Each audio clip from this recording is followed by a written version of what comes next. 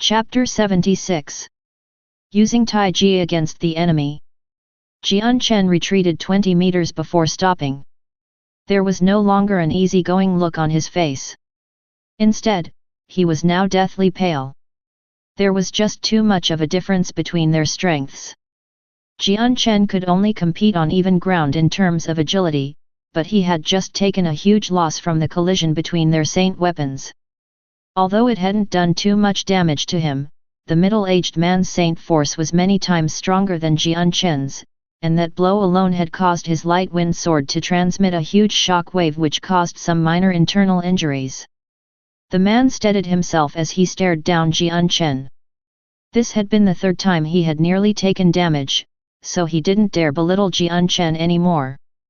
Although Jian Chen was weaker than him, he was relying on a speed that was faster than the man's own. This was a major threat to the man, and he had acknowledged that Jian Chen was stronger than someone of the man's level. However, as he looked at the state Jian Chen was in, he suddenly understood what had just happened and began to laugh. "Brat, I admit that you are very fast, but your strength is just far too weak."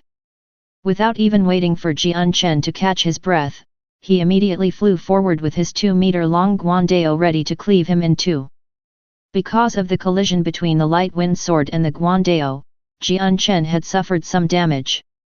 Since his opponent was 2 levels higher than himself and had reached middle saint level, the impacts of these light injuries were fatal. After all, Jian Chen had been able to use the profound steps to fight against his opponent during his peak state only. But now that he was in an injured state, he was no longer capable of being so nimble. Dodging attacks had already expended his energy.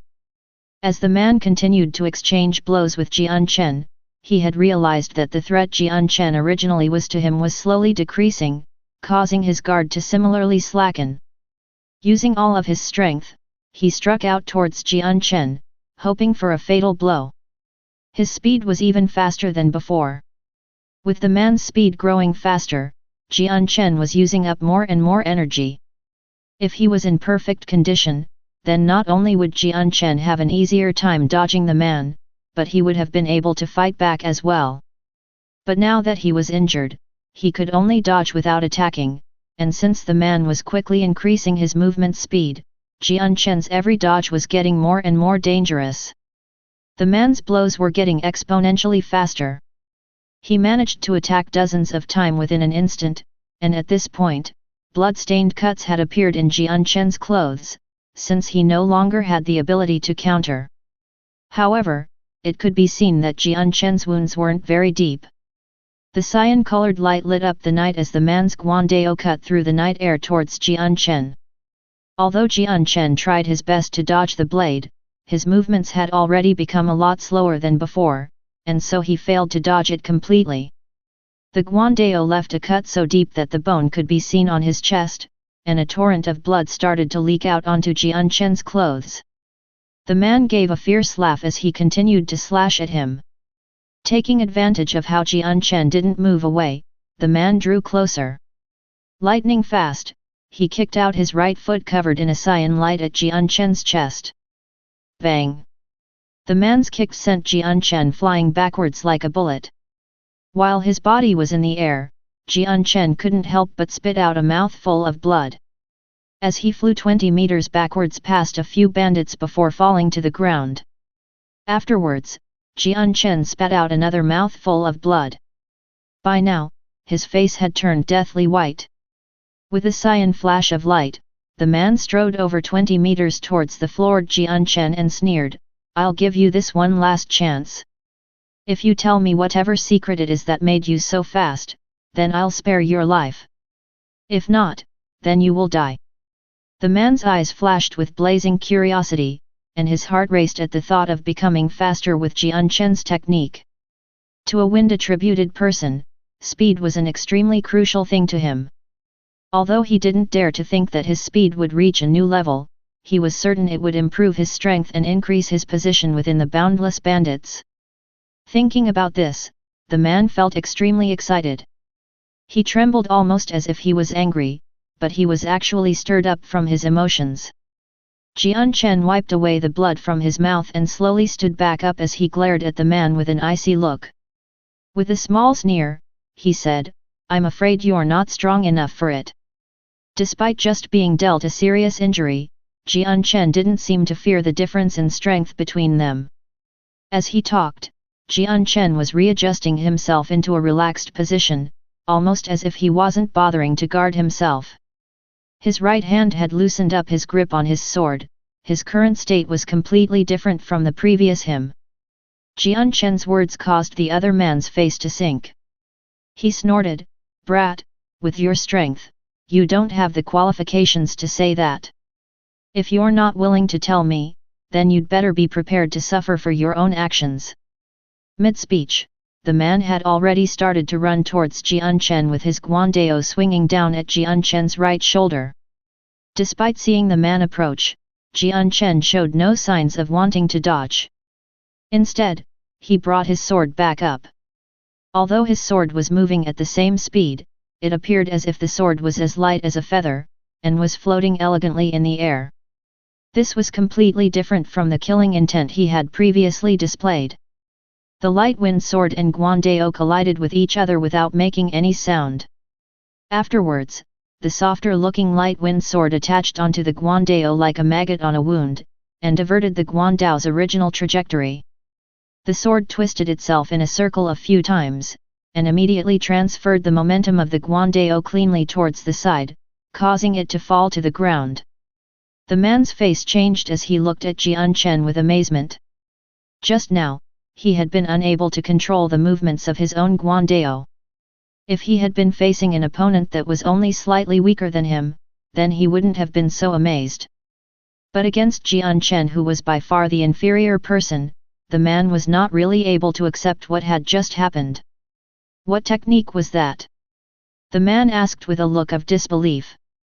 "Tai Ji Jian," Jian Chen answered. When it came to Tai Ji Jian, he wasn't all that proficient at it. However, he had still been in contact with it enough times to understand the Tai Ji Jian's philosophy of using softness to conquer strength. It was the principle of deflecting weapons.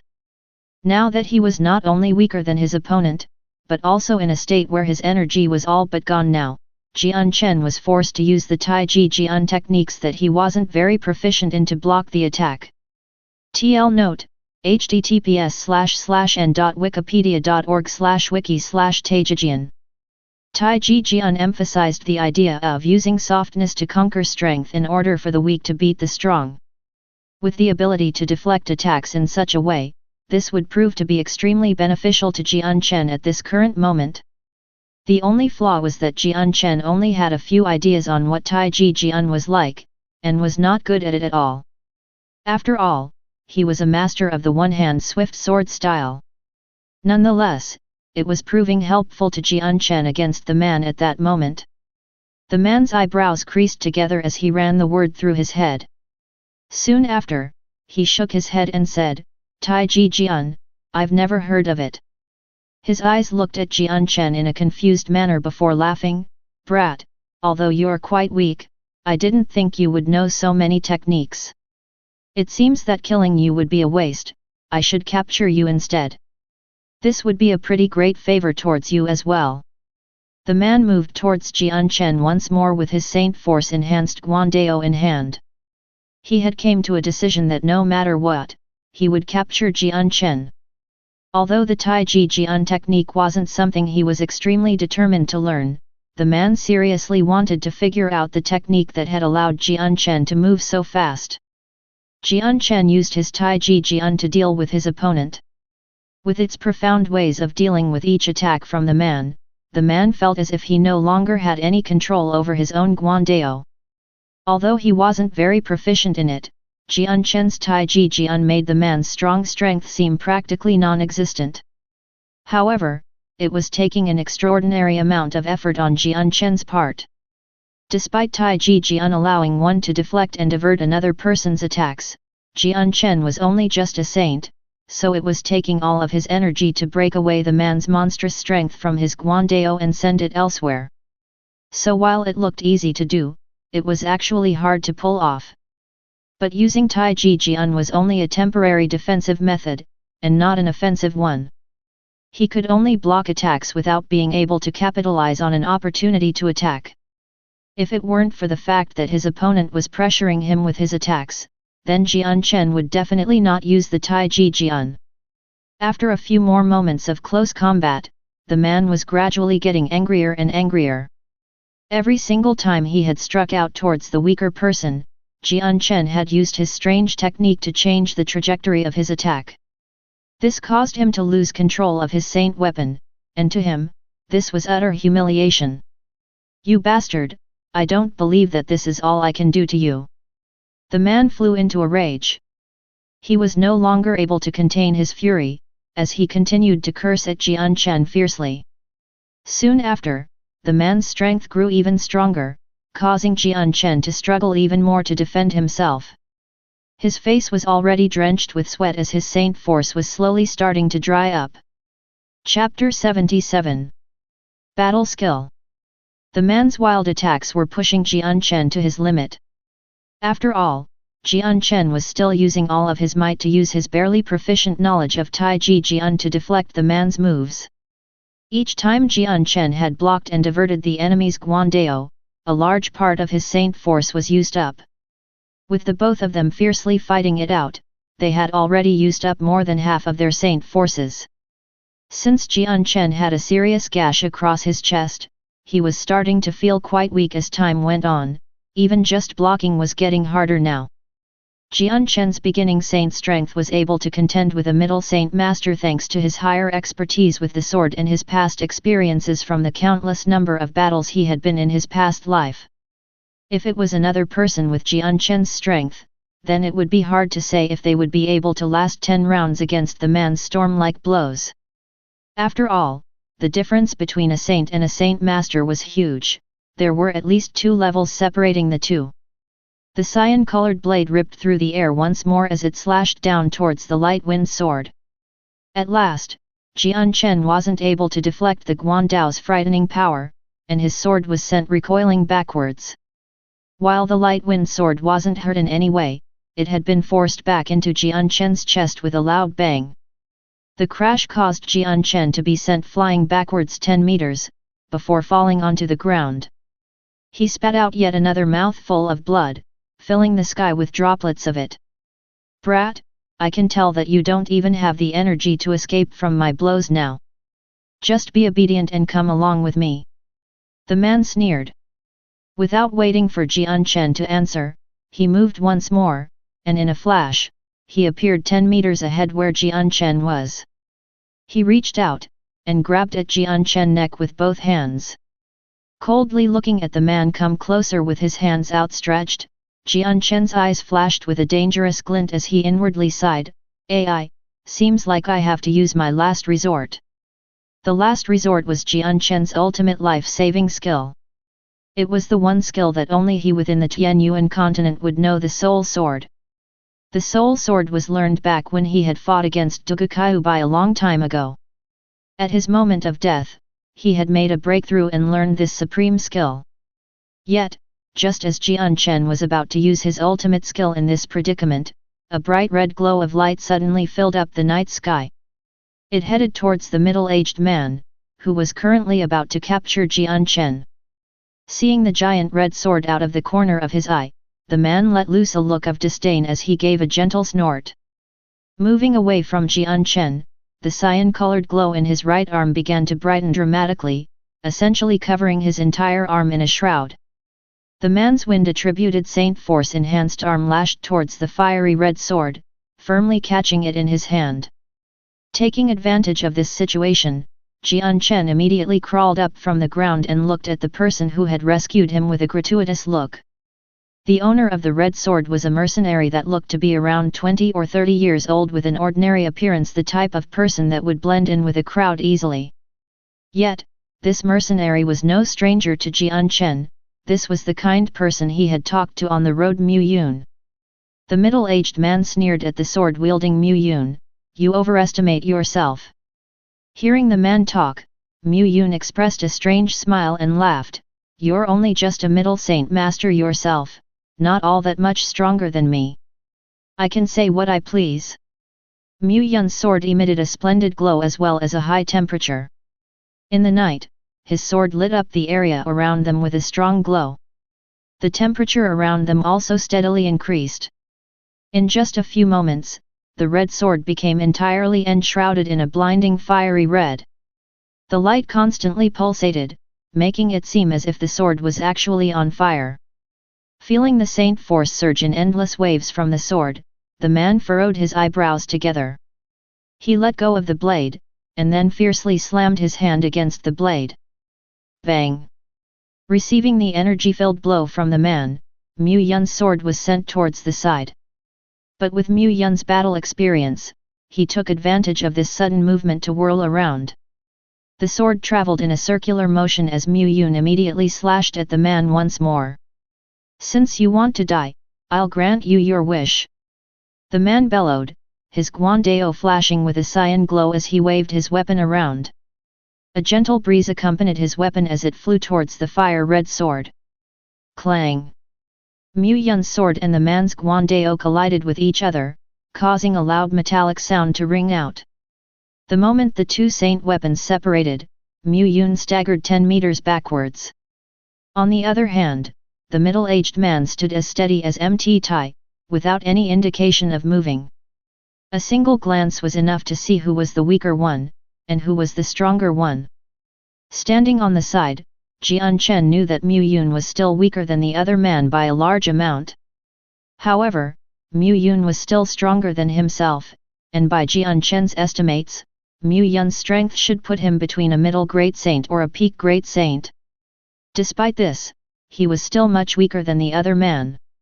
Since the man specialized in speed thanks to his wind attribute, he was weaker in terms of attack strength than the fire attributed Mu Yun. The fire attribute was the rarest attribute after the light and dark attributes, and it was publicly known as the strongest attribute in terms of strength. If the man relied on his wind-attributed saint force to fight, then he would be able to dominate the fire-attributed Mu Yun. And if the man were to show the special characteristics of his wind attribute and fight against Mu Yun, then Jian Chen was certain that Mu Yun would not be able to last long in a fight against him. But if he and Mu Yun were to join together and fight, then he was sure that they would be able to beat the middle-aged man. The unfortunate thing was that Jian Chen had taken in heavy damages already. The vital parts of his body had each taken a beating from the fight. In his current state, helping Mu Yun was out of the question. Just standing there was already an abnormally strenuous task. Attacking Mu Yun, the middle-aged man's eyes flashed with strong killing intent. He didn't give Mu Yun time to even readjust himself before gathering the wind around his guandao, and rushing forward, leaving only an after-image where he had stood earlier. In an instant, he appeared in front of Mu Yun, and chopped at his head with extreme speed. When it came to Mu Yun, the other man didn't restrain himself. The moment Mu Yun appeared, the man had tried to kill him. After all, Mu Yun didn't have any special characteristics that piqued his interest. Mu Yun's face hardened. He shouted in anger as the sword in his hand suddenly grew even more red, emitting a boiling hot temperature. At the same time, a flame burst into existence and engulfed the sword within itself. With the fire sword, Mu Yun then brandished it towards the wind-wrapped guandao. The moment Mu Yun waved his sword, it transformed into 3 giant snakes of fire. The first 2 flew out towards the guandao, while the last one flew towards the enemy himself. Bang! The guandao and the fire snakes collided with a huge crash. The 2 flaming snakes had been cut in half by the guandao, causing sparks to fly out everywhere.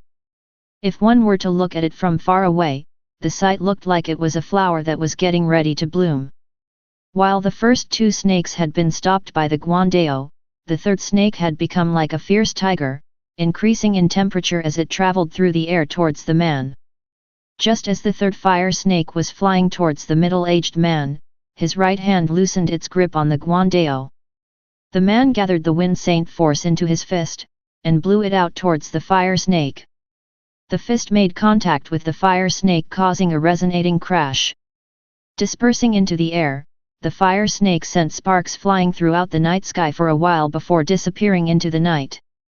After blowing the fire snake apart with his fist, the man stopped his attack to glance at Mu Yu in astonishment as he cried out in alarm, "This is a battle skill, to think you actually knew one."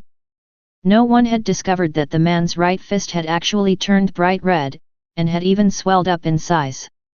Hearing what the man said, Jian Chen looked at Mu Yun with an amazed look. Jian Chen wasn't very familiar with battle skills, but he knew that they were a cultivational treasure within the Tianyuan continent. It was possible to increase one's strength multiple times with them, and were not things that ordinary people would be able to get their hands on. Jian Chen hadn't thought that the ordinary-looking mercenary like Mu Yun would unexpectedly have such an expensive item. Since battle skills were so rare and expensive, even great saint masters couldn't possibly possess them. Battle skills had both high and low points. Although this was the first time Jian Chen had left his home to travel in the Tianyuan continent, he had read many books in the library, and thus was not inferior in any way to some of the more experienced mercenaries in terms of knowledge. With his foresight, he could tell with a single glance that both Mu Yun's battle skills and cultivation methods were definitely top-ranked. This was because ordinary battle skills and cultivation methods were nowhere adequate enough to be able to produce material flames based on just Mu Yun's strength as a great saint. Chapter 78. Cruel Victory. Mu Yun smiled coldly and said, "You do know something after all." "That's right, this is indeed a battle skill." The man inhaled sharply as he looked at Mu Yun with a greedy expression. Battle skills were highly treasured on the Tianyuan continent, and aside from the clans that spanned across multiple generations and experts, no other ordinary cultivator would have one. Although some cultivators came across some battle skills by luck, such occurrences were very few in Tianyuan continent. If one didn't have a profound destiny and extreme fortune, then the chances of getting a battle skill were practically non-existent. Although the man was a middle saint master and was considered a strong expert in the boundless bandits, he still hadn't grasped a battle skill yet. Just the sight of one had him drooling. Unfortunately for him, his strength didn't reach the qualifications necessary to receive a battle skill from the bandits. The middle-aged man lightly moved his right fist, and felt a flash of burning hot pain. But he did not have any anger in his heart, and was feeling quite excited instead. With his knowledge, one look was enough to distinguish that the battle skill that Mu Yun had used was highly advanced. Although he was a wind attribute, this did not stop the man from desiring the fire-attributed battle skill at all. After all, battle skills were priceless treasures on the Tianyuan continent, and the stronger the skill, the more expensive it was. Haha, the gods have certainly been looking out for me today. Youngsters, your techniques will become mine. The man laughed loudly with extreme excitement. To him, both Jian Chen's secret speed technique and Mu Yun's battle skill would be easily taken and learned. How arrogant! You look too highly upon yourself.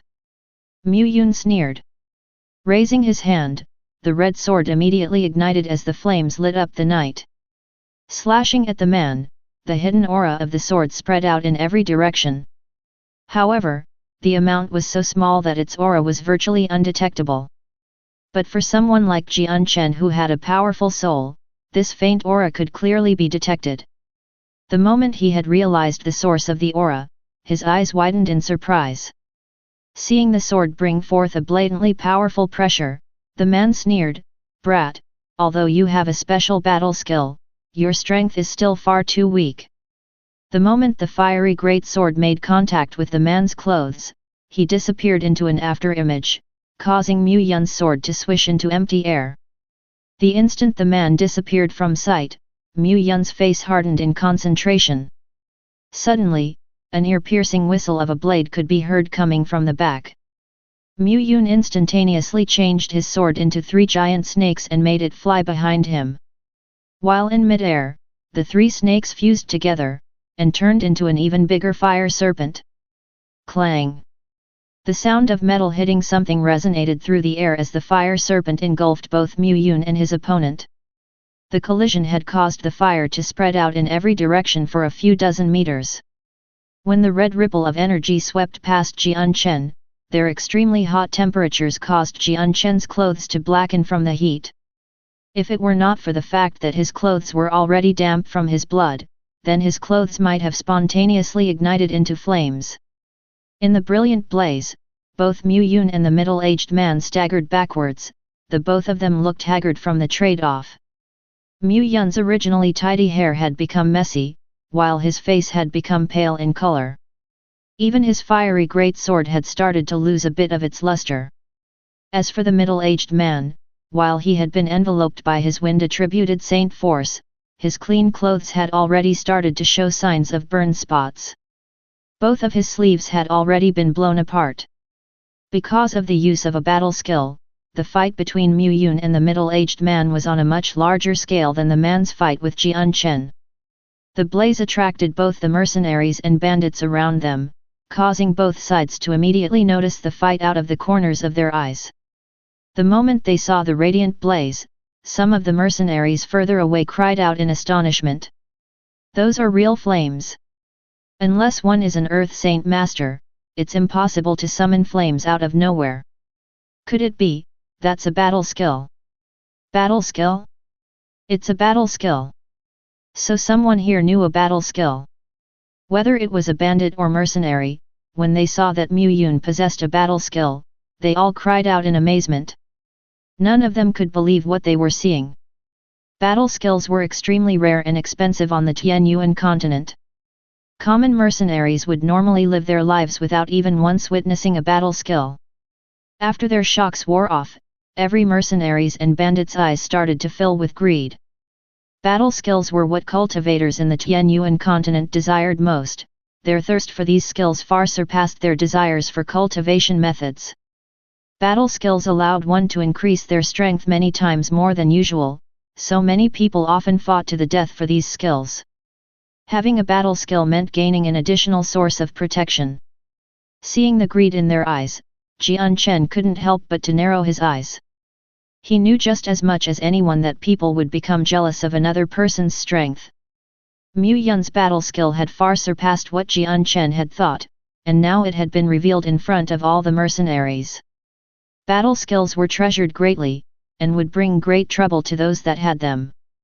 Even losing his life over this battle skill wasn't unlikely, since Mu Yun was still considered weak. Right now, not only did Jian Chen take comfort from Mu Yun, but he was also worried for his well-being. Although the two hadn't known each other for very long, and had only met due to chance, Jian Chen knew that Mu Yun had fought the middle-aged man and revealed his battle skill for the sake of rescuing him. Looking at Mu Yun fervently, the man laughed. "What an amazing battle skill! You even managed to block an attack that contained all my power as a great saint." He paused for a while before sneering once more. "However, you could only temporarily block my great saint attack with the aid of the battle skill. Ultimately, it's not your own strength. I wonder how long you can last." After talking, he lifted his guandao high into the air. Just as he prepared to slash down onto Mu Yun, another strong source of energy suddenly came flying over from the distance. Feeling the source of energy, the middle-aged man grew joyous. He assumed that it was from the experts that the mercenary captains were trying to kill but failed, and his comrades were now coming to provide assistance for him. Arriving from the far-away shadows, a few figures were running towards them at a rapid pace. In a few moments, the figures suddenly came into everyone's line of sight. The moment everyone could clearly see who they were, all the mercenaries cried out in joy. "The captains! The captains came back! Captain Lang Tian, the captain came back victorious! There's Captain Xiao as well, they killed the experts of the boundless bandits." Lit up by the intense blaze nearby, everyone could see that the 5 returning members had wounds of all sizes on them. Their clothes were drenched with blood, and some of them were even carrying corpses over their shoulders. Hearing the shouts from the mercenaries, the middle-aged man and the other bandits all turned unsightly. Immediately, the man turned his head and stared at the returning Xiao and his men with a look of disbelief. Just how were you able to return alive?" The man asked in disbelief as he swallowed some saliva nervously as he tried to get the words out. The middle-aged man knew that their return indicated that his bandit group had already faced imminent disaster. Otherwise, the ones returning would have been his own faction's experts, not the mercenary group's people. The man's words caused all 5 members to look at him. Immediately, the 5 slowly put down the bodies they were carrying and glared at him with powerful murderous intent. Feeling the killing intent of the 5, the middle-aged man's heart raced. Without hesitation, he opened his mouth to say, "The situation is looking bad, everyone retreat." Without even finishing his sentence, the middle-aged man had already dismissed his guandao and used his fastest speed to run away. Although the 5 mercenaries were all somewhat injured, a starving camel was still bigger than a horse. With 5 people, the middle-aged man had no hopes of winning. The moment the man had started to move, 2 of the 5 mercenaries immediately chased after him. Hearing the man's earlier words, the bandits all started to give up the fight and scattered in all 4 directions. "Kill! Don't leave a single one alive!" Hearing that one command, all of the remaining mercenaries immediately sprung to follow it, and began to chase down the fleeing bandits. The mercenaries hated the boundless bandits down to their very bones, so they would had never let the bandits run off that easily. With their experts all dead and the only capable member running away, all of the bandits immediately focused on running away. All of their fighting spirit had practically been wiped out. On the other hand, the mercenaries had their courage bolstered after their captains had returned alive after defeating the experts from the boundless bandits. Even the ones who were exhausted had suddenly gained a new spurt of energy and did everything they could to chase and kill the bandits. The sounds of slaughter rang through the night, but it quickly became peaceful once more as the remaining 3 mercenary experts led the mercenaries and killed the majority of the bandits. Only a few of the really fast ones had managed to run away with their lives. Victory! We've won! The boundless bandits were beaten by us. We've beaten the boundless bandits. Once the battle came to a close, the remaining mercenaries all started to cheer loudly. The boundless bandits were a great nightmare to the mercenaries, the personification of the gods of death that couldn't be beaten. Beating the boundless bandits was definitely an achievement they were extremely proud of. Chapter 79. Picking up the pieces. At that moment, 2 shadowy figures came running back, only to stop in front of a group of mercenaries. These were the mercenaries that had chased after the middle-aged man. The 2 males looked to be around 30 or 40 years old. Both of their faces were covered with blood and their bodies were filled with wounds which dyed their clothes scarlet with blood. However, while their faces were pale from their fatigue, their eyes were still full of vigor. Seeing the 2 come back empty-handed, it was clear that the middle-aged man had escaped. "AI, that guy has a wind attribute, so he had an advantage over us in speed. Although our strength was better than his, in our current condition, we weren't able to chase him, so he escaped in the end." One of the 2 said, his voice was brimming with regret. "Forget it, if he ran, he ran. I didn't think we'd run into the boundless bandits, no wonder they were so strong. If it weren't for our mysterious benefactor in the shadows, then I'm afraid we wouldn't have been able to come back. For him to save our lives, he is definitely a trusted person." An older person said as he stood next to the brilliant flames. Already his skin was starting to look a little tanned. Hearing the man talk, the other mercenaries who had returned after killing some bandits all were stunned. From their faces, all of them had some joy but some still had some lingering fear. "Captain Lang Tian, are you okay?" A mercenary went up to the man and asked with a worried tone. The newly named Lang Tian slowly looked down on the various wounds before shaking his head. "I've some wounds, but nothing that'll kill me." He looked at the few mercenaries around him before sighing. With a sorrowful voice, he said, "It's a shame, Yun Bai Mu, the captain of the Desert Shadows mercenaries was killed by the experts of the boundless bandits." Hearing the announcement, many of the mercenaries started to grieve, especially the mercenaries of the Desert Shadows. It was a heavy blow to their mood, however, for travelers of the Tianyuan continent, seeing someone die was an experience many of them were used to. After a small period of mourning, many of the mercenaries had already become peaceful once more. My comrades, although we managed to beat back the boundless bandits, this was only just a small group. If we were to come across a larger group or even their elites, then we will die on the road. So we cannot afford to stay here for long. Hurry up and dress your wounds and bury our dead brothers. We will have to leave immediately afterwards. Lang Tian announced. Each mercenary immediately got to work by helping each other bandage their wounds and applying herbal medicine. Those who were healthier and less injured went to help dig holes and transport the bodies. Everyone set themselves to do their tasks in silence. No one talked at all, and as each mercenary did their own thing, the atmosphere was incomparably heavy. Jian Chen looked around himself before inwardly sighing. They had ultimately won against the boundless bandits, but to him, this was a wretched victory. After the course of one battle, the three mercenary groups had dwindled down to less than 100 people that were for the most part injured. Their entire fighting capabilities had been reduced to a third of their original power, and from the original 10 experts that had led the charge, only 5 of them returned with heavy wounds. One of the mercenary captains was killed in battle, causing another sharp decline in their power. Jian Chen, are you all right? Are your wounds serious? A familiar voice called out behind Jian Chen. Hearing this, Jian Chen turned his head around to see Mu Yun. He didn't know when Mu Yun had got behind him, but he was there now. At the moment Mu Yun's condition wasn't all that good. His facial color was an abnormally pale one, and although he had looked fine while fighting against the middle-aged man, the battle skill placed a heavy burden on Mu Yun after using it to surpass his strength. Jian Chen softly shook his head. I'm fine. Pausing slightly, he looked at Mu Yun with a complicated look. Mu Yun, your battle skill was revealed to every mercenary here. On the road, you'll have to be even more careful now, and when you reach a safe spot, get away from the group as far as possible.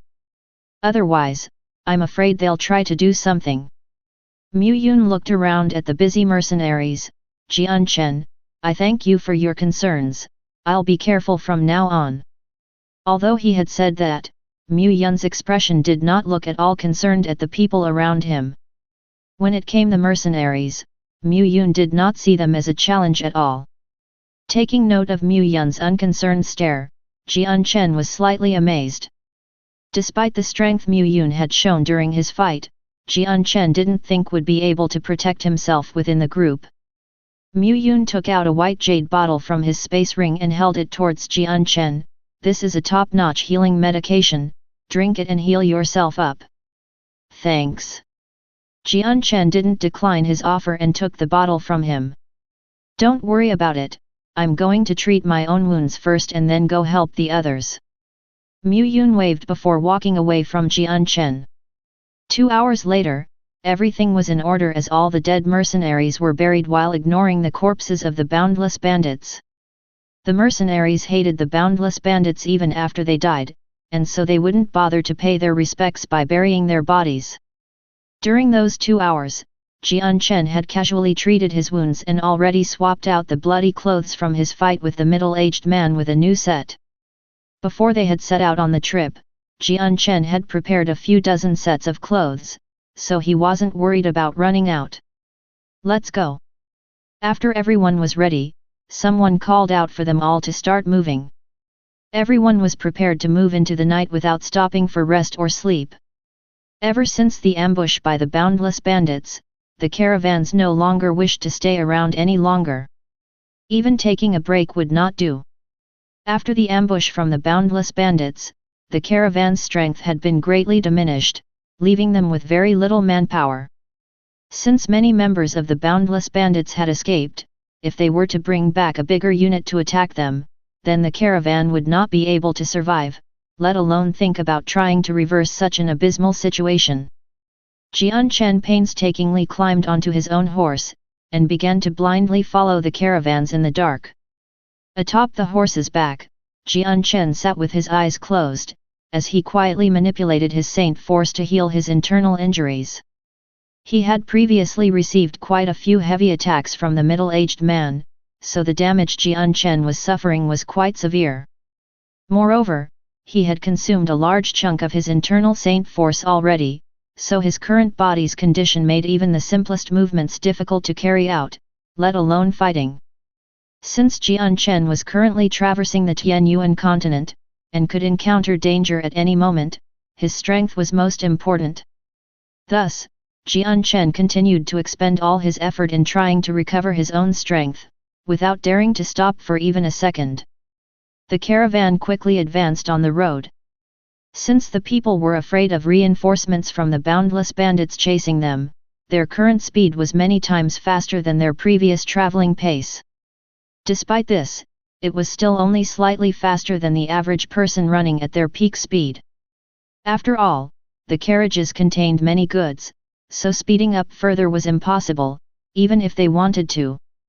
The current speed had already nearly flipped the carriages multiple times whenever they had passed through uneven parts of the road. Because of the current situation, Jian Chen didn't dare to completely enter a self-healing state. Thus, his severe injuries were only recovering at a snail's pace. At that moment, Jian Chen couldn't help but recall his mother, Bai Yuntian. He still clearly remembered that time a few years ago when he had injured his third brother, Chong Yang.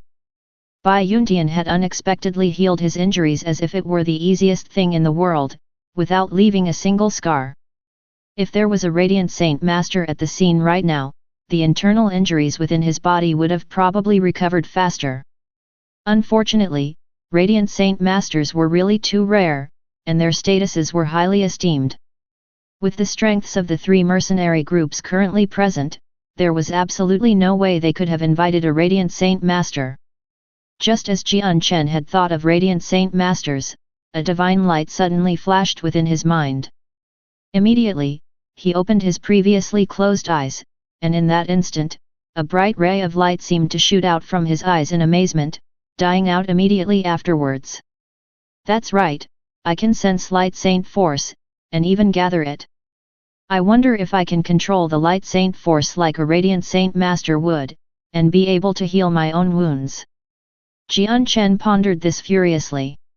When he recalled the possibility that he would be able to control light saint force just as Radiant Saint Masters could, his heart momentarily surged from the excitement, and was uncontrollably delighted at the thought. Ever since he saw Bai Yuntian use light saint force to heal Chong Yang-K's injuries back at the Chong Yang household, Jian Chen had realized that this power was exactly the special energy that he felt every time he absorbed the world essence during cultivation. At the time, Jian Chen had really wanted to test and see if he could control the light saint force. Unfortunately, due to the various situations that had occurred since then, he never got to try testing his thoughts. Afterwards, this thought had gradually been pushed further and further back into his mind, and he had forgotten about it until just now. Chapter 80. Blue Wind Kingdom. Jian Chen took a deep breath and slowly tried to control the emotions in his heart. After he had calmed, he immediately closed his eyes and began to cultivate the world essence around him. However, there was a difference between the time he had absorbed world essence in the past compared to now. Jian Chen was able to differentiate the special energy from the world essence and absorb that specific energy into his body. Although in theory this was rather simple, it required an extremely strenuous amount of effort when put into practice. However, to Jian Chen who had practiced how to use his soul, this wasn't that hard, it would only require more concentration than usual. To the Jian Chen who was strong in spirit, he could detect the special energy mixed in with the world essence. Aside from Radiant Saint Masters, no one else would be able to detect it. After he had detected the special energy, he immediately used his soul as a vacuum to wildly bring the special energy towards him. As it gathered, Jian Chen absorbed it into his body. Jian Chen understood that once the special energy had condensed to a certain degree, it would emit a faint white glow. To prevent this from happening, Jian Chen absorbed the energy extremely slowly, almost at a snail's pace. After Jian Chen absorbed the special energy into his body, a reinvigorating sensation immediately spread throughout his body. It traveled so quickly that Jian Chen felt as if a ball of warmth had enveloped him. Being bathed inside with this pleasant sensation, Jian Chen's face let loose an expression of satisfaction. When the special energy fused with Jian Chen's serious injuries, they started to heal at an extremely fast rate, so fast that Jian Chen was flabbergasted and couldn't believe his eyes. With this, Jian Chen finally understood how fearsome a Radiant Saint Master was when they used their light attribute Saint Force to treat other people's injuries. The books said that not only could high-level Radiant Saint Masters regrow arms, they could even revive the dead.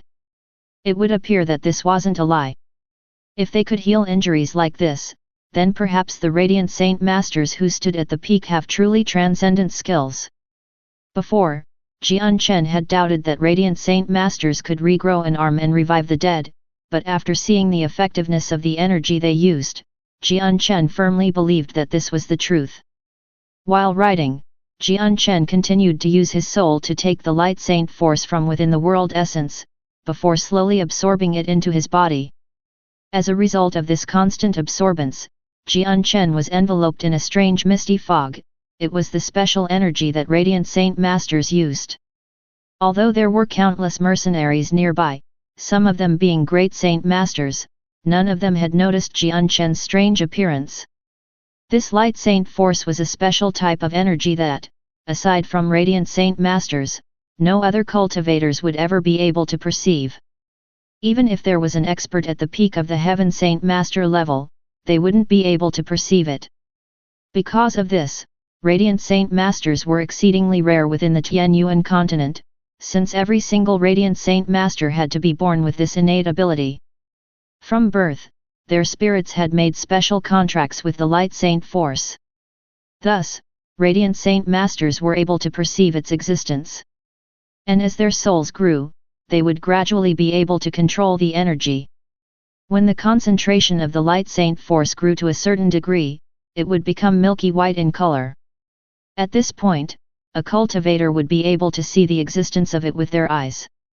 However, they would not be able to see the Light Saint Force like they would see the world essence. The Light Saint Force would only be seen as a blank space.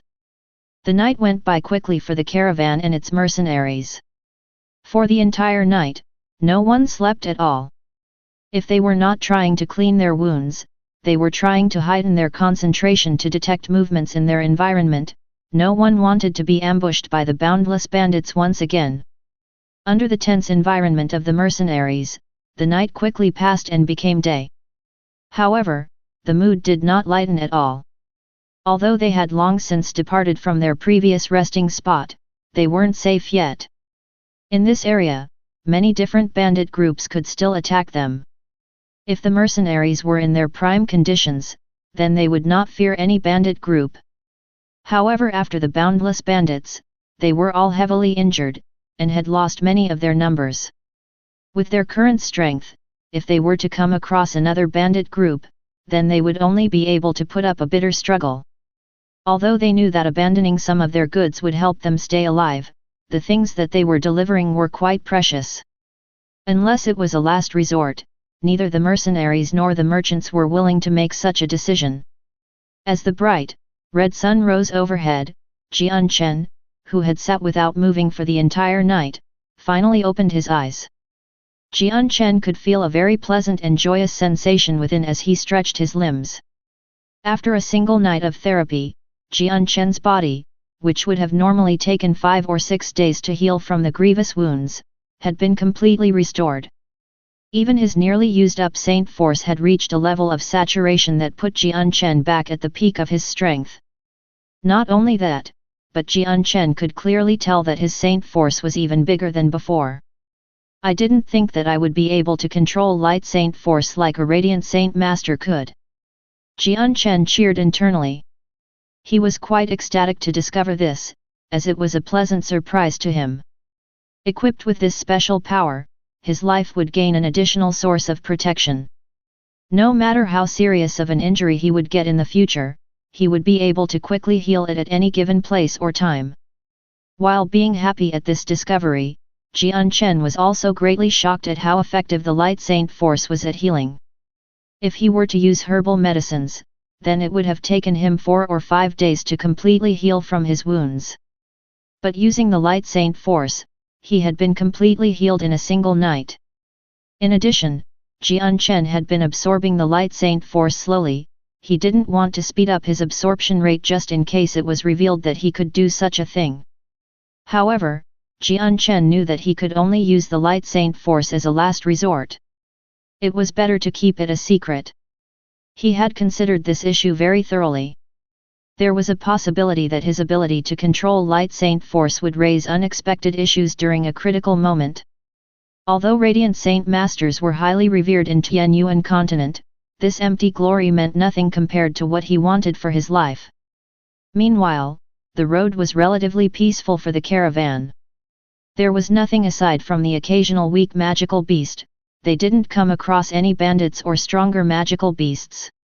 With the increased traveling speed, they traveled what would have taken 10 days and 6, and after the 3rd day, the caravan had finally passed the dangerous roads into a peaceful one. They were finally at the border fort of the Blue Wind Kingdom. Seeing the huge faraway walls, every single mercenary let loose a smile, as if a huge burden was lifted off their backs. Although they still had a ways to go, the usually unruly road seemed relatively peaceful. There were few cities that were scattered about Blue Wind Kingdom's vicinity. The caravan would be able to hire some new mercenaries at each of these cities to replenish their battle strength. We've reached the Blue Wind Kingdom. We've finally reached the Blue Wind Kingdom. We're safe now, we don't need to worry about the boundless bandits chasing us. Many of the mercenaries started to cheer out loud with joyous expressions. Even Jian Chen couldn't help but smile faintly. At this moment, his heart felt lighter. After all, he was still quite weak, so if he were to leave the mercenaries and get attacked by bandits, then even he would be in dire straits. Although the massive wall could be seen in the distance, there was still 5,000 meters of road. On the way, many people and caravans could be seen traveling about. The caravan finally arrived at the gates to the border fort. However, a guard soldier blocked their path. "Halt, where did you all come from?" he asked as his eyes swept over to look at the head merchant representative. This type of event was already prepared by the merchants, who immediately had one of the mercenaries negotiate with him. At the same time, the mercenary flashed a few glittering, golden things, and carefully placed them into the guard's outstretched palm. The guard inspected the items in his hand closely before smiling widely at him. With a wave of his hand, he said, "You may enter." Afterwards, the caravan finally passed through the giant gates of the border fort and entered the Blue Wind Kingdom. After passing through the border fort, Jian Chen immediately calmed down quite a bit. At the very least, he had escaped from the powerful grasp of the Huayun sect. Although they held a formidable amount of power within the Guisin Kingdom, Jian Chen was convinced that their powers did not stretch over to the lands of the Blue Wind Kingdom. Not too long after passing through the border fort, they came across a decently sized city. The merchants stopped to rest, and the mercenaries disbanded in order to rest. 2 of them remained to guard the goods. The marketplace had allocated a place for goods to be parked, so the merchants all dropped off their items there. Since they had a few strong experts to ensure the goods were protected, the mercenaries had no need to worry about the possibility of the goods here being stolen by bandits. In actuality, no mercenary would dare rob from this place, otherwise, they would be unable to exit through any of the city gates, and would be surrounded by the city guards. Chapter 81. Zimzam Zoa Pity Wu.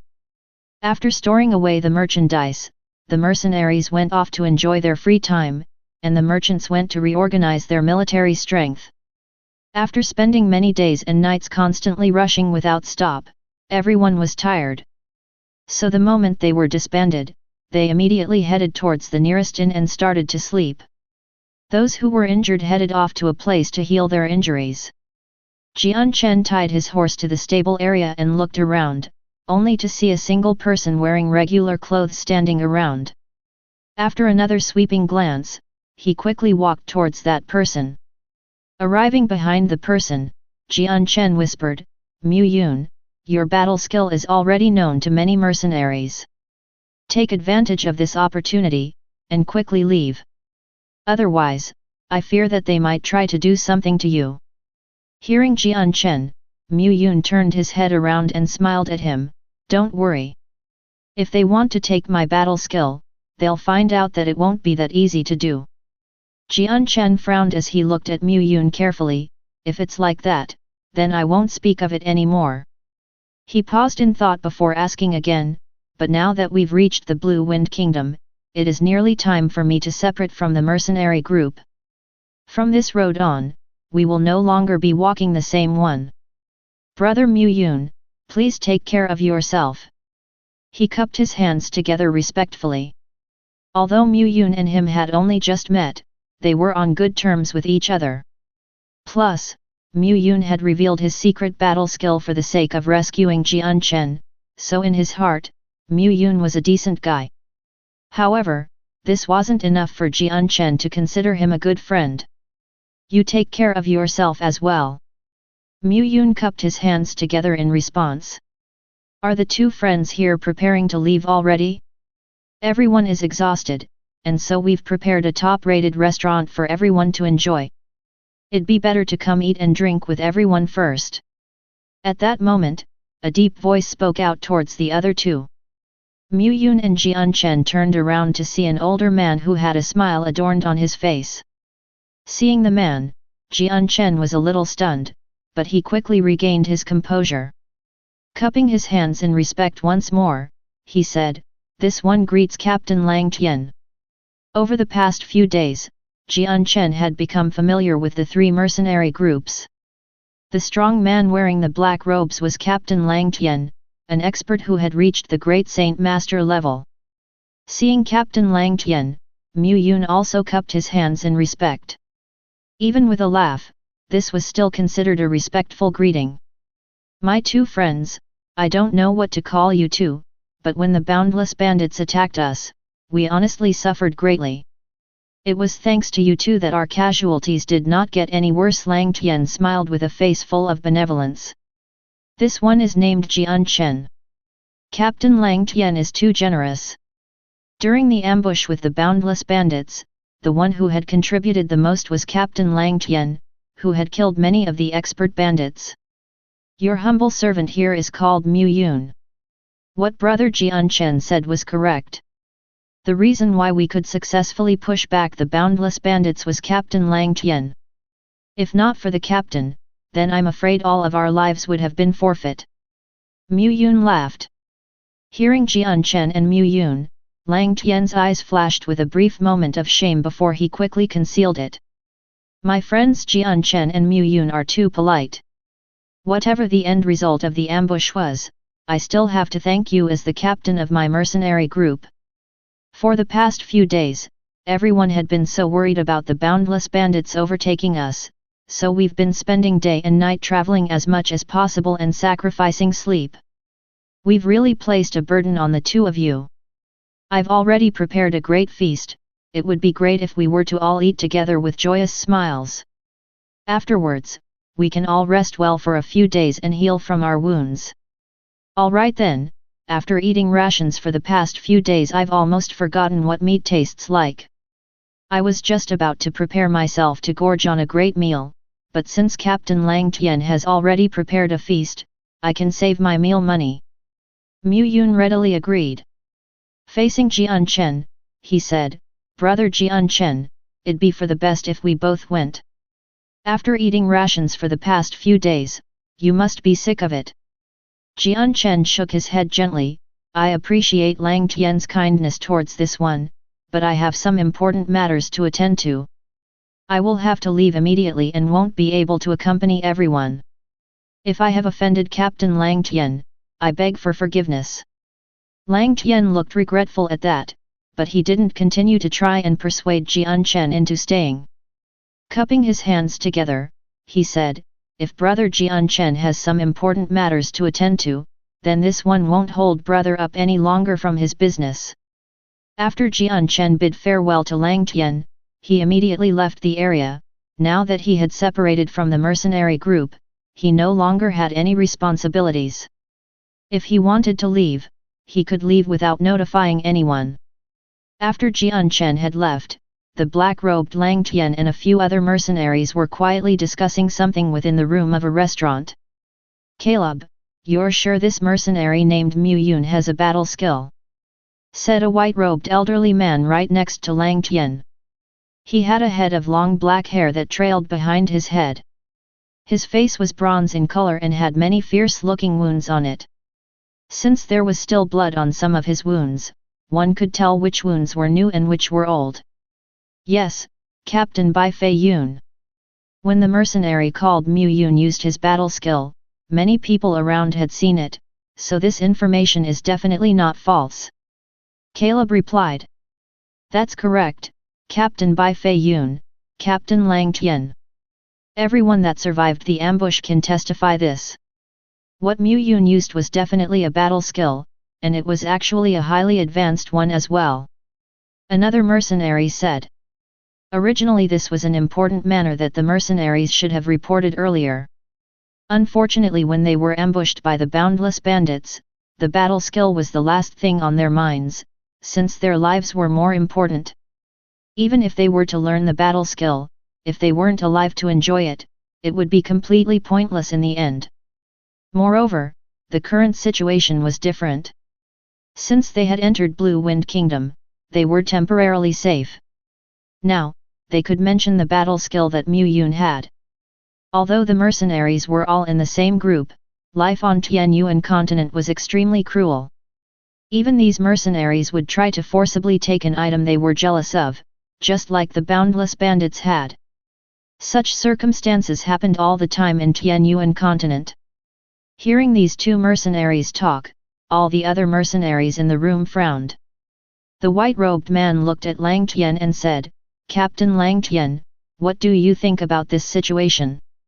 Lang Tian knit his brows together in contemplation before slowly opening his mouth. "I am sure Mu Yun knows that his battle skill has been leaked to all of the mercenaries. But what I don't understand is that with his great saint's strength, why did he not run away at the first chance he had when he knew that his battle skill was leaked? Could it be that he believes we won't make a move against him? Taking a step back, even if he trusts us, could it be that he isn't worried about us trying to force the battle skill out from him? This would bring him an endless amount of trouble, possibly to the point of losing his life." Lang Tian analyzed. Although he looked to be a straightforward person, he certainly wasn't a stupid person. So that means either the mercenary called Mu Yun is just some mindless idiot, or he is relying on some type of support that makes him so fearless. The white-robed middle-aged man muttered to himself. Hearing this response, Captain Lang Tian asked, "I was previously in contact with Mu Yun. In my opinion, Mu Yun isn't a mindless idiot. He's a veteran mercenary that has experience. How could someone like that commit such a fatal mistake? Does anyone know where that Mu Yun came from?" The white-robed middle-aged man continued. "That Mu Yun joined us midway, and is of the same occupation as us. I don't know the exact details though. After all, almost all solo mercenary planning on a long journey will join a caravan, and guarantee that the trip will go smoothly. We can't really question people like that," a middle-aged man responded. He wore a long, cyan robe, and his face was slightly pale. If Jian Chen were here, he'd immediately recognize that this man was the one who had agreed to let him join the caravan back in Gusun Kingdom.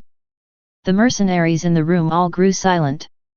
After a while, one of the mercenaries finally couldn't hold back anymore, and said, "Captain, are we doing it or not?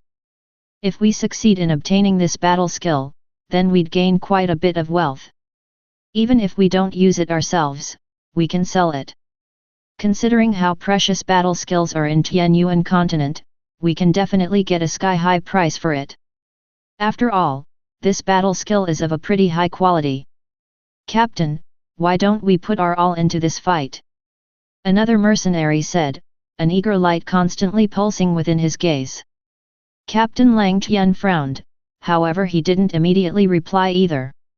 Instead, he turned around to look at the white-robed man next to him, and asked, "Captain Bai Fei Yun, what do you think about this situation?" The white-robed middle-aged man called Bai Feiyun knit his brows. A light flashed in his eyes, and it seemed as if he was hesitant to reply. After contemplating for a while, Captain Bai Feiyun finally said slowly, "Captain Lang Tian, I'm sure that you still remember the battle we had against the experts from the Boundless Bandits a few days ago, and how at the end, a mysterious expert secretly aided us, right?" he said in a serious tone. Hearing Captain Bai Feiyun's words, the expressions of a few of the mercenaries that hadn't known the situation clearly changed. Aside from the 5 that had returned, nobody else knew about what had happened earlier. Originally, these mercenaries had naturally assumed that the experts from the Boundless Bandits had been killed by their own elite captains. However, it seemed that the circumstances were completely different. Captain Lang Tian was slightly moved by this, and said in a voice heavy with emotions, "Of course I remember. If that mysterious expert hadn't helped from the darkness, I'm afraid that we wouldn't have survived the ordeal." Chapter 82. Accident at the Restaurant. Hearing what Lang Tian said, the mercenaries in the room all looked each other in the eyes with stunned expressions. None of them could believe what they had just heard. Lang Tian continued to say, "Captain Bai Feiyun, I am guessing that you suspect the mysterious stranger and Mu Yun are working together." Bai Feiyun nodded. If it were not for the fact that Mu Yun had leaked his battle skill at the same time the mysterious stranger showed up, I would not have linked them together. "There's logic in your words," Lang Tian said. "If Mu Yun is really working with the mysterious stranger, then we definitely cannot make a move on him. Otherwise, we would be in grave danger if we were to run into the mysterious stranger. That mysterious stranger would definitely be able to wipe us out with ease." Bai Feiyun said. "Send the order that Mu Yun is not to be touched, and that everyone must pretend that they saw nothing." After he bid farewell to Mu Yun, Jian Chen took a stroll in Black Wind City. While it wasn't a big city, it was close to the border fort. So for that reason, all 4 directions of the city were filled with the bustling traders and travelers, as well as caravans with mercenaries. After arriving not too far away from the mercenary union, Jian Chen walked into a nearby restaurant since it had been a long time since he had last eaten meat. He had been rushing for so many days that the taste was almost forgotten to him. After eating and drinking to his heart's content, Jian Chen was led to his room by a waiter. Sitting on the bed, Jian Chen took out some Class 1 monster cores in order to cultivate. Right now, Jian Chen didn't want to waste any time and cultivate slowly. He wanted to use every single monster core to help him cultivate, to help him grow so strong, that even the Huayun sect would be afraid of him. Then he would be able to return to his family with pride. Although he could secretly sneak back without the Huayun sect noticing, Jian Chen was too prideful for that, so he wouldn't do such a thing. The energy within the monster cores was rapidly being drained away at a frightening speed and being absorbed into every single pore of his body. However, Jian Chen could only absorb the 1% of the massive amount of energy, while the other 99% was absorbed into his danshan. The 2 glows inside his danshan were like bottomless pits that absorbed all of the energy without a single change. When it came to his danshan, Jian Chen couldn't do much since it wasn't under his control. Although the 2 glows within his danshan were taking up all of the energy, what made Jian Chen happy was that his absorption speed was much faster than before. Even his cultivation rate was slightly faster, which comforted Jian Chen just a bit. During the next morning, the rays of the sun shined down onto the ground as Jian Chen woke from his cultivational slumber. The Class 1 monster core he was holding in his hand was completely devoid of energy. He couldn't help but to laugh bitterly. "This consumption rate is too much. I've used up 50 Class 1 monster core in a single night. Even if I still have a few monster cores left within the space ring, I'll be all out in 10 days at this rate." Jian Chen got off of his bed, and moved his feet about. Afterwards, he walked up to the window and looked out at the constant stream of people walking about the main street. He murmured to himself, "Cultivation definitely cannot be stopped. But if I don't have any monster cores and just rely on absorbing the world essence, the cultivation speed will only be 10% of the normal speed, an undesirable result. It looks like I'll have to think of a way to replenish my monster cores. Jian Chen walked out of the room, and went to the restaurant's lower floor to look for an empty table to sit at. "Customer, what would you like to order?" A cordial waiter welcomed Jian Chen with a smile as Jian Chen sat down in his seat. "A plate of stir-fried flour tiger meat, as well as any 2 side dishes. I also want a bowl of white rice." Jian Chen casually ordered a few dishes. "All right customer, please wait for a bit." Sitting at the table in boredom, Jian Chen casually looked around the restaurant. It wasn't that large, and within Black Wind City, it could only be qualified as middle-sized. However, it was currently breakfast time, and quite a few merchants and mercenaries had gathered within the restaurant to eat. The majority of the 30 to 40 tables had been filled, only 5 remained open. The restaurant was extremely noisy, as quite a few mercenaries were speaking loudly to each other, without any consideration for those around them. "Customer, your food has arrived." Without giving much time for Jian Chen to wait, the waiter quickly brought over the dishes that Jian Chen had ordered, and carefully placed them on his table. While Jian Chen ate breakfast, he also listened in on the idle gossip from the surrounding mercenaries. Although the restaurant was extremely chaotic, the mercenaries gathered here had all traveled extensively, and quite a bit of interesting and up-to-date matters could be learned from their words. At this moment, a few mercenaries walked into the restaurant. There was a total of 5 men, 3 of them looked like 20 to 30-year-old youths, while the other 2 looked like 40-year-old middle-aged men. They wore the same cyan-colored robes, and identical silver-colored emblems in front of their chests. All of them were from the same mercenary group, and judging by their emblems, the group wasn't of a low level either. 5 people entered the restaurant together. They all looked around for seats, however it was currently the peak hours, and all of the restaurant's tables were already filled. There were no available spaces left. Such bad luck, to think that there are no more seats. A slim, frail youth wearing a cyan-colored robe cursed. A youth stood on one side, his gaze sweeping across the restaurant. It finally stopped on the table that Jian Chen was currently occupying by himself and he laughed. "Jianghu, who said there aren't any more spots? Look, isn't that a free table right there? Even though it'll be a bit crowded if we all cram into a single table, it's not impossible." Aside from Jian Chen, there were still quite a few people occupying tables alone. However, that group of people could tell the others were not people they could pick fights with. Only Jian Chen appeared to be completely powerless. Thus, the youth's attention naturally locked onto Jian Chen. The people's gazes all gathered onto the white-clad Jian Chen. After noticing that Jian Chen's appearance didn't look over 20, they smiled evilly. Afterwards, the 5 walked in together. Once he arrived in front of Jian Chen, the youth called Jianghu patted Jian Chen's shoulder, and said with a smile that didn't quite reach his eyes, "Young friend, this table is now occupied by us. It's better if you switch to another." Jian Chen knit his brows and raised his head.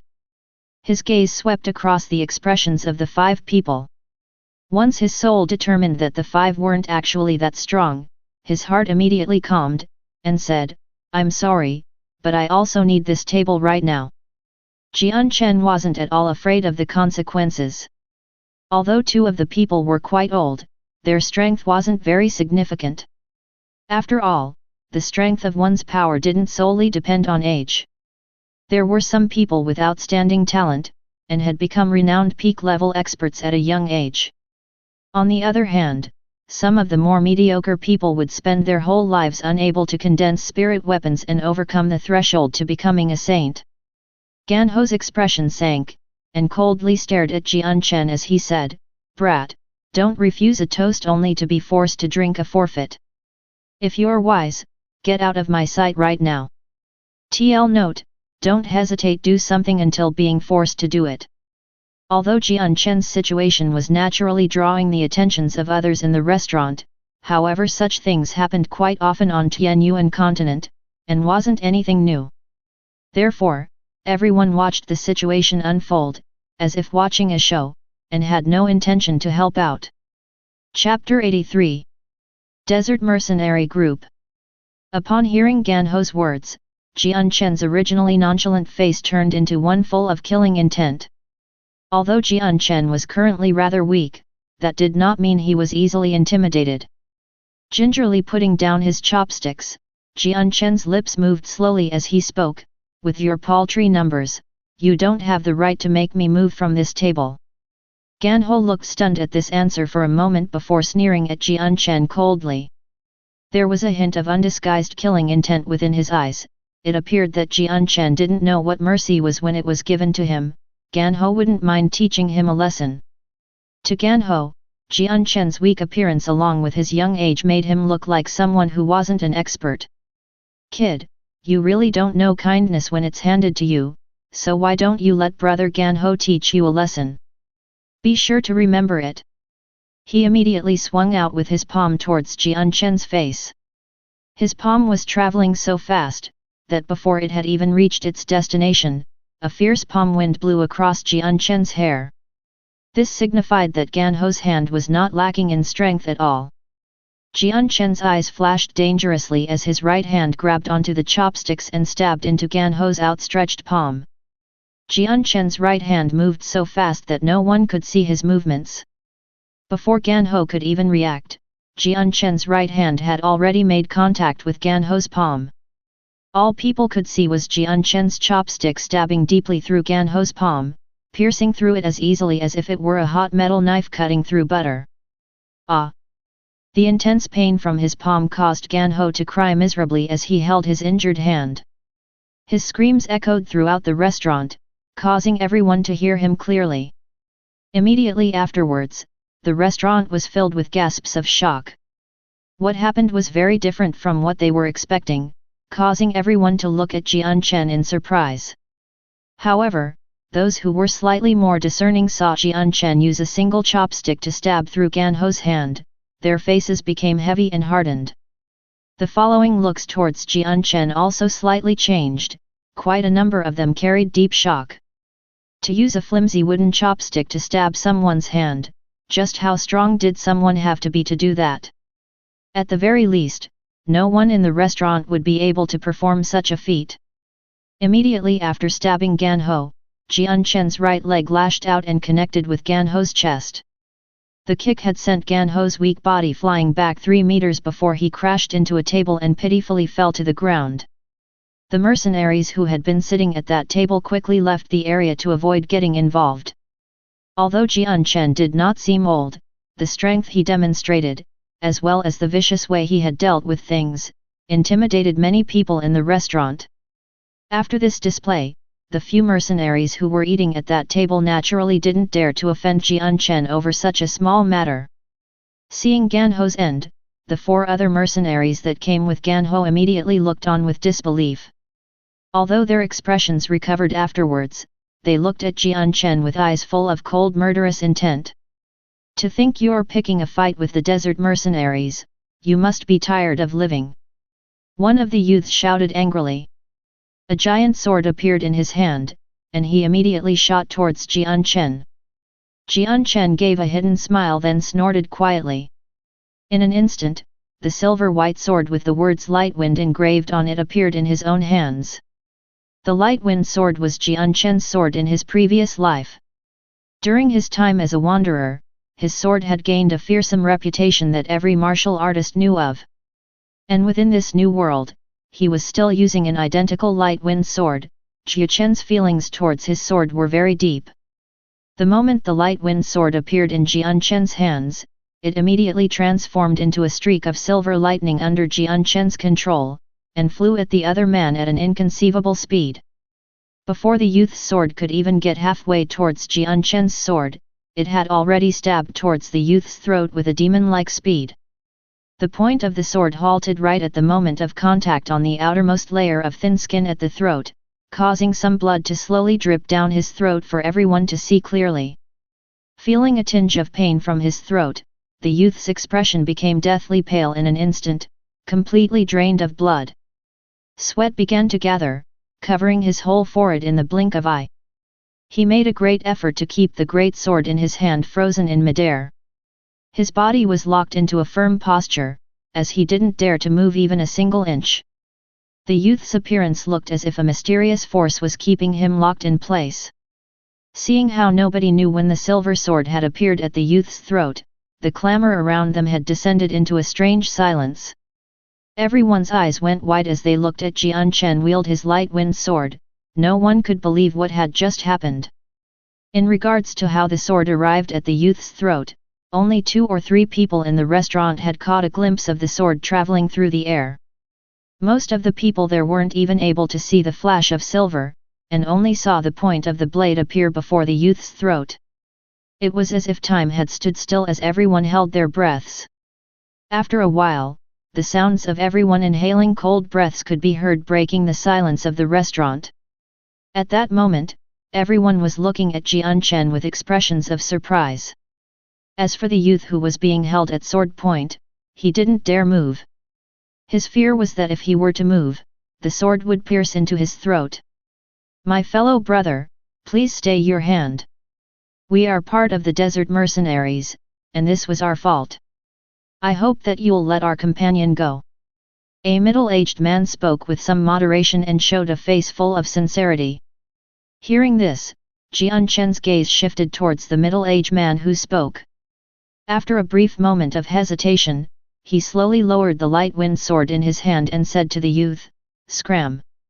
Hearing Jian Chen, the youth that was held at sword point glared at him with an indignant expression for a brief second. But owing to the fact that he just escaped a disaster, he didn't dare to say a single word. The light wind sword disappeared from Jian Chen's hands as his gaze coldly swept across them. He then pulled out a single gold coin and placed it at the table. "Waiter, this is for the meal," he stated flatly before exiting from the restaurant. After such an event, Jian Chen didn't wish to stay there any longer. Since he had already eaten and drank, he was content. Afterwards, the youth that was released by Jian Chen, he glared at Jian Chen with murderous intent. Glancing at his 3 other companions with a knowing look, they all nodded at the same time. Following this, the 4 of them acted in unison, as if they had long since prepared for this to happen. They all summoned their saint weapons and immediately charged at Jian Chen from different positions, aiming towards several vital parts on Jian Chen's body at the same time. Hearing the sounds of activity happening behind him, Jian Chen's eyes narrowed as he started to leak an intense killing intent from within his eyes. Swaying slightly, his body had already flashed forwards 2 meters with an extreme speed just as the weapons slashed at where his back was just moments ago, causing them to just narrowly miss him. Using sheer skill, he had managed to escape the encirclement. At that moment, Jian Chen's light wind sword materialized in his right hand once more as Jian Chen immediately turned around to face the 4 men.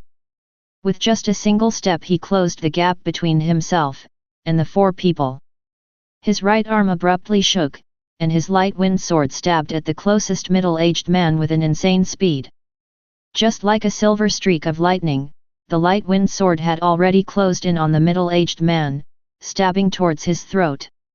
The middle-aged man wasn't weak at all and was much stronger than the first youth.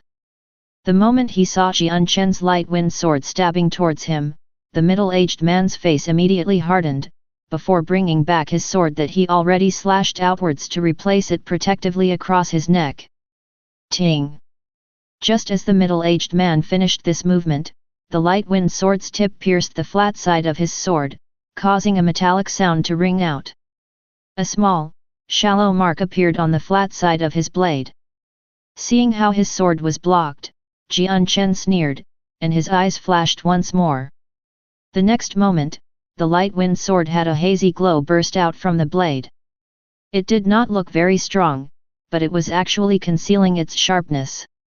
No one from the restaurant could detect that hidden power however, and when Jian Chen stamped forward, he simultaneously twisted his body in midair to form a horizontal rotating line.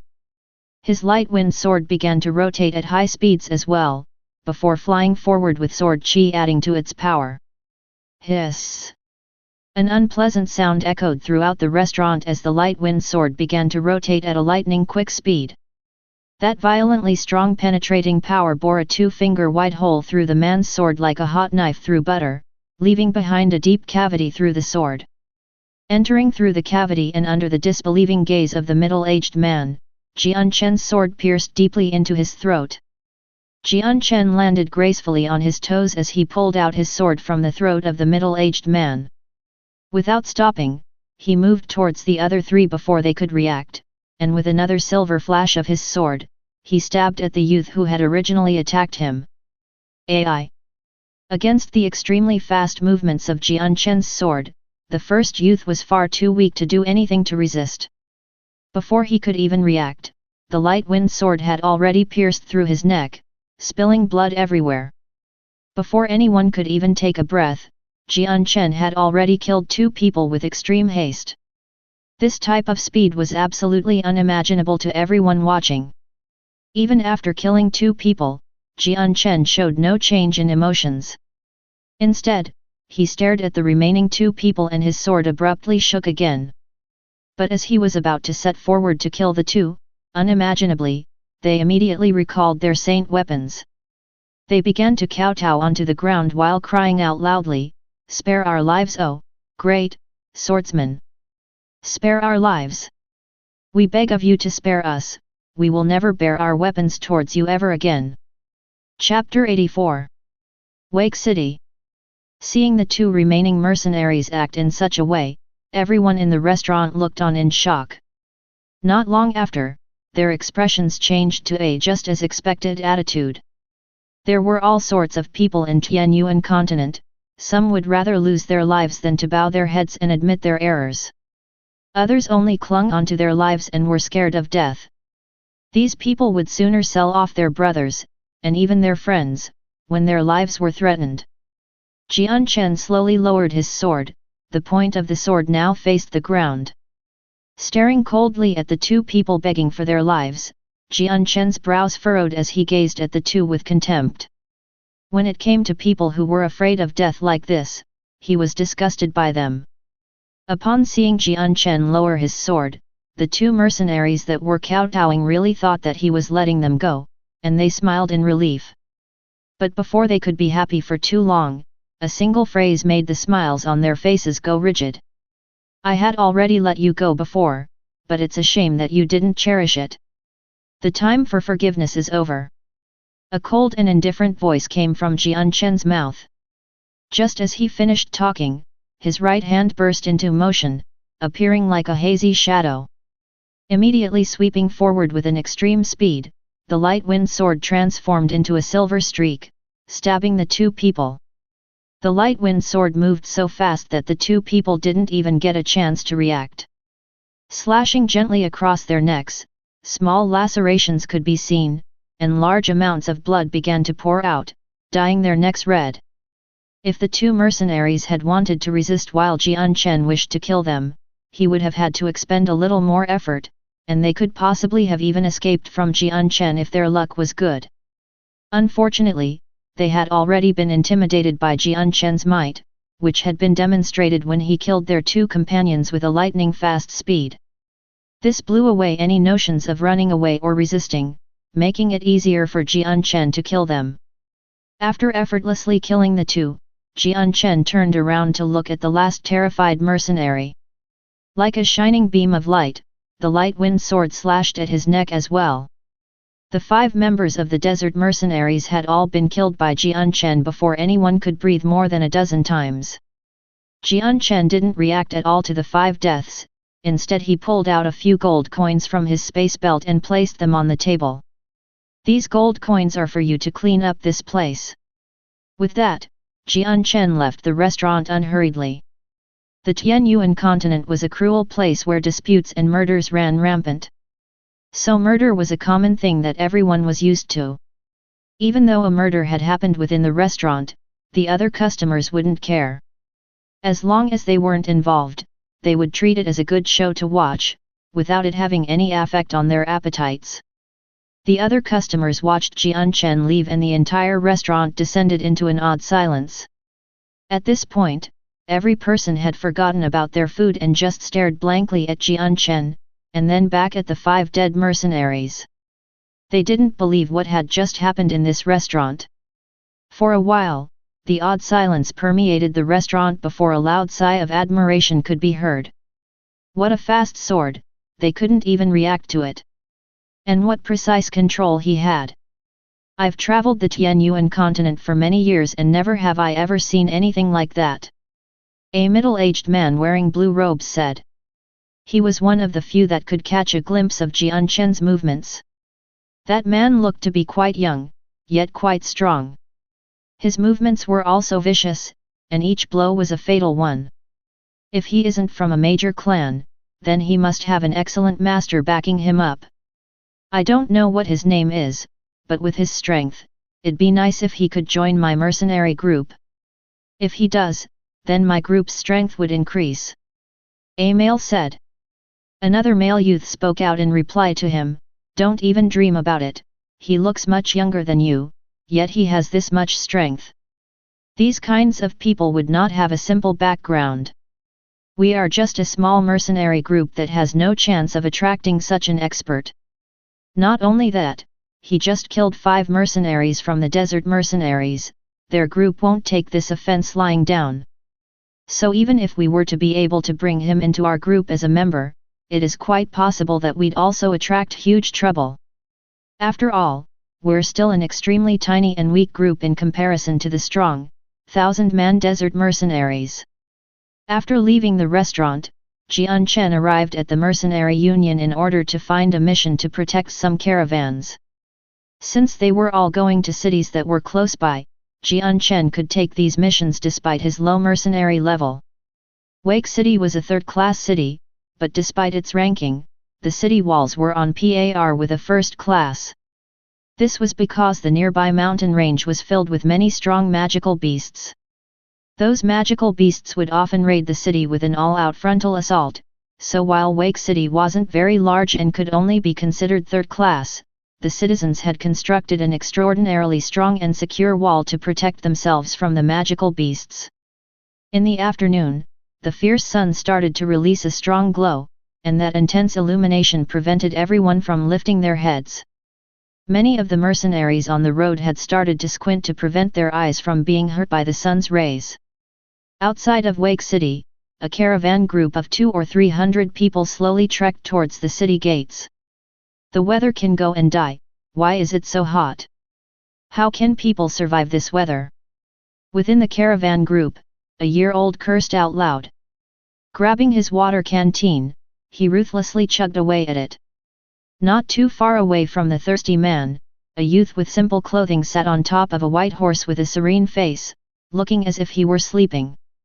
The youth was rather ordinary looking, and had a very common appearance. From his looks, he seemed to be around 20 years old or so.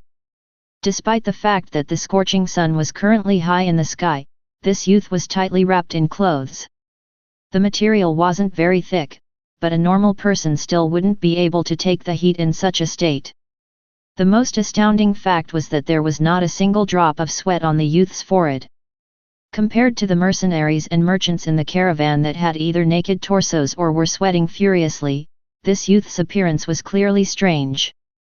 Although quite a few of the mercenaries and merchants had cast peculiar looks towards the youth, they didn't attempt to strike a conversation with him. This youth was Jian Chen. Jian Chen slowly opened his eyes and indifferently looked at the large city wall in front of him. During the past 2 days on the road he had followed the caravan and finally arrived at Wake City. Jian Chen had specially chosen Wake City as it was a good place for himself to stay. He planned on living in Wake City for a period of time.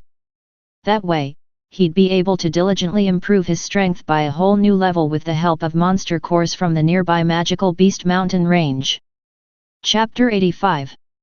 Going alone into the magical beast mountain range. After successfully escorting the caravan to Wake City, Jian Chen left the caravan and headed straight towards the mercenary union to register the completed assignment. With this, he was able to earn a bit of reputation and a small amount of money. Because Wake City was so close to the magical beast mountain range, the number of mercenaries that stopped to rest here were much greater than any other city. The majority of the mercenaries had their eyes set on the favorable living conditions here, and tended to stay around for a long-term period. It was extremely convenient to enter the Magical Beast Mountain Range and hunt magical beasts in exchange for money. Although the dangerous factor of hunting magical beasts was much greater than escorting caravans, it was also an extremely profitable task.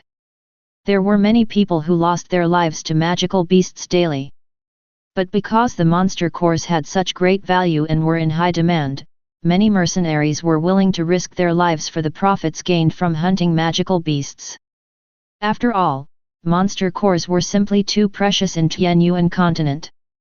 Since almost everyone needed them, the amount they required was quite large. After gaining monster cores, they could directly absorb the energies within them to quicken their cultivation rate. In addition, even if one didn't personally use them, one could easily exchange the cores for a considerable amount of money. The mercenary union was extremely noisy due to there being many mercenaries inside. A union as large as this was filled with hundreds of people. The majority of the men had naked torsos, and their robust builds could clearly be seen from their bare muscles. It seemed as if they displayed their bodies to demonstrate how powerful they were. Under such blistering hot temperatures as well as the poor ventilation system within the union, the sour odor of sweat pervaded the air and assaulted the nose. It made Jian Chen, who very rarely experienced this type of odor, knit his brow, and use a hand to lightly pinch his own nose. After leaving the mercenary union, Jian Chen went around the city to replenish his supplies. He bought a map of the Magical Beast Mountain Range, and then headed straight out of Wake City. Under the scorching sun, he advanced forward alone to the Magical Beast Mountain Range. The Magical Beast Mountain Range was only about 30 kilometers away from Wake City.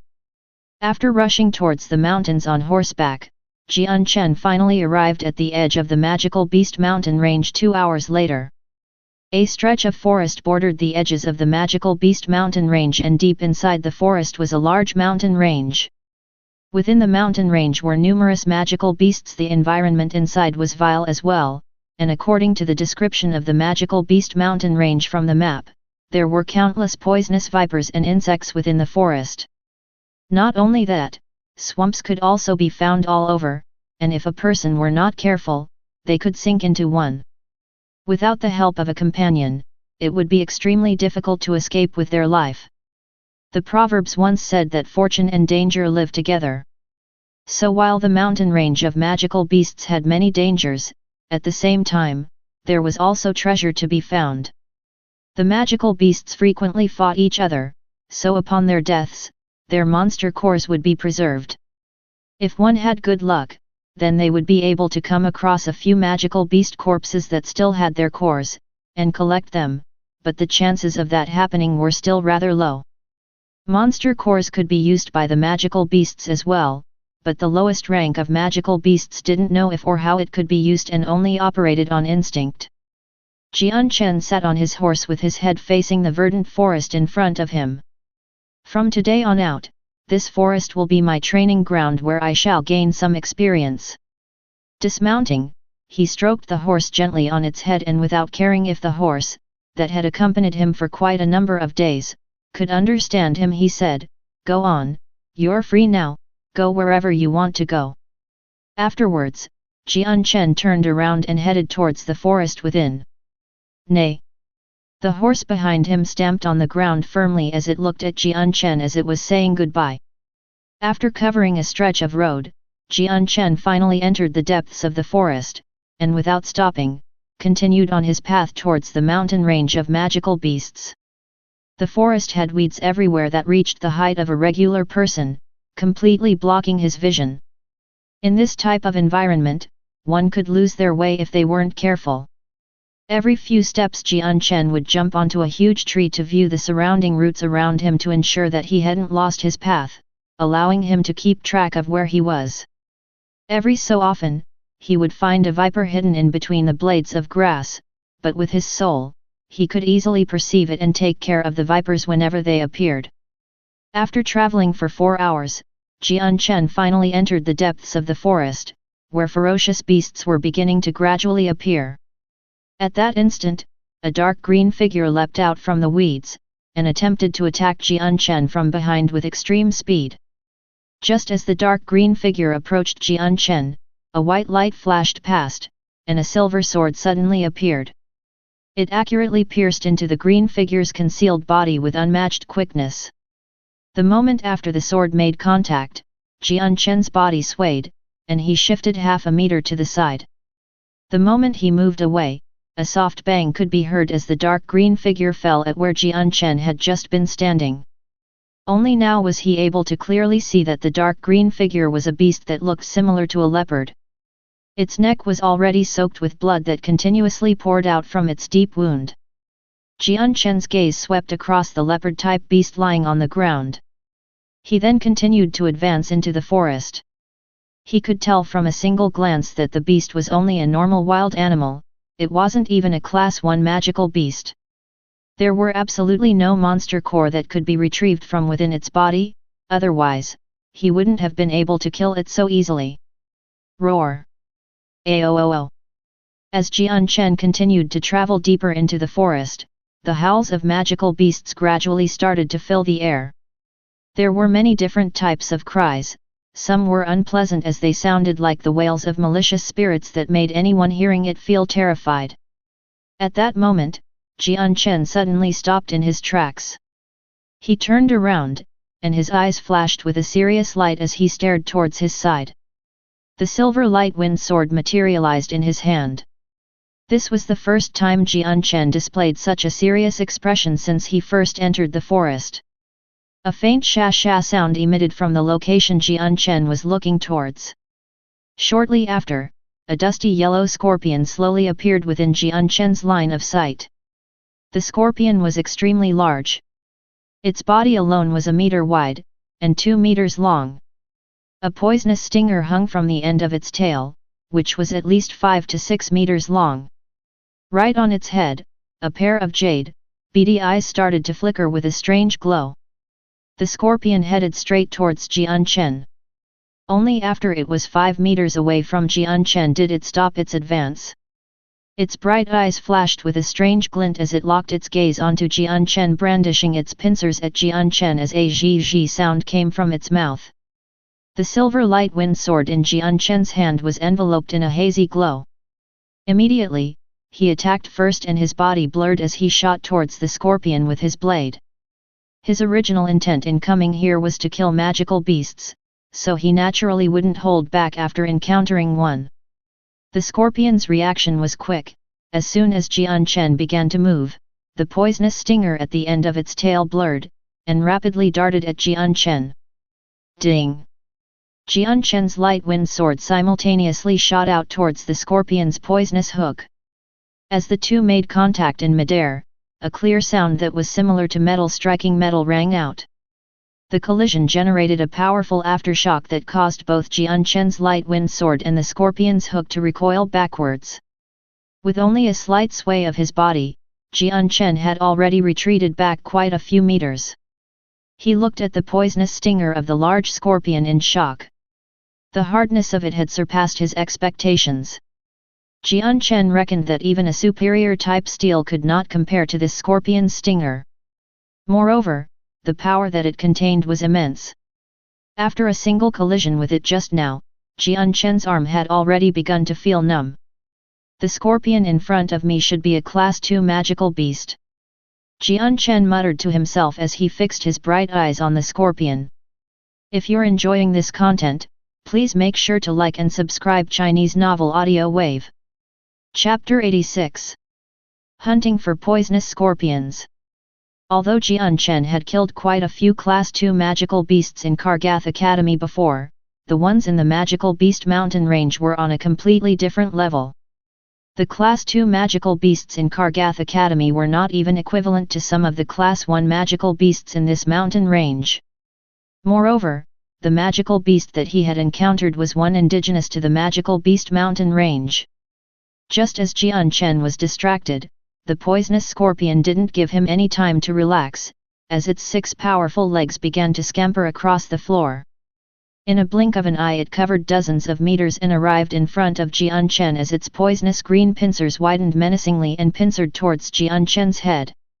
Encountering a local magical beast for the first time in the mountain range, Jian Chen did not dare to be negligent. He had learned the hard way in his previous life that being careless only led to disaster. Jian Chen's expression immediately grew solemn. He tilted his head, dodging the giant scorpion's pincers by a hair's breadth. He then gathered strength in his feet and pushed off the ground, leaving a deep footprint in the ground as his body burst forwards towards the poisonous scorpion's much smaller head. The light wind sword in his hand was once again enshrouded in that hazy white light as Jian Chen aimed it straight at the scorpion's tiny eyes. The eyes, throat, and heart were three of the most fatal and weakest parts of the body. That much Jian Chen understood, but this poisonous scorpion had a neck that could not easily be pierced due to the angle. Not only was the neck rather short, but it had scales that were interwoven with each other to protect it. Under this circumstance where it was impossible to determine how tough the scales protecting its neck were, Jian Chen had decided to attack its eyes. Although Jian Chen was very confident in his precise and powerful stab, the defenses of some magical beasts were also just as tough. Thus, he wasn't 100% sure that he would be able to penetrate the scales and deal a serious injury to the beast.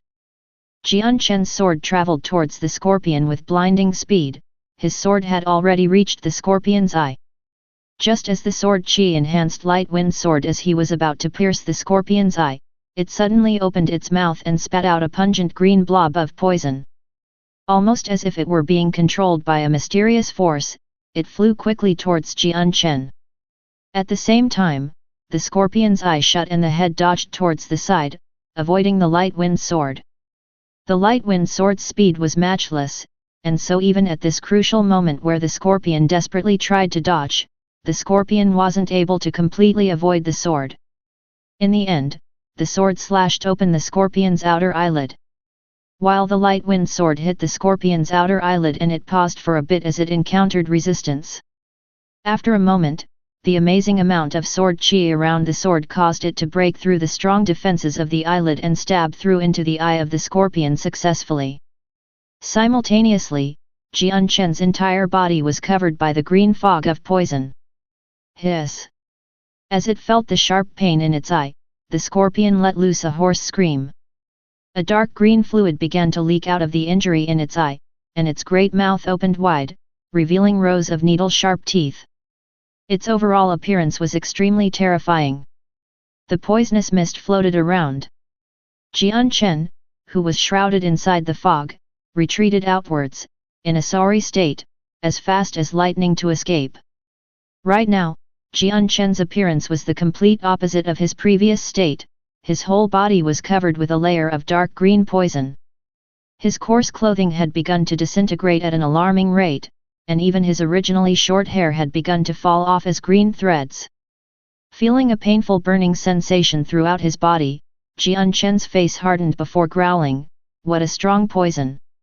Quickly, Jian Chen grabbed onto the melting clothes before tearing them off from his body while using his saint force to counter the poison that made contact with his skin. Jian Chen looked at the one-eyed scorpion that was still crying out in pain. He knew in his heart that this was the perfect time to kill the scorpion. With a flash of killing intent, he dashed towards it without even stopping to take out a spare change of clothes from within his space ring, making him completely naked while moving to finish off the scorpion. Jian Chen's movements were agile and nimble, and he quickly flashed to the poisonous scorpion's side. With a shake of his arm, he reached out as fast as lightning, moving the light wind sword in his hand so fast it appeared to be just a ray of silver light. It shot towards the scorpion's throat, and in that instant, the blade suddenly exploded with sharp sword qi. Although it didn't seem to be very powerful, that sword qi was similar to a sharp blade. Like a streak of lightning that briefly illuminated the world with a gorgeous and magnificent light, and it immediately disappeared without a trace momentarily afterwards. Ding! Jian Chen's light wind sword accurately struck the poisonous scorpion's throat. When the blade came into contact with the dense scales covering the scorpion's throat, a clear sound similar to metal striking metal rang out. However, the scale's defense was quite strong.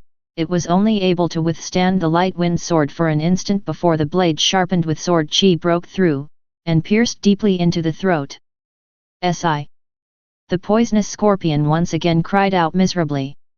The single, intact eye pulsed with a strange, dark green glint as its thick pincers quickly jabbed forcefully outwards towards Jian Chen. The 5 to 6 meter long poisonous hook behind it blurred as it flew over Jian Chen's head and tried to pierce the back of Jian Chen's head. Jian Chen pulled out the light wind sword buried in the scorpion's throat. His feet pushed off the ground, and his body sailed through the air as he jumped onto the scorpion's wide back. Hiss! Hiss! The poisonous scorpion was evidently extremely annoyed by the fact that Jian Chen had jumped onto its back. It began to violently shake its body, wailing unpleasantly as it recklessly waved its giant pincers around in the air. Based on the scorpion's current state, it appeared that the injury on its throat that Jian Chen had just inflicted didn't harm it that much. Seeing that the scorpion was still as ferocious as it was before, Jian Chen frowned. He couldn't help but mutter, its ability to stay alive is really too great, to think that it still hasn't died. Because the scorpion's body was so massive, Jian Chen once again realized how limited his strength was. Aside from attacking the two vital regions of its eyes and throat, he couldn't find any other way to harm this scorpion. At that moment, Jian Chen heard a faint ripping sound.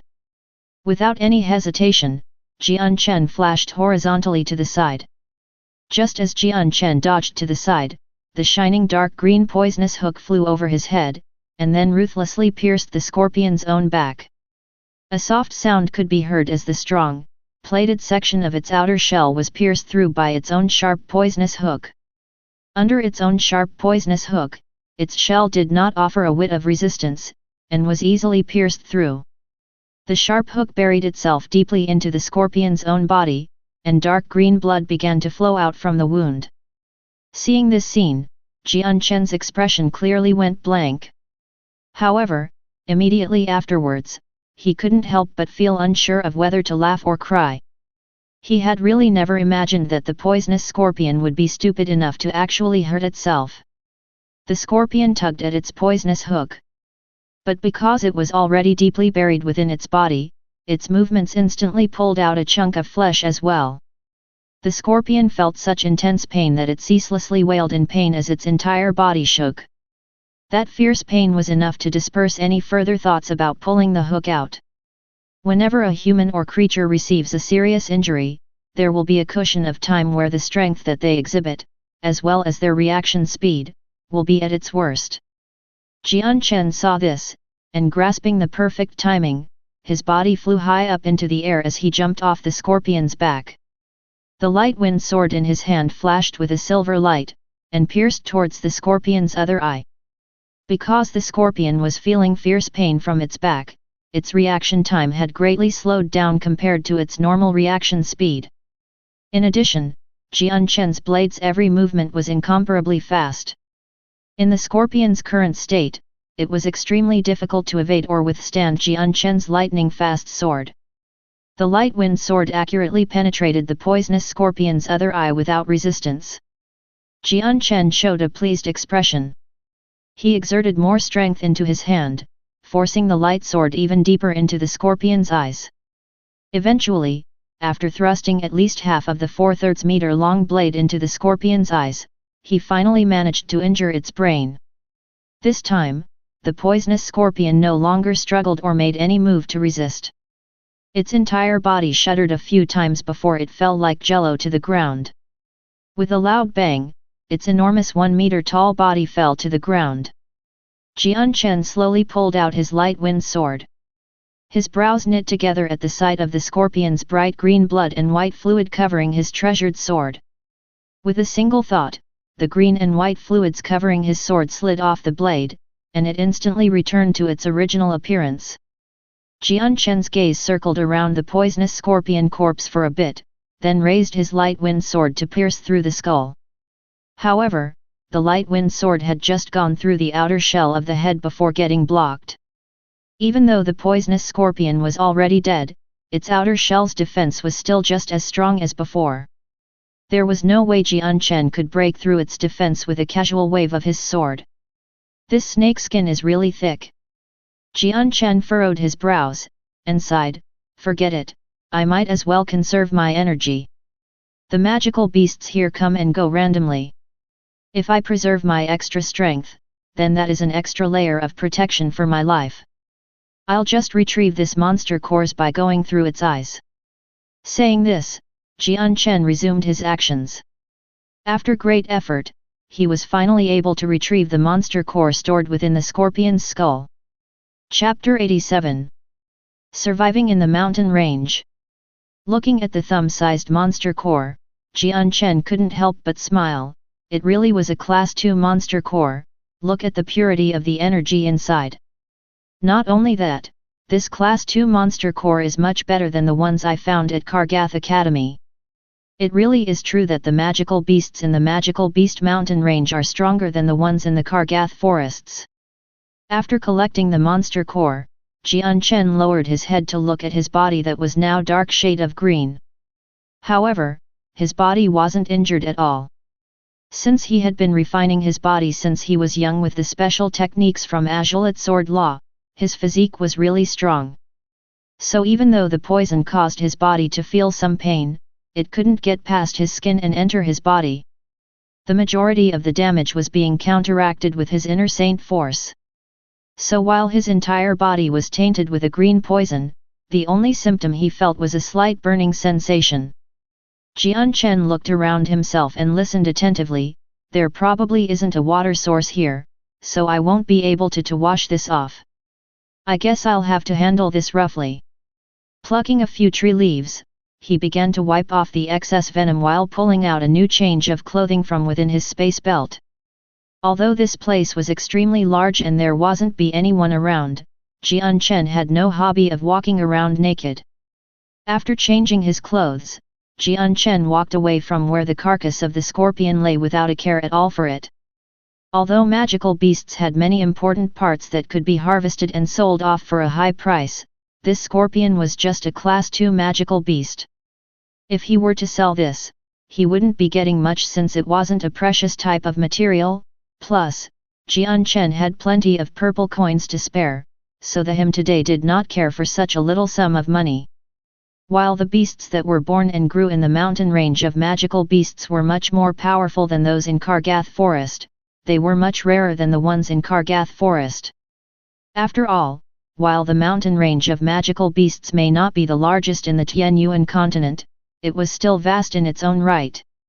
The magical beasts in the mountain range were all scattered about, so meeting a magical beast was not impossible, but rather quite rare.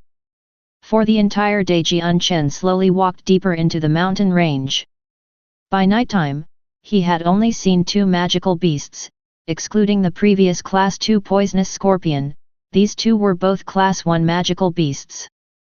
The moon was hanging high up in the sky and basked the earth with its lunar glow. However, it did not reach into the forest where darkness reigned supreme, so one couldn't even see their fingers if they stretched out their hand in front of their faces. With the abundant amount of leaves covering the forest, the weak lunar lights wouldn't be able to penetrate through onto the ground below. Meanwhile, on a flat piece of ground, a large bonfire burst into life and lit up the night with its dancing flames. Jian Chen knelt by the bonfire with a stick in his hand as he slowly cooked a piece of meat that was speared through. Slowly, the meat began to caramelize as the fat began to slowly drip off onto the fire below, sputtering it out. After eating his fill, Jian Chen pulled out a unique smelling herb from his space ring and sprinkled it on the surroundings. This herb was one of the few things that every mercenary entering the forest would need to prepare. Before resting, if one were to sprinkle this herb in his surroundings, it would be able to repel the majority of poisonous creatures from disturbing him. Of course, this medicine was only useful towards normal animals, and had no effect on magical beasts. After using the herb, Jian Chen immediately leapt onto a nearby tree. Sitting cross-legged on a slightly flatter branch, Jian Chen took out another faintly sweet-smelling herb from within his space ring and started to sprinkle it on his body. This white-colored herb was very effective in suppressing one's qi, preventing his qi from escaping, which might attract any kind of wild beasts while he was sleeping at night. After all, both the wild animals and the magical beasts in this mountain range had extremely acute senses of smell. Although this powder wouldn't be able to completely hide Jian Chen's qi, it could at least conceal it from the senses of normal animals. The mountain range had many magical beasts as well as wild animals. The reason why wild animals were called so was because they had no monster core within their bodies. Wild animals were also not as strong as a Class 1 magical beast, similar to humans that hadn't yet manifested their saint weapons. Although the wild animals weren't strong and anyone who dared to enter the mountain range of mystical beasts could easily kill them, when it came to cultivating or sleeping at night, no one would want to be bothered by a wild animal. Therefore, practically every mercenary who entered the mountain range or slept outdoors overnight would be prepared, and bring a good amount of this type of herb. After the safety preparations were complete, Jian Chen took out a big handful of monster cores and distributed them between his two hands. Jian Chen slowly closed his eyes and began to absorb the energy from the monster cores. The energy from the monster cores started to flow out at an extremely terrifying speed towards Jian Chen, before funneling into his body via his pores and nostrils crazily. This absorption rate naturally placed a slight burden on Jian Chen, causing his pores to feel a slight ache from expanding. Throughout his entire body, there was no area that did not hurt. Although it was aching a little, this was not enough for Jian Chen, who had a strong willpower, to mind it much. The energy of the monster cores had a berserk element to it. If it weren't for Jian Chen using the world essence to strengthen his body since he was young, which meant that his internal organs and his fundamentals were made to be a lot stronger than most others, he would have been heavily injured alone by the berserk element contained within the energy of the cores, never mind the fact that he was absorbing the energy into his body so crazily. Following the absorption of the large amount of energy, the berserk element accumulated inside Jian Chen's body. When the berserk element reached a certain point, a large absorption power started to surge from Jian Chen's Danshan, pulling these elements continuously towards the Danshan, before finally being absorbed by the two glows of azure and violet. On Tianyuan continent, if a practitioner wanted to rely on the monster cores to cultivate, then they would need to clear away the berserk element within the energy and absorb the pure energy remaining. Just removing that element from the energy would take a lot of time, and even then, the berserk element wouldn't be completely removed, and would leave behind some harmful effects within the body. So while there were many people who relied on using monster cores to cultivate, not many would continue down that path.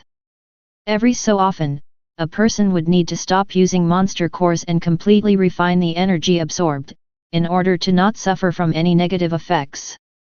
Though with Jian Chen, he could absorb and refine the energy from the monster core without fear of the consequences, which was possibly due to the glows within his Danshan.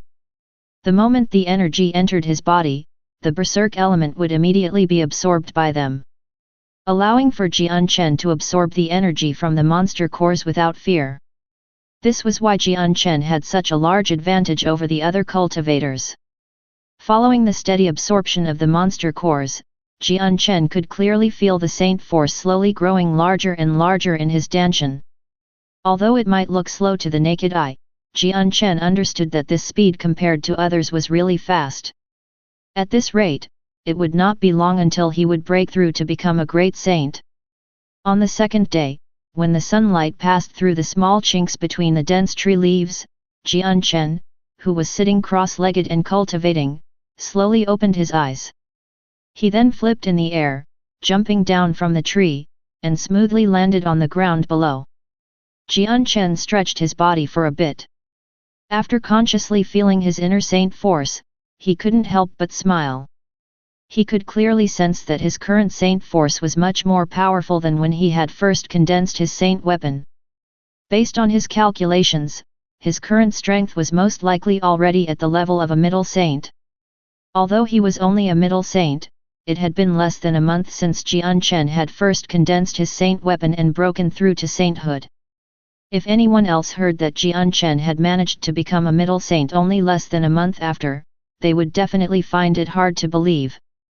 After eating some food to fill his stomach, Jian Chen once again continued on his journey. Time quickly passed by. In the blink of an eye, a month had already passed. At the foot of the magical beast mountain range, a youth wearing a coarse set of clothing was currently facing a pitch-black, panther-type magical beast that was a meter tall and 3 meters long. The youth held a long, thin, silver sword. He stood tall and straight, seeming to be as immovable as a mountain. His face was brightly colored by mud and dust, making it impossible to make out any of his facial features. The panther-type magical beast was glaring at the youth opposite of it with a ferocious glint in its eyes.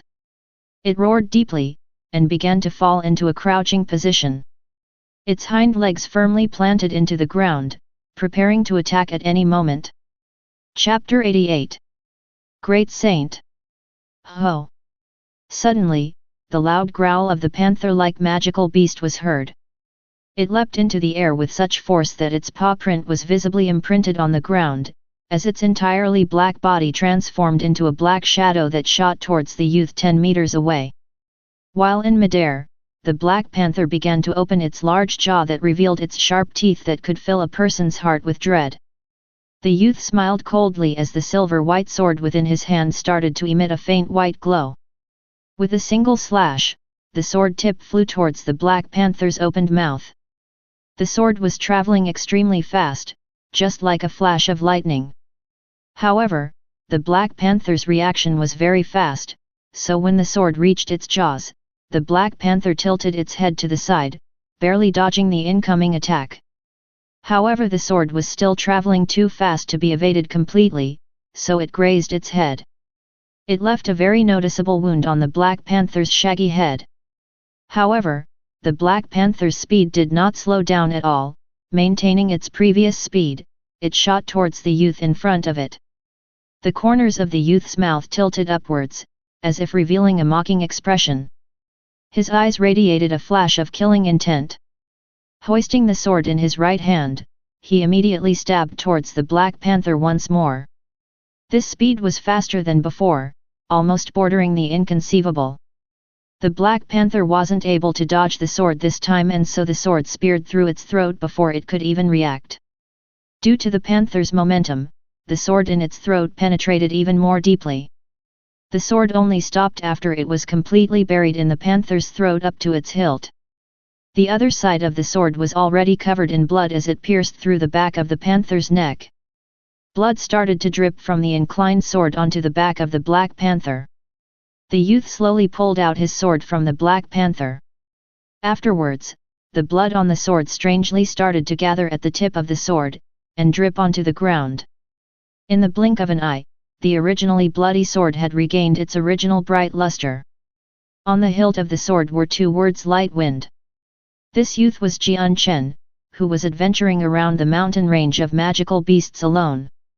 Unknowingly, he had already stayed in the mountain range of magical beasts for a month. This whole month, Jian Chen had remained in the outskirts of the mountain range, not going deeper in or farther out. During this month, Jian Chen would explore the outskirts of the mountain range during the day, and cultivate during the night. During this period of time, he had focused primarily on improving his strength, unlike back in Chongyang Mansion where he had to slow down his cultivation speed so that his performance wouldn't be too outstanding. Because of that, Jian Chen's strength had practically skyrocketed in the course of a month. He had already broken through from a peak saint to become a great saint. In this short month, Jian Chen went from a primary saint to a great saint. If this speed was to be found out by the public, then it would send a huge shockwave throughout the continent. This was because for any regular person, it would take 2 or 3 years to go from a primary saint to a great saint. Even geniuses would need around a year, so Jian Chen's frightening speed was unheard of. Unbeknownst to everyone else, he had already set a new record in the history of Tianyuan continent. But this would be a piece of history that would be buried deep, never to be heard about by anyone. Since he had broken through to the great saint level, Jian Chen's fighting strength had skyrocketed as well. The current him could easily hunt down a Class 2 magical beasts, and he had already set his sights on Class 3 magical beasts. The light wind sword dissected the black panther, before a blood-stained but white monster core came bouncing out, which was caught by Jian Chen. Jian Chen casually used a handful of grass to wipe the bloody monster core clean, even though he himself could care less about the amount of blood on it. Looking at the single core in his hand, Jian Chen smiled and murmured to himself, "My luck today is not that bad, I've collected 12 Class 2 monster cores already." After grabbing the core, Jian Chen didn't pay any further mind to the Black Panther's corpse and left the area. Jian Chen carefully trekked inside the mountain range. He was now a great saint, so it could be said that he was a lot stronger than before. However, he was in the mountain range of magical beasts, so he didn't dare to be careless. He knew clearly that while his position was currently in the outskirts of the mountain range, he would still be able to encounter some stronger magical beasts that came from the deeper parts of the mountain range, ones that Jian Chen currently wouldn't be able to handle. It could even be said that the current Jian Chen was very vigilant. Carefully looking around constantly, he had to be extra careful, especially with the hidden swamps since they were very hard to detect. From far away, the flatlands and swamps couldn't really be differentiated. But the moment one walked over a swamp, they would be devoured by it, and wouldn't be able to escape without another person's help. Right at this moment, Jian Chen's ear twitched. He began to shout with a great big smile, "Water! I can hear the sounds of water. There's water around here." Jian Chen immediately headed towards the direction of the water with great speed. Not too long after, Jian Chen passed through some tall weeds and finally reached a small stream. This creek was only 3 meters wide and wasn't too deep. Yet the water was so clear that the stones on the bottom of the river could be clearly seen. Seeing this river, Jian Chen smiled with joy. This was the first time he had come across a water source since entering the mountain range of magical beasts. And after all the time he had spent here, the clean water he had in his space belt was almost all gone. If he hadn't found a water source soon, he had considered leaving the forest. Looking around the place, he inspected it to ensure it was safe, before pulling out a few canteens from within his space belt before kneeling down to fill them with water. After a few more canteens were filled, Jian Chen threw off his clothes and jumped into the stream to wash away the sweat he had built up on his body. Not even a few seconds after Jian Chen started to bathe, his face suddenly changed expression from a relaxed one to a battle-ready expression in an instant. Immediately leaping up into the air from the water, he materialized his light wind sword into his right hand, and stabbed downwards with it. Chapter 89. Silver-striped golden snake. Just as Jian Chen stabbed downwards with his light wind sword, a golden vine-like thing flew out of the water and attacked Jian Chen. When Jian Chen's sword and the golden vine-like thing collided into each other, Jian Chen's downward momentum was stopped. His whole body maintained a stabbing posture while he was suspended in midair. The tip of his sword accurately pierced the head of the golden vine-like creature. This scene lasted for a span of 2 breaths. Suddenly, from the forest next to the river, another golden vine suddenly burst out from the tall grass and flew at Jian Chen. Jian Chen's face didn't change from the sudden ambush. Bracing his arm as he prepared to borrow the power of the golden vine-like thing below him to gain momentum, he kicked off of his attacker and whirled through the air, landing firmly down by the riverside. The moment he hit the ground, he immediately sprinted to where his clothes were and put them on. After putting on his clothes, Jian Chen looked up to assess the golden vine-like thing only to find out that it was a golden snake. Its entire body was golden in color, but there were a few silver lines going from the top of its head to its tail. It was also long in length, just the exposed area alone was almost 6 meters long. The moment Jian Chen noticed the silver streak on its body, he was stunned. It seemed like he had remembered something, as his face suddenly changed dramatically. He couldn't help but exclaim loudly, "Silver-striped golden snake!" The silver-striped golden snake was something that Jian Chen had read about before from the books in the Academy's library. It was a rare magical beast that was regarded as the Emperor of Serpents. In the entire Tianyuan continent, considering the tens of thousands of magical beasts, the population size of silver-striped golden snakes barely even reached 3 digits. The silver-striped golden snake wasn't precious because of its rarity, but because of its body. Whether it was for meat or blood, it was very valuable. The venom in its body was especially precious.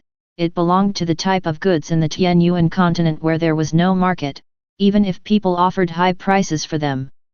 This was because if this highly toxic venom was specially refined, it could even kill a peak heaven saint master. Moreover, purging this venom was impossible. Unless one had the blood of the silver-striped golden snake, there was no other method. Even a radiant saint master wouldn't be able to do anything about it. Although the light saint force had mystical healing effects, and could detoxify many poisons, it simply couldn't remove the unique and highly toxic venom that a silver-striped golden snake possessed, as well as several other rather special types of venom. At most, a radiant saint master would only be able to temporarily suppress the poison. However, completely purging it was impossible. Also, the silver-striped golden snake was different compared to any other snake. Not only was it long, it was also relatively thin. It could be said that a few silver-striped golden snakes that reached the Class 5 magical beast rank would reach up to 100 meters long, but their widths would not even be 30 centimeters wide. A Class 6 silver-striped golden snake was able to control the size of its body, and could even shrink its body down to 1 or 2 meters long.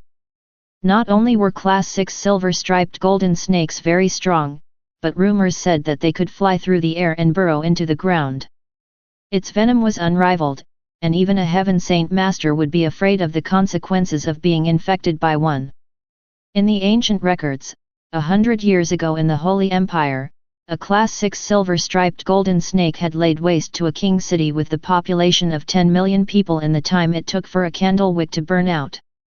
Every single person was killed by the potent venom, even decayed corpses. All that was left in the city was the stench of fresh blood that rose endlessly into the air. After this horrifying event, the Holy Empire sent out over 10 heaven saint masters to go kill the silver-striped golden snake. But before half a day was over, 7 of the heaven saint masters were killed by the poison, with the remaining few having serious injuries or were poisoned heavily. However, not long afterwards, the remaining few experts that were poisoned died as well. This event had caused every single saint ruler in the Holy Empire to become shocked. In the end, a saint ruler finally fought the silver-striped golden snake in an earth-shattering battle that had only led in the withdrawal of the beast instead of killing it. But in the end, everyone knew how strong a silver-striped golden snake could become. Recalling the information he had read about this beast back in Kargath Library, Jian Chen looked at the golden-colored snake with a horrified look of disbelief. His heart couldn't help but begin to race rapidly. He didn't think that he would come across the rare silver-striped golden snake in such a desolate place like the mountain range of magical beasts. It was only the outskirts of the mountain range, where it should have been hard to even encounter one on the entire Tianyuan continent.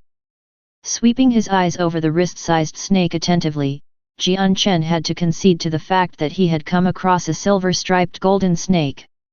What terrible luck! How could I come across such a thing?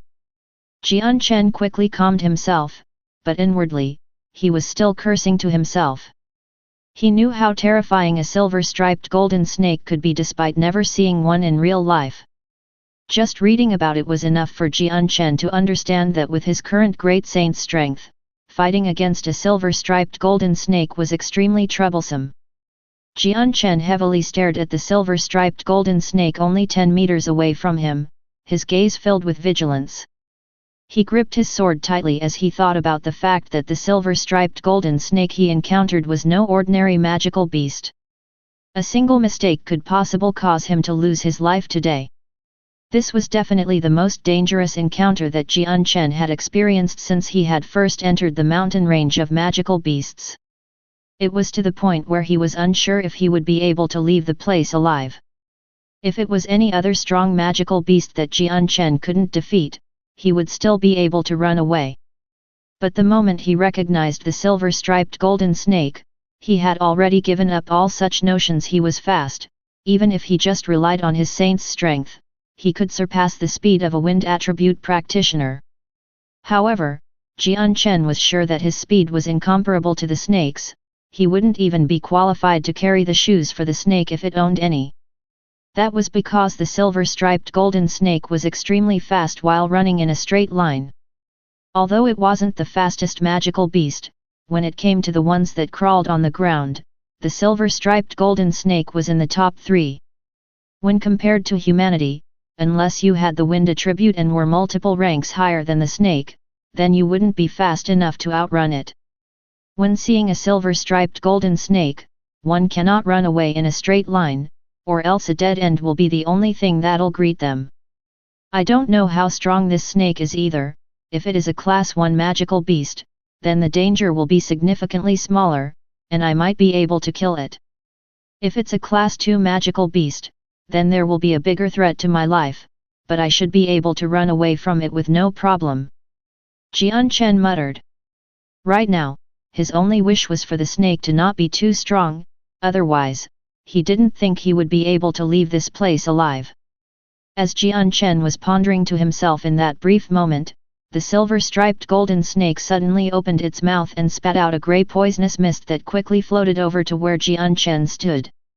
As it floated over, every single plant life in the mist immediately began to wilt, and even the larger trees were noticeably changing. In a flash, it looked as if its very life was being drained away quickly. The moment the grey gas drew closer, Jian Chen's head started to feel a little dizzy. At the same time, Jian Chen felt as if his strength was being sucked right out of him. Feeling the change that was happening in his body, Jian Chen's eyes widened in shock. He realized the silver-striped golden snake could directly contaminate the air with its poison. Now he finally knew how terrifying the poison was. It was no wonder that the poison could easily kill a Heaven Saint Master. Without hesitating, he bit down onto his tongue with his teeth. The piercing pain from his tongue finally cleared away the dizziness he was feeling. After that, he jumped further back, and began to circulate his saint force around him so that the strength-draining sensation was weakened. Once again calming himself down, Jian Chen narrowed his eyes in concentration. Although he hadn't fought the silver-striped golden snake yet and only experienced its poison, Jian Chen could deduce that this snake was at the very least a class 2 magical beast. Seeing the poisonous fog float closer, Jian Chen didn't hesitate before immediately holding his breath. His legs glided across the floor as he ran further away from the poison. The moment Jian Chen began to move, so did the snake. Turning into a golden streak of light, it flew towards Jian Chen at a speed multiple times faster than him. Although the silver-striped golden snake was only the size of his wrist in width, it was still very fast. In the blink of an eye, it had already caught up to where Jian Chen was, with its mouth wide open, ready to bite his neck. Right as the silver-striped golden snake was about to bite into Jian Chen's neck, Jian Chen tilted his head in this crucial moment and retreated backwards. At the same time, his light wind sword flickered into view in his right hand. With a single swing, a silver light came trailing behind the blade, slashing at the snake. With a large amount of sword chi concentrated together, the sword trail left behind looked like the lunar moon, and left a dazzling effect. Jian Chen had used his entire strength in that one swing. The light wind sword met no obstructions as it smoothly stabbed towards the silver-striped golden snake. But there was no excitement on Jian Chen's face. In fact, his face had started to look quite unsightly, as his sword didn't pierce through the scaly skin of the snake. Not a single mark could be seen on the scales. What a strong defense! Jian Chen gasped, his face deathly pale. Because of his cultivation methods, his attacking power was extraordinarily strong. Although he only had the power of a great saint, his attack was not much weaker than a saint master's. But an attack with his entire strength hadn't left even a single trace on the silver-striped golden snake. By this point, Jian Chen was aware that this silver-striped golden snake was at the very least a class 3 magical beast, maybe a class 4 magical beast. This was not a fight Jian Chen could afford to have. If it were an ordinary class 3 magical beast, Jian Chen would have to expend a little more energy to kill it, but the silver-striped snake couldn't be evaluated the same way as a normal magical beast could. Chapter 90. The Magical Power of the Soul Sword. While Jian Chen was dazed, the silver-striped golden snake's unproportionately small head compared to its non-matching large mouth had turned and nipped at Jian Chen's neck once more. Brandishing its sharp fangs, a continuous stream of grey-colored poisonous mist flowed out from its mouth. Sensing the wide-open jaws of the snake biting towards him, Jian Chen immediately tilted his head to the side to dodge the gaping maw of the beast. Immediately after, his furious footsteps moved him around to the back of the silver-striped golden snake. Jian Chen's light wind sword shined brightly as he swung it down onto the snake's body once more, refusing to believe that it would be ineffective. The light wind sword accurately stabbed against the skin of the silver-striped golden snake, but only stopped at the very first layer of the snake's scale, unable to penetrate any further. The thin golden skin was as like an impenetrable fort. No marks would remain on it even from a full-powered blow of Jian Chen. Seeing this, Jian Chen's face became even more grim. His mood, after discovering how ineffective his sword was, had completely dropped. The silver-striped golden snake's powerful defenses had left Jian Chen with no options, as his strongest attacks against the powerful defense of the snake were like a child's scratches, wouldn't cause any harm. Jian Chen didn't hesitate at all. Immediately recalling his sword, he gathered strength in both legs to jump off the ground. Before the snake could react, his body was already high up in the air. After getting his bearings, he borrowed the power of the tree branches and flew towards the abyss of the mountain range of magical beasts. The silver-striped golden snake's strong defense wasn't something Jian Chen could handle. All Jian Chen could do was run away into the depths of the mountain range in hopes that another strong magical beast would somehow attract the silver-striped golden snake's attention. This was the only way Jian Chen would be able to escape. Although this method would be braving huge danger, there was no other choice. Jian Chen knew that there were many mercenaries within the mountain range of magical beasts that he might be able to draw support from to help stall the silver-striped golden snake. However, the mountain range was simply too vast, and the chances of meeting up with another mercenary was quite slim. Jian Chen flew into the air, using the tree branches on either side of him to catapult himself into the direction of the mountain range. Right behind him was the silver-striped golden snake that was in close pursuit, its tongue continuously flickering up and down. The upright part of its body was 6 to 7 meters long. The snake was fairly long, and its body dimensions weren't scaled completely yet. At that moment Jian Chen hadn't seen the features of the snake completely. However, he could estimate that judging from what he had seen from the silver-striped golden snake so far, it was at the very least 50 meters long. Jian Chen continued to run in an S-shaped trajectory while looking for obstacles in hopes that the silver-striped golden snake would be blocked. Roar! Suddenly, the roar of a tiger could be heard nearby. The sound of its arrival quickly headed towards Jian Chen's direction, and soon after, Jian Chen saw a 3-meter-long black tiger appear within his line of sight. The tiger's eyes glinted with an ominous feeling as it looked at Jian Chen, but just as it was about to pounce at him, a golden vine-like body 50 meters long appeared before it. The moment it saw the golden snake, it was as if the black tiger had received an electrical shock. All of the fur on its body flew straight up as the ominous glint in its eye withered away to nothing in an instant. Fear replaced the ominous glint as it looked at the snake. Not daring to stay any longer, the black tiger quickly ran away with its tail between its legs. Although the silver-striped golden snake was a serpent, if put in a crowd of magical beasts, most magical beasts would not dare try to bother it. This type of situation had happened in the mountain range many times before. Jian Chen had come across many different types of magical beasts, but this was the first time he saw one retreat so fast after seeing the silver-striped golden snake. This black tiger had practically pissed itself without a sound, as it gloomily began to run away. There wasn't a single magical beast here that would dare provoke the silver-striped golden snake behind him. An hour later, Jian Chen was already close to the abyss of the mountain range of magical beasts. The forest was growing more and more lush, causing Jian Chen to encounter more obstacles in his way. Right behind him, the silver-striped golden snake was chasing him relentlessly. It was as if the snake had determined that Jian Chen was its prey, despite coming across a vast amount of magical beasts, its gaze continued to remain locked onto Jian Chen. Hiss! The snake's head disappeared with a blur as it nipped at Jian Chen once more. Jian Chen was constantly keeping track of the situation behind him, and so the moment he saw the snake move towards him, his legs pushed off of the sturdy tree branch he was on. The sudden force propelled him to the side, causing the snake to miss. Over and over again, Jian Chen continued to dodge the snake's attacks. The silver-striped golden snake grew angrier with each failure, as the dangerous glint in its eyes intensified.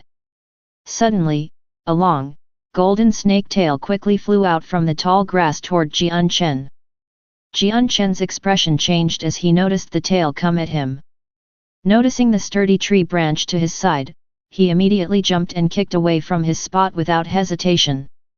His entire body was then sent flying forward towards a large tree with dense, leafy branches. The tail of the snake immediately changed its angle and shot at Jian Chen with breakneck speeds. It caught up to Jian Chen in an instant, and began to wind around his waist tightly. As the tail wound around his waist, Jian Chen's face turned pale with fright. The light wind sword began to glow brightly, immediately slashing down at the tail. But because the outer scales were extremely tough, Jian Chen's sword left no marks at all. At that moment, a stinky stench wafted on over as the silver-striped golden snake's mouth, which was even larger than its body, could be seen. In a flash, it flew towards Jian Chen's neck, and was about to clamp down on it. Without any time to prepare himself, Jian Chen immediately thrust his light wind sword at the snake's mouth in alarm. But the snake was cunning, and it twisted its head to dodge the sword. Afterwards, the snake opened its jaws wide and sunk its sharp fangs deeply into Jian Chen's left shoulder. Feeling the intense pain in his left shoulder, Jian Chen's face drained of blood.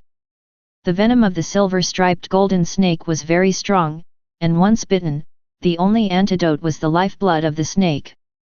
There was no other method, even a radiant saint master wouldn't be able to cure it.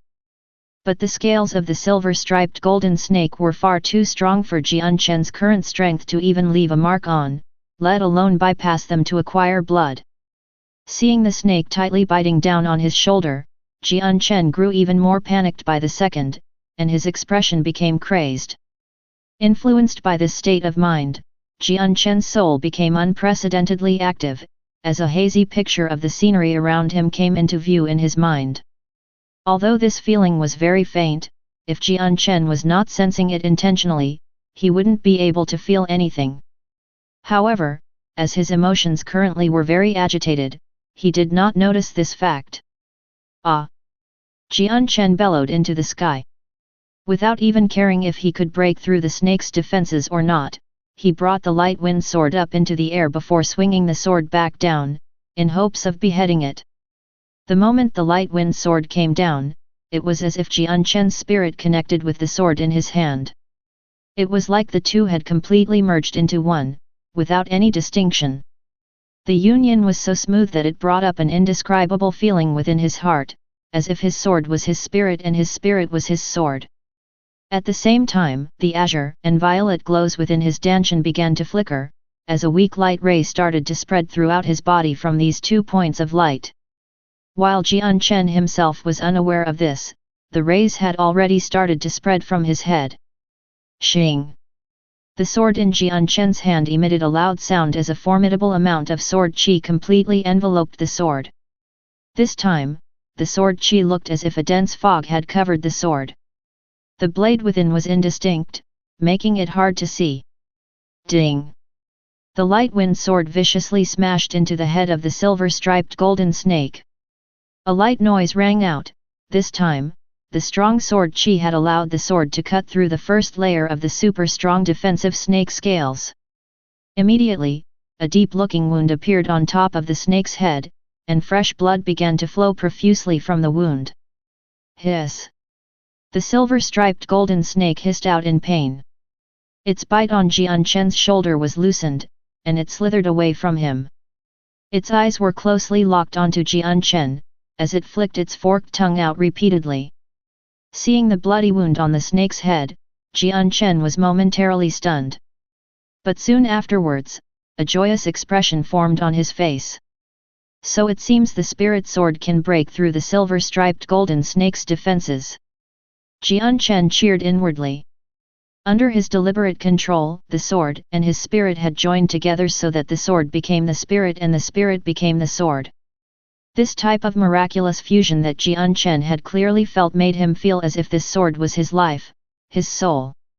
As Jian Chen's connection between the sword and his spirit deepened, the violent sword qi around his light wind sword grew even sharper. It was as if this large amount of sword qi was completely controlled by his spirit. Not too experienced with such a mysterious sensation, Jian Chen loosened his hold on the light wind sword. The sword that was completely enveloped with sword qi didn't drop to the ground, but instead hung queerly in midair. It slowly ascended, finally stopping around Jian Chen's nose level a meter away from him. The tip of the sword directly pointed at the silver-striped golden snake.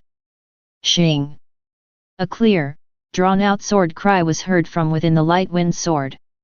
Chapter 91. Slashing and Killing.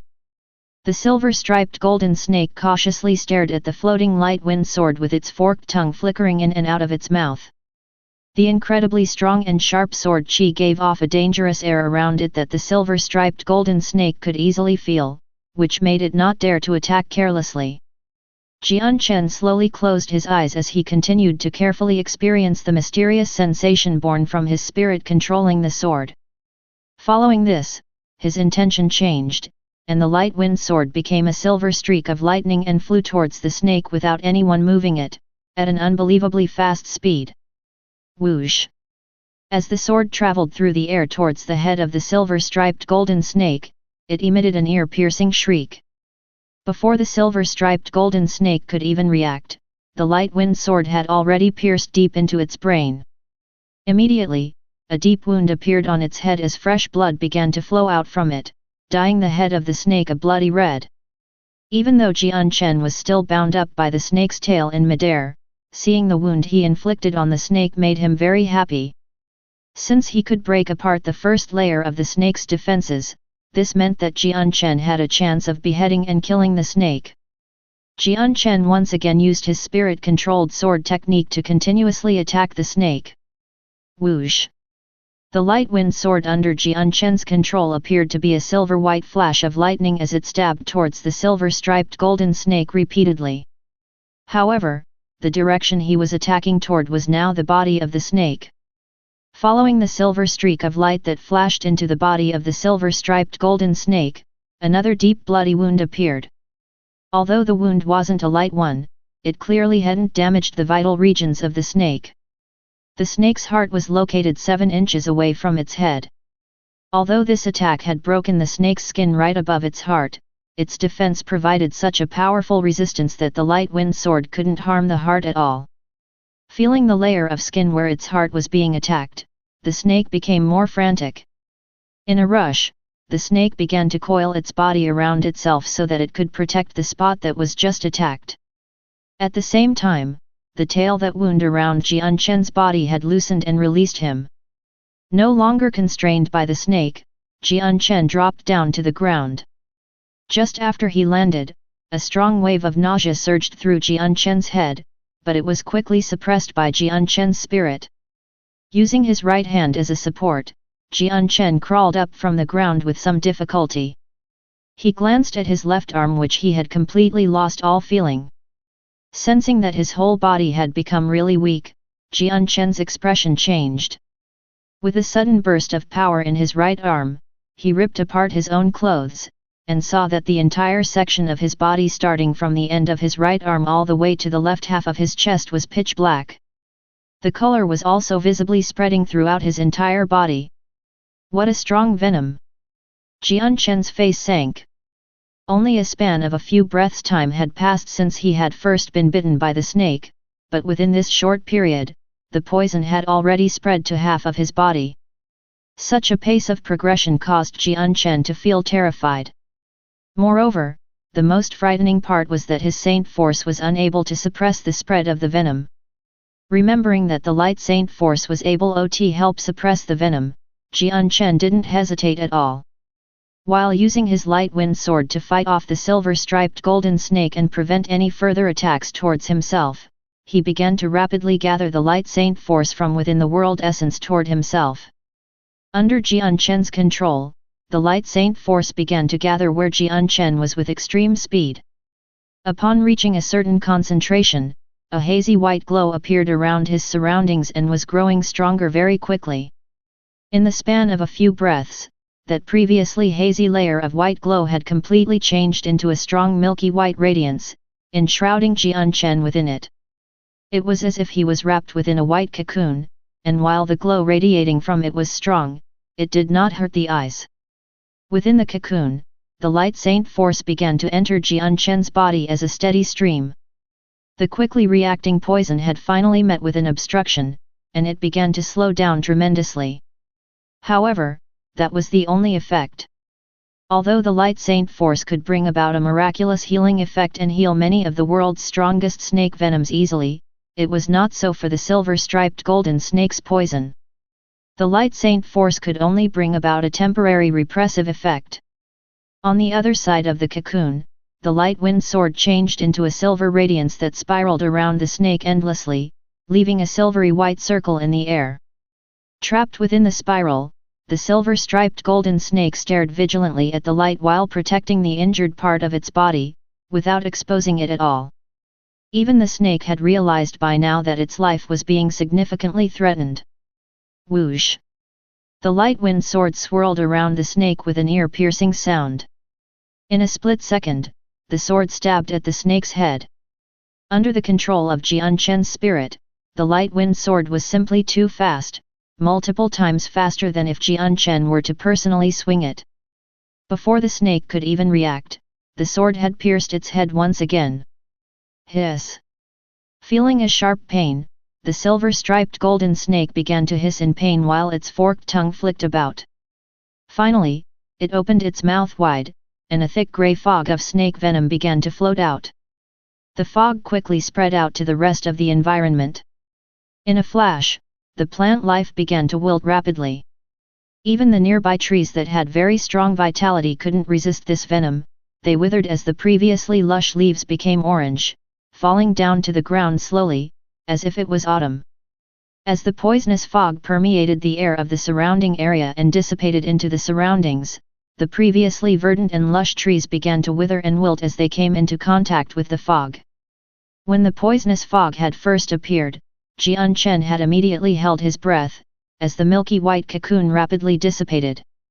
Even with the light saint force, the extremely dangerous snake venom could not be cured, so Jian Chen was very afraid of this fog. Borrowing the cover of its poisonous fog, the silver-striped golden snake began to move. It immediately slithered backwards to escape. The infamous snake that had spread fear with its name alone was feeling dread in its heart from the speed of the light wind sword, as the snake couldn't follow the blade's movements. In a life-threatening situation like this one, the silver-striped golden snake had given up on chasing Jian Chen. Seeing the snake trying to run away, Jian Chen became anxious. Without hesitation, he commanded the light wind sword to chase after it at the fastest speed possible. Since he was poisoned by the venom from earlier, he definitely needed the blood of the silver-striped golden snake to cure himself. Otherwise, even if he were to use the light saint force to suppress the spread of the venom, he would still die in the end. This was because the light saint force was only a temporary measure. Moreover, gathering the light saint force took a lot out of him, so Jian Chen wouldn't be able to keep it up forever. The light wind sword streaked by the forests in a huge ray of light. In a flash, it had caught up to the silver-striped golden snake and stabbed into its body near where its heart was. Against the fast speed of the light wind sword, the snake had no time to react at all. The sword easily penetrated its underside and through its heart. When the sword stabbed into its heart, the silver-striped golden snake shook heavily a final time before it came to a grinding halt. With a loud desolate hiss that shook the heavens, it fell to the ground lifelessly. Phew! Jian Chen let out a long breath of air. The heart that had previously leapt into his throat had finally calmed down, as Jian Chen had finally protected his life successfully. A loud metallic sound was heard as the light wind sword flew out of the silver-striped golden snake's body before flying around in the sky. Then it flashed towards Jian Chen, and returned back to his right hand. Seeing the sword in his hand, Jian Chen suppressed the elation in his heart. He immediately ran over to the body of the silver-striped golden snake. He needed to absorb the blood in order to detoxify himself. He had to do it now since in the magical beast mountain range, every moment delayed added to the unknown danger that existed. Walking shakily toward the nearly 50 meters long carcass of the snake, Jian Chen knelt down, grabbed onto the bleeding part of the snake's body to bring it to his mouth, and began to suck the blood without any hesitation. Gudong! Gudong! Without stopping, Jian Chen continued to swallow the snake's blood in large gulps. He could clearly feel the special energy from within the snake's blood as it entered his stomach. Wherever this blood flowed to, the slowly creeping poison there instantly began to lessen, as the blood quickly counteracted and cured the poison. Feeling the changes within his body, Jian Chen started to drink even more of the snake's blood at an even quicker rate, as if it was a delicious delicacy he couldn't get enough of. Chapter 92. Misfortune. Until Jian Chen was completely full from the fresh blood of the silver-striped golden snake, unable to drink another drop of snake blood, he then finally stopped drinking. Ah! Jian Chen tilted his head backwards and let loose a comfortable sound, then gasped for air. Inside his body, the massive amount of energy from the snake blood had accumulates in his stomach. Finally it began to assimilate into his veins at an extremely slow speed, absorbed by the body. At the same time, on the left part of his body including his shoulder where the venom was, the previously black skin color was rapidly fading, returning back to a normal skin color. Although the toxicity of the silver-striped golden snake's poison was incomparably strong, with only the snake's blood as the cure, this detoxifying process was also extremely fast.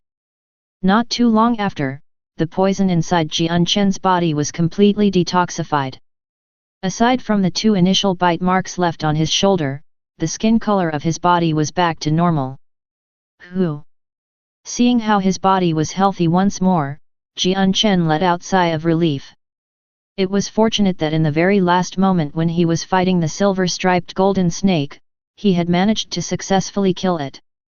If not, even if he had had the light saint force to temporarily help him suppress the spread of the venom, he would not have been able to live past 3 days. After all, he was not able to maintain light saint force for a long period, since using his spirit consumed an extremely large amount of energy. Slowly standing on both feet, Jian Chen sized up the golden-colored snake that lay on the floor before him with no small amount of excitement. The silver-striped golden snake population didn't surpass 3 digits on the Tianyuan continent, so it could be said to be a very rare species. In addition, the body of the silver-striped golden snake was an extremely treasured commodity. This was no exaggeration, while the virulence of the poison was unmatched, its whole body was a treasure trove. It was said that the snake meat could not only help one improve their poison resistance, but also strengthen one's inner body. Although it would not be as monstrous as the defense of a silver-striped golden snake, it would still make one significantly stronger than before. And the gall of the silver-striped golden snake was said to be an extremely high-grade medicinal ingredient that could increase one's poison immunity if refined together with the blood of the silver-striped golden snake with a special method. It was even possible to create a body that was immune for thousands of different types of poison, unless the toxicity of the poison was stronger than that of a silver-striped golden snake, or another snake that was equally formidable. In all other cases, no poison under the heavens would pose a threat to the 10,000 immunity. The fangs of the silver-striped golden snake could also be synthesized into an extremely horrifying killing weapon. The fangs were constantly soaked from birth in the deadly venom day and night, to the point that the base quality of the fangs had slowly evolved. By this point, the venom had completely polluted the fangs, unable to be removed, and a single strike by those fangs would inject any enemy with the silver-striped golden snake's venom. If there was no silver-striped golden snake blood to act as an antidote, then the only outcome for one who was injected with the venom was death. This type of venom was capable of poisoning even Heaven Saint Masters. Of course, this specific silver-striped golden snake didn't have a strong enough venom to kill a Heaven Saint Master in a short moment, but it was strong enough that they would never be able to completely get rid of it. They would ultimately die from this venom if they didn't get the antidote, the snake's blood. Despite the venom being very strong, its toxicity was directly linked to the strength of the silver-striped golden snake. The stronger the snake was, the stronger its venom was. If a silver-striped golden snake were to reach the strength of a Class 6 magical beast, then its venom would definitely be capable of killing a Heaven Saint Master in a flash. The snake skin was not only soft, but it was also extremely durable, making it an extremely valuable material in producing armor. This gave it an incredibly high value.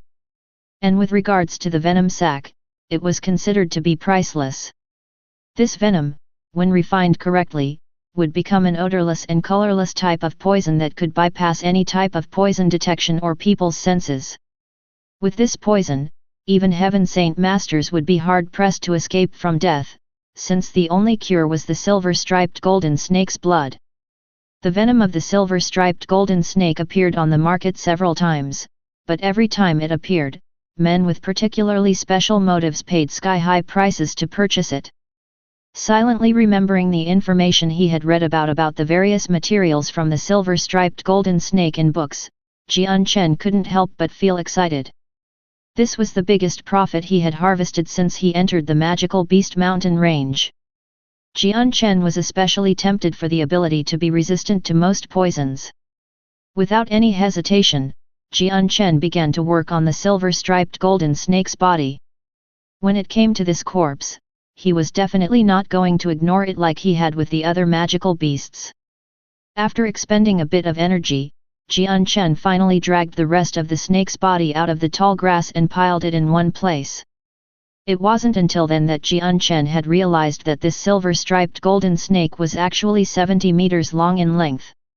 The silver-striped golden snake's strength could be determined by how long it was. A Class 1 silver-striped golden snake was 20 meters at the very least. With every increase in class, it would grow 20 meters in length, all the way to a maximum of 100 meters long at Class 5. Any Class 6 silver-striped golden snake or higher would already be able to freely manipulate their body dimensions, so it was useless trying to rank one by its body length. Judging from the length of this snake, it looked as if it was on the verge of breaking through to the Class 4 rank. Jian Chen retrieved the space ring on his neck given to him by his father when he had departed from the Chongyang mansion. The space within the space ring was incomparably bigger compared to that of the space belt. If he wanted to bring this 70-meter-long snake away, the only possible solution was to use the space ring to store it. There was no way the space belt would be able to store the body within its tiny internal space. But if Jian Chen wanted to store the 70-meter-long silver-striped golden snake within his space ring, it was not an easy task. Just as he was about to start, his face suddenly changed as he abruptly turned his head around. Where Jian Chen was looking, he saw the shadows of some people from within the foliage walk out. Just as Jian Chen spotted them, they discovered his existence at the same time. What terrible luck! Jian Chen cursed, afraid that he was going to meet with some trouble. There was a total of 20 people who looked to be mercenaries from their outfit. The moment they saw Jian Chen, the mercenaries all looked a bit dumbfounded. To have come across Jian Chen, it was clear that this was unexpected. However, immediately after, their eyes were drawn to the coiled body of the silver-striped golden snake. Walking at the forefront of the other mercenaries was a middle-aged man that looked to be around 40 years old. After his gaze fell on the silver-striped golden snake, his brow slightly furrowed, revealing an expression deep in thought. Then, as if remembering something, his eyes flashed in realization. A look of extreme joy took over his entire face in an instant. As if he couldn't believe his eyes, he continued to focus on the snake's body behind Jian Chen. He cried out, "Silver-striped golden snake! This is actually the silver-striped golden snake!" The words of the mercenary caused every other mercenary behind him to be stunned, as if they had never heard of such a magical beast before. Not too long after, the memories they had regarding the silver-striped golden snake came back to them, causing their faces to change one by one. Looks of amazement and doubt filled their faces as they looked at the snake's corpse behind Jian Chen, and evaluated it. After closer inspection, more and more shouts of surprise that they were not able to repress rang through the air. So this is the silver-striped golden snake. This really is the silver-striped golden snake, it looks exactly how the rumors describe it. I didn't think we'd come across a silver-striped golden snake here, we're rich. Every kind of surprised comment came from the mouths of the mercenaries as their eyes began to heat up from looking at the silver-striped golden snake. The avarice of greed in their eyes was shown on their faces, they didn't try to hide it. Jian Chen sighed to himself. He didn't think that such an unfortunate event would happen at such a crucial point. This was definitely the last thing he had wanted, it was a shame that fate didn't go as he had wished. Quickly hiding his space ring, the silver glow from his light wind sword appeared in his hand once more. Without any hesitation, he disappeared in a blur as he charged towards the group of mercenaries. The people in front of him had already recognized the silver-striped golden snake and its worth. There was no point in contemplating any further, since Jian Chen knew that these mercenaries would try to take the body from him by any means necessary. There was definitely no room for negotiation. Jian Chen crossed the 30 meters between them in a flash, the light wind sword immediately striking out. Humph, you came. Good. The middle-aged man that was the leader was not weak at all, and returned to his sense. A cold expression took over his previous joy as he stared at Jian Chen, sneered, and summoned a great sword to his hand. With a single movement, he slashed at the charging Jian Chen. Just as the middle-aged man's sword was about to hit Jian Chen's trajectory suddenly changed. He dodged the sword and moved around the middle-aged man, attacking the group of mercenaries standing just behind the man. Chapter 93. Silencing by Killing. Seeing Jian Chen come at them at such a high speed, the mercenaries all came to their senses and summoned their saint weapons in preparation to attack him. Jian Chen didn't want to be entangled with them, so instead of taking the blows head-on, he dodged their attacks and quickly moved to their sides. In an instant, his sword sliced through the necks of two mercenaries. As the silver light disappeared, the two mercenaries became rigid as the light in their eyes slowly faded away. From their necks, a slow trickle of blood started to flow out for everyone to see. In the next instant, the blood suddenly began to surge out from their wounds as the bodies slowly toppled to the ground. Without slowing down, Jian Chen swept past the two dead bodies and charged at the hindmost mercenaries in the blink of an eye. These were the weakest of the group and thus were Jian Chen's first targets. Although there were around 20 mercenaries total, the majority of them were only saints and great saints. Only the first middle-aged man and one other were saint masters. Using the profound steps, Jian Chen immediately flickered behind the group. His light wind sword flashed as mercenaries continued to fall to his blade. The mercenaries who were only saints were unable to do anything against such a fast attack. Since they were unable to react at all, there was no way they could possibly resist. In the time it took to take a breath, the mercenaries that were barely at the saint level had died by Jian Chen's sword. The remaining people who were of the great saint level or above had already started to prepare themselves to defend against Jian Chen. Even after killing all of the weak saints, Jian Chen didn't pause at all. The light wind sword became a flash of silver lightning as he swung out at the one of the great saint mercenaries next to him. Seeing such a fast attack come at him, the mercenary's face immediately changed. Since there was no time to dodge, he could only desperately throw his battle-axe up in front of him. But Jian Chen's light wind sword was like a viper. With a single movement, its trajectory suddenly lowered and changed from aiming at the mercenary's throat to his heart. PFT. This time, the great saint mercenary wasn't able to react. The silver streak that was the light wind sword embedded itself deeply into the left side of the man's chest, piercing straight through his heart. Just as quickly as it entered, the sword was immediately pulled out of the man's chest. Jian Chen then began to move on to fiercely attack the other mercenaries. Seeing their comrades die so quickly right in front of their eyes, the remaining mercenaries all cried out in both anger and shock. "Bastard, go die! Give back the lives of our comrades!" The remaining great saint mercenaries all rallied together and raised their saint weapons to attack Jian Chen from various directions and seal off any possible escape routes Jian Chen had. Jian Chen let loose a subtle sneer before swinging his sword in a way that left a silver crescent trail behind. Like lightning, the sword pierced the other great saints. Ding! Ding! Ding! In that short moment, Jian Chen's sword had rapidly hit 3 of the mercenaries' saint weapons dead on. With each collision, a metallic sound rang out, but Jian Chen had swung so fast, it was hard to differentiate separate weapons, as the sound was just like a single loud collisions. The moment the light wind sword made contact, a large amount of force was transmitted back through the mercenaries' saint weapons. Feeling the feedback transmitted back to them, the mercenaries' faces all changed.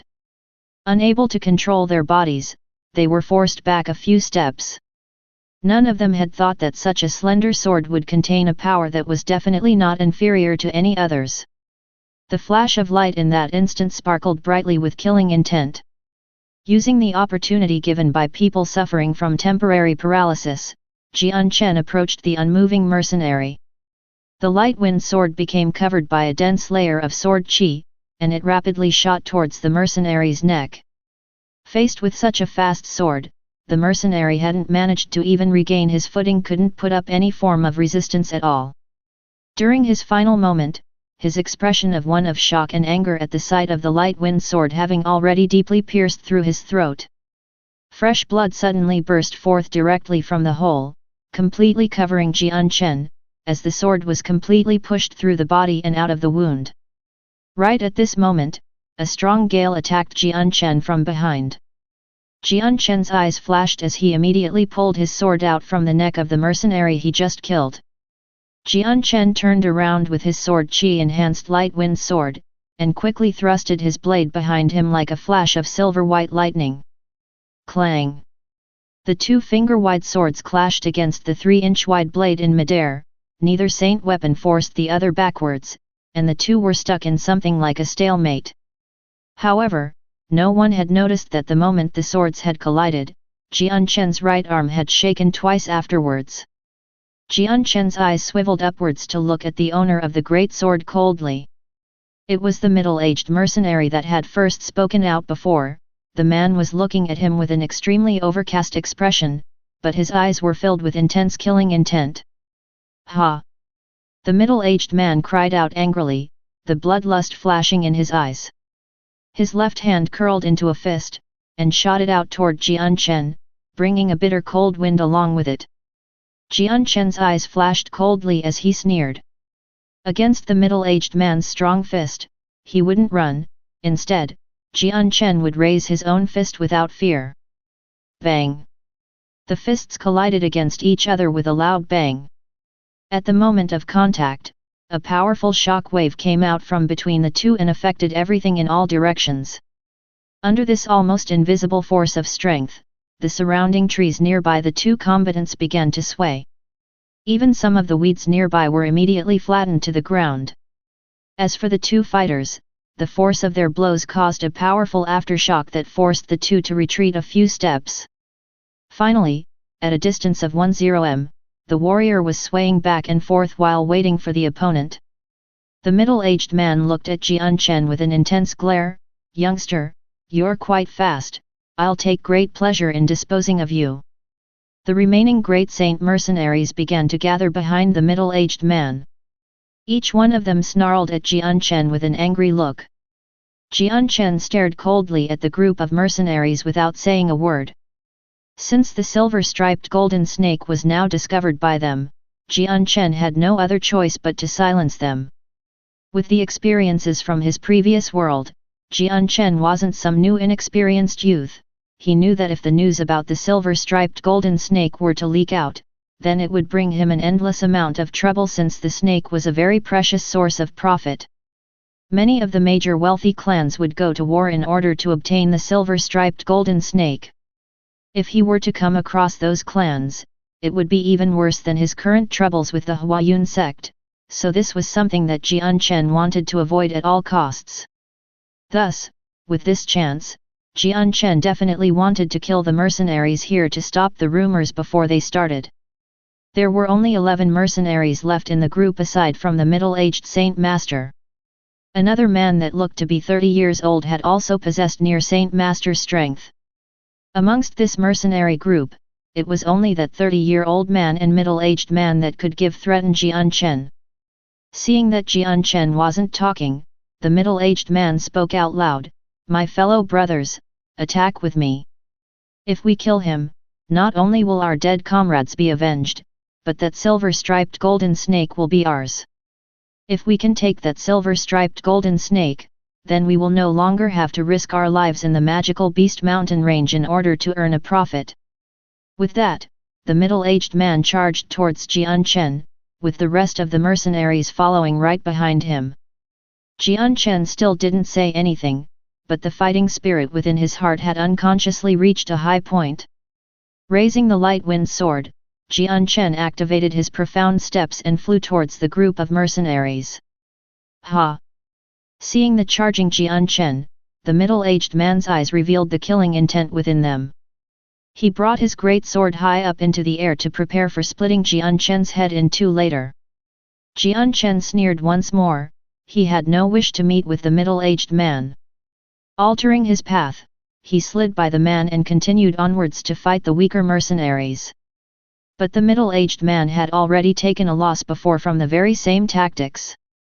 He could only see the great sword suddenly change angles in midair as the path was changed with only brute force. Afterwards, the great sword followed behind Jian Chen, swept past his shadow, then continued to slash horizontally toward Jian Chen. The great sword was definitely fast as well. As it traveled towards Jian Chen's back, it carried about a strong gust of wind that immediately cut into Jian Chen's waist without obstruction. However, there were no signs of a smile on the middle-aged man's face. Instead, his gaze hardened as he realized Jian Chen's body gradually disappeared. Mirror image. He growled. Chapter 94. Annihilating everyone. Avoiding the middle-aged man's great sword, Jian Chen appeared in front of the other mercenaries with his light wind sword, stabbing out multiple times in unbroken succession. At the same time, the mercenaries raised their saint weapons one after another to swing at him. Ding ding ding. The noise of many weapons colliding could be heard. In a brief moment, Jian Chen used an unimaginably fast speed to slash out dozens of times, causing the saint weapons that the mercenaries attacked him with to deviate from their original trajectories. Afterwards, Jian Chen's actions contained no hesitation as the light wind sword in his hand emitted an indistinct sword glow. Taking advantage of the moment where the mercenaries were trying to bring their saint weapons in their hands back under control, the light wind sword once again transformed into dozens of silvery white flashes that pierced outwards. PF. PF. PF. In that short moment, Jian Chen's light wind sword stabbed out 3 times, each one accurately hitting the throats of 3 different mercenaries. Their bodies went rigid immediately as their throats started to leak blood, dyeing their necks red. Slowly, their bodies fell to the ground. At that moment, a sharp sound carrying a strong amount of power pierced the air, whooshing in from the side. Sensing this strength that suddenly appeared out of nowhere, Jian Chen immediately turned around and shifted toward the side by 2 meters. But before Jian Chen could get to the side safely, another surge of wind came at Jian Chen and arrived right in front of him in a blink of an eye. Jian Chen's face didn't change at all as he brought his light wind sword to block the frontal attack. Clang! A huge sword heavily smashed against Jian Chen's light wind sword, causing Jian Chen to fly back uncontrollably by quite a few meters. Whoosh! As Jian Chen flew through the air, a long silver spear chased after Jian Chen's heart with an ear-piercing whistle. Sensing that the silver spear had a great amount of saint force within it, Jian Chen grew solemn as he saw the second Saint Master had finally taken action. Jian Chen stamped down onto the ground fiercely, leaving a deep footprint as he forcibly stopped his body from continuously retreating backwards. His right hand shook as his light wind sword slashed at the spear in front of him without fear. Ding! The tips of the light wind sword and spear collided into each other in midair.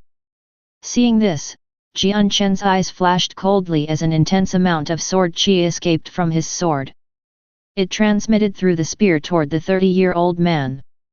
Catching on to what Jian Chen was planning, the 30-year-old man sneered. Following after, an enormous amount of saint force came flooding out from his body, coursing along the spear toward the light wind sword. It stopped Jian Chen's sword qi in the spear from moving any closer. Immediately afterwards, the sword qi momentarily stopped advancing forward due to the collision with the flood of saint force that moved like a galloping wild horse. This weakened its advancing speed. Jian Chen's eyes flashed dangerously as he began to increase the amount of energy to fight against the man. Immediately, an intense amount of sword qi surged outwards, smashing against the saint force of the other man without fear. Bang! As Jian Chen's unique sword qi made contact with the other mercenary's saint force, a loud explosion was heard. The energy from the contact exploded outwards, with the colliding saint weapons as the epicenter. The shock wave caused the two fighters to be blown backwards. With each step they traveled, the mercenary left a deep footprint from stepping heavily on the ground. However, Jian Chen's body looked incomparably nimble. As his toes lightly made contact with the ground, he swayed momentarily before quickly shaking off that backwards momentum. However, just as Jian Chen stabilized his body, a fierce force came from behind him and approached his body in a blink of an eye. Jian Chen's face changed slightly.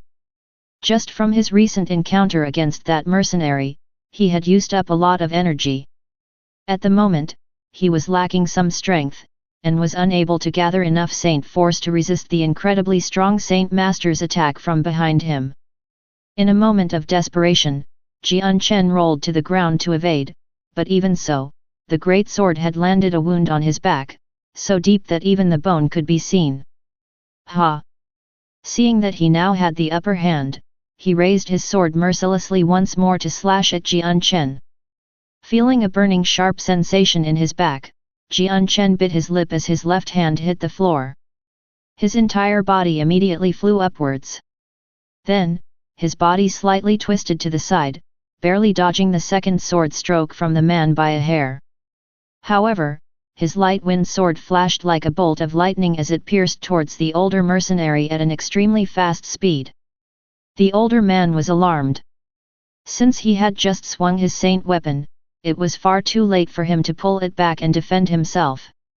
Forced by the desperate situation, the man tilted his head narrowly to dodge the sword piercing towards his throat.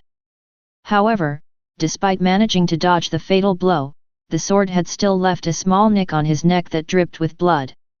With a grim smile, Jian Chen twisted his wrist to allow his light wind sword to chase after the other man's neck once more, before the man could even react. Immediately after the silver light wind sword flashed across the man's neck, his face became rigid as blood began to pulsate out of his neck in small waves. "Why you?" The man's eyes opened wide as he looked at Jian Chen in disbelief.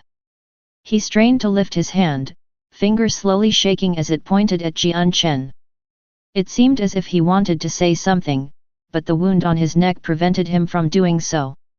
In the end, the man wordlessly collapsed on the ground. Seeing the dead man, the remaining mercenaries could only be extremely shocked. They began to look at Jian Chen with expressions of extreme dread. Upon killing the middle-aged man, Jian Chen didn't leave any time for the other mercenaries to catch their breaths.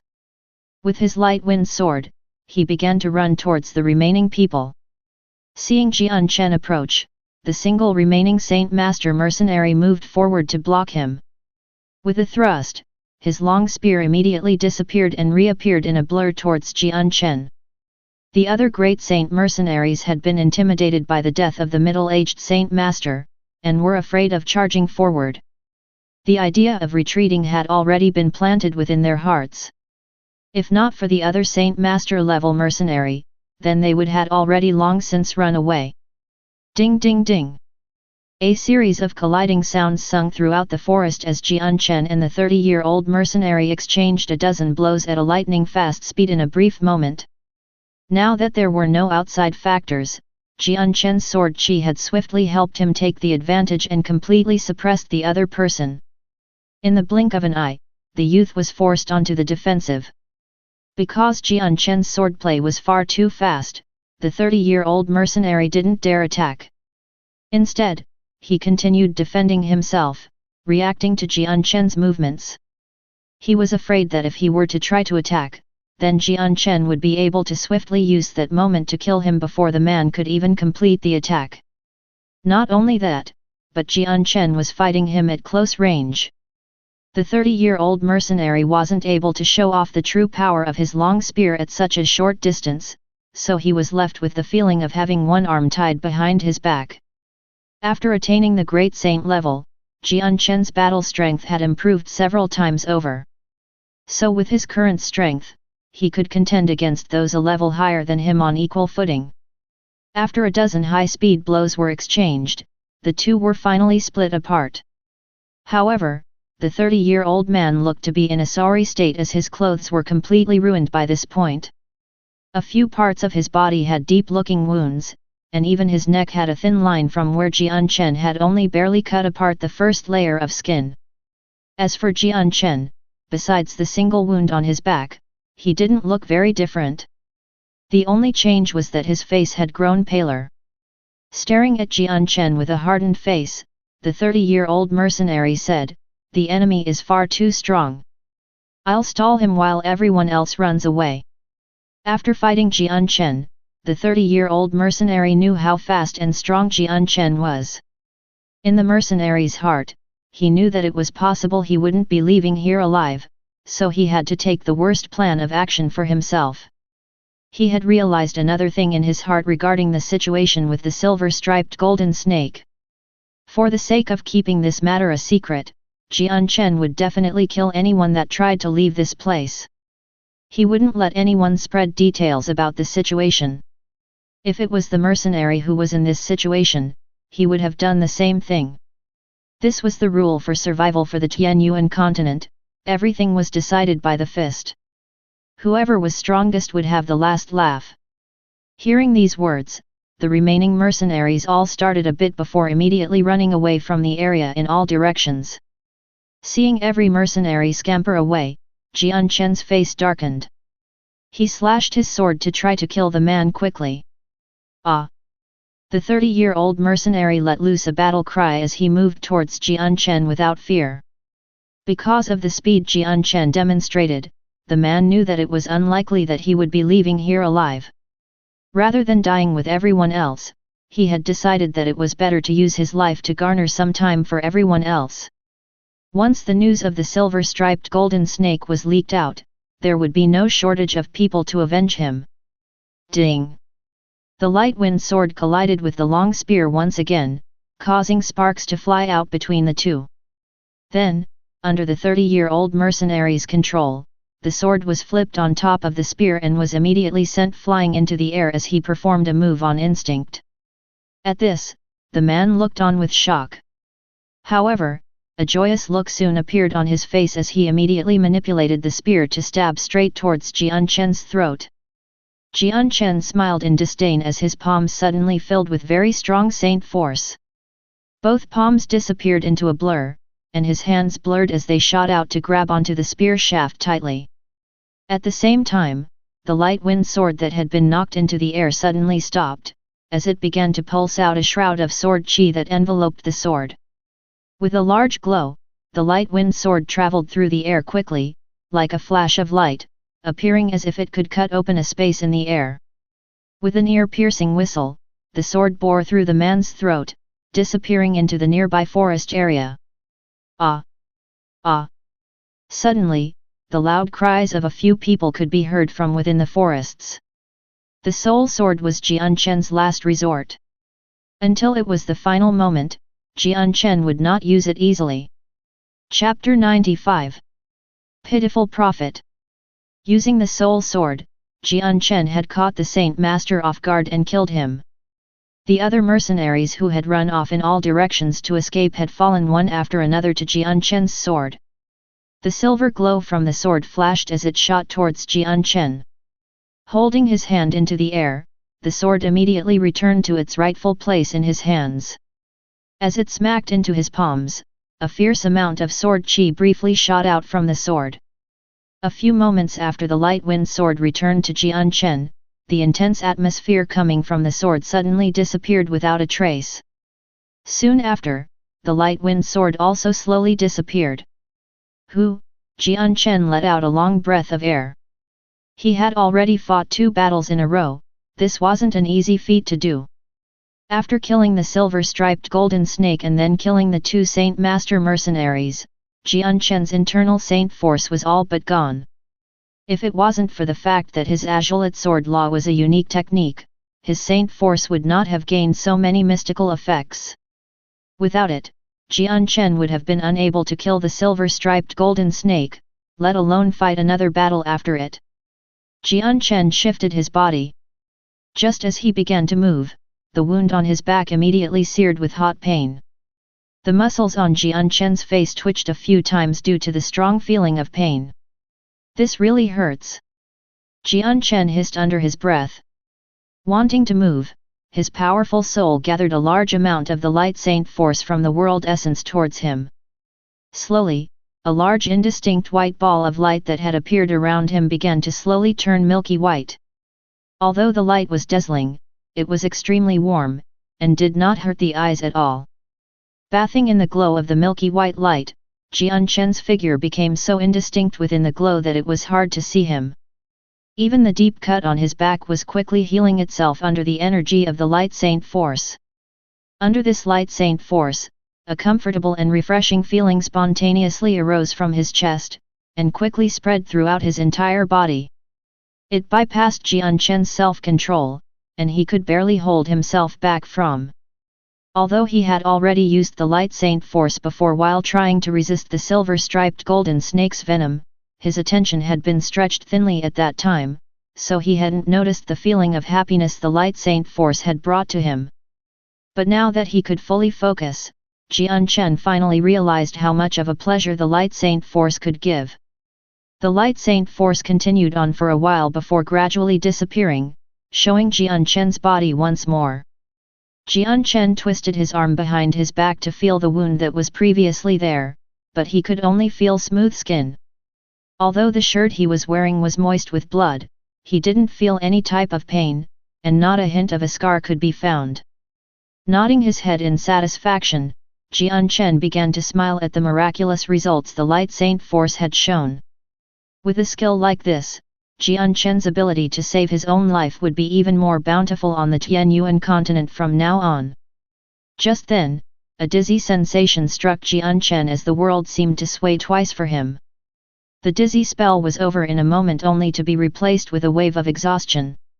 At that moment, Jian Chen felt that he had not slept for a whole day and night, and was in a very serious state of weariness. Jian Chen wanted to just find a bed and sleep in it right then. What a pity, the soul sword and the light saint force brings about such a high energy consumption. Right now my soul is evidently all used up. Jian Chen gloomily sighed to himself. He knew that in the future, he would have to refrain from using the soul sword and light saint force too much. Otherwise, if he ran out of soul in the future, it would majorly affect his fighting strength.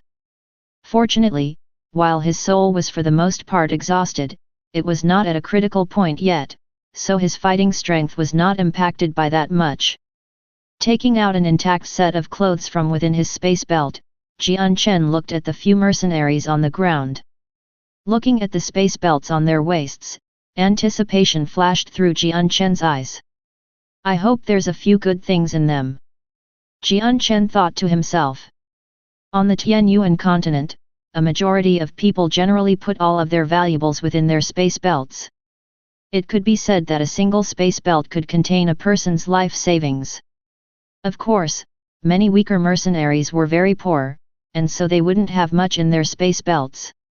Walking past the mercenaries without touching their space belts, Jian Chen quickly walked up to the silver-striped golden snake and put it in his space ring. Since the silver-striped golden snake was huge, it had taken Jian Chen the same amount of time it took for a candle wick to burn to store the snake in the space ring. Placing the space ring within the folds of his inner robes once more, Jian Chen let loose a breath in relaxation as an inconcealable feeling of joy took hold. An unpoisonable body. Recollections of the good benefits of the 10,000 immunity came flashing back into Jian Chen's head. Right now, he had the body of the silver-striped golden snake. And although he had swallowed a good amount of the snake's blood, the rest of it was still within the body of the snake. It could be said that given enough time, Jian Chen could take the silver-striped golden snake's blood and gallbladder and refine them to gain an unpoisonable body. Slowly calming down his heart, Jian Chen walked towards the bodies of the mercenaries once more and removed their space belts. Making sure they didn't have any additional items, he departed from the area and disappeared into the forest. Once Jian Chen was far enough, he found an empty spot to sit down with his legs crossed. He then took out the 20 space belts, and began to look through them. The items within the space belts were numerous. A good majority of them were essentials that were needed to survive within the Tianyuan continent. Comforters, tents, food, and water accounted for half of the items, while the rest were all items of little worth. There were pitiful amounts of silver and copper coins stacked on top of each other within the space belts, but Jian Chen did not feel inclined to take such a trifle amount. After going through quite a few of the space belts, Jian Chen still couldn't find any items of value. The space belts only had items for everyday use like bandages and herbs. There wasn't even a single Class 1 monster core to be seen. Jian Chen didn't have a surprised look on his face, since he knew that these mercenaries were here in the magical beast mountain range to earn a profit in the first place. To be trying to earn money in such a place could only mean that they were poor. The most valuable items they could possibly have would be a few low-leveled monster cores. After going through half of the space belts, Jian Chen finally found one that had a small pile of around a dozen monster cores, but they were all pretty much Class 1 or Class 2. Taking the monster cores from the space belt, Jian Chen continued to look through the rest of the space belts. Quickly, Jian Chen had finished looking through the 20 space belts and casually tossed them to the side. Turning his head back to look at the small pile of monster cores and money, Jian Chen couldn't help but have a look of helplessness. From the 20 space belts, he had only collected around 20 monster cores and almost 100 gold coins. Among those 20 monster cores, there was a single Class 3 monster core, 6 Class 2 monster cores, and the rest were only Class 1 monster cores. Not knowing if he should laugh or cry, Jian Chen shook his head and said with a bitter smile, "Isn't this profit way too low? There were 2 Saint Masters within the group and yet they still have only this pitiful amount of monster cores. I could get more by myself in a single day." Storing the gold coins and monster cores within his own space belt, Jian Chen left the area. The following day, Jian Chen drifted through the depths of the magical beast forest. However, after being chased by the silver-striped golden snake, he was already very close to the abyss of the magical beast mountain range. The majority of the magical beasts here would be at the Class 3 level, and a very few of them would be at the Class 2 level. Compared to the Great Saint-leveled Jian Chen, Class 3 magical beasts were no longer as much of a threat as they once were. Although it took some more effort to kill them, the profits here would be greater since there were more Class 3 magical beasts than Class 2 magical beasts. A single Class 3 monster core had the same amount of energy as 10 Class 2 monster cores, and even the purity of the energy within the core was better than the Class 2 monster core. They were necessary for Jian Chen to use to cultivate, as 3 Class 3 monster cores would most likely take him the entire night with his terribly fast rate of consumption. In the blink of an eye, Jian Chen had spent another 10 days in the forest where he hunted for magical beasts in the day and cultivated in isolation at night. After those 10 days, Jian Chen's strength had improved by leaps and bounds. Although he was still at the primary Great Saint level, he could clearly sense that he was not all that far away from the middle Great Saint level. During these 10 days, Jian Chen would spend each day walking through the mountains carefully with one of the Class 3 monster cores in hand. At one point, Jian Chen had come across a Class 4 magical beast, but it was far too strong for him to fight against. After a dozen blows, Jian Chen had escaped while suffering from a serious injury. From that point on, Jian Chen had recognized the strength of a Class 4 magical beast, so he continued to fight against Class 3 magical beasts instead. Afterwards, whenever he encountered a Class 4 magical beast, he would just run away immediately without provoking it. Subscribe to Chinese Novel Audiowave. Chapter 96. A lucky encounter with a woman by the river. Over the course of those 10 days, Jian Chen had hunted many Class 3 magical beasts. Although there weren't as many beasts as when he had hunted in Kargath Forest, the profits he had received were still high. He had about 20 Class 3 monster cores, which was only a little bit more than how many Class 2 monster cores he had. Considering how fast he had initially cultivated the 3 Class 3 monster cores from before, he would probably finish cultivating the rest of the cores in around 7 days. What Jian Chen didn't know, however, was that since he was traveling alone in the Magical Beast mountain range, magical beasts would come upon him more frequently than if he was in a large group of mercenaries. This was because many magical beasts on the mountain range had an extremely sensitive sense of smell and high vigilance. Since they had lived their entire lives on the mountain range, their ability to track footprints was remarkable, and so if they had come across a strong group with many footprints, then the magical beasts would carefully run far away from them. So although the magical beasts did not have any intellect, their own survival had ingrained themselves deep within their minds. But if they were to come across a weak or single person that they were sure they could kill and eat, then the previously hiding magical beasts would come out and search for that person. They wouldn't need to use an extraordinary amount of energy to chase after and hunt their prey, so since Jian Chen was by himself in this place, the chance of encountering a magical beast was greatly increased. If it wasn't for the fact that Jian Chen's spirit was strong enough to detect movements around him, he would have been beaten black and blue by the sneak attacks from some magical beasts. The next day, the cross-legged Jian Chen finally opened his eyes as he awoke from his cultivation on top of a tree branch, and jumped down onto the ground. Dusting himself off, he took a look at the monster cores he had stored within his space belt. During this short amount of time, he had collected a decent amount of monster cores, and even though he had used many cores to cultivate, his space ring still had plenty of cores in stock. There are still 50 Class 2 monster cores and 120 Class 3 monster cores. Checking the inventory within the space belt, Jian Chen nodded his head in satisfaction. Currently he was using 20 Class 2 monster cores to cultivate with per night, and his space belt only had enough for 2 days' worth of cultivation at most. All of the other monster cores added together would last for over 10 days. I still have 2 Class 4 monster cores, one is from the prize given by Kargath Academy, and another is what father gave to me. Since the Class 4 monster core has way more energy inside it than a Class 3 monster core has, I don't know how long a single Class 4 monster core will last me. Jian Chen thought. He didn't realize that the amount of monster cores within his possession was considered a massive pile of wealth. To Jian Chen, it was just a way to sustain his cultivation for a mere 10 days. Looking up at the bright sun overhead, he immediately discerned his location and began to walk off towards the outskirts of the Magical Beast mountain range without even stopping to eat breakfast. By this point, the amount of time Jian Chen had spent in the mountain range was quite long.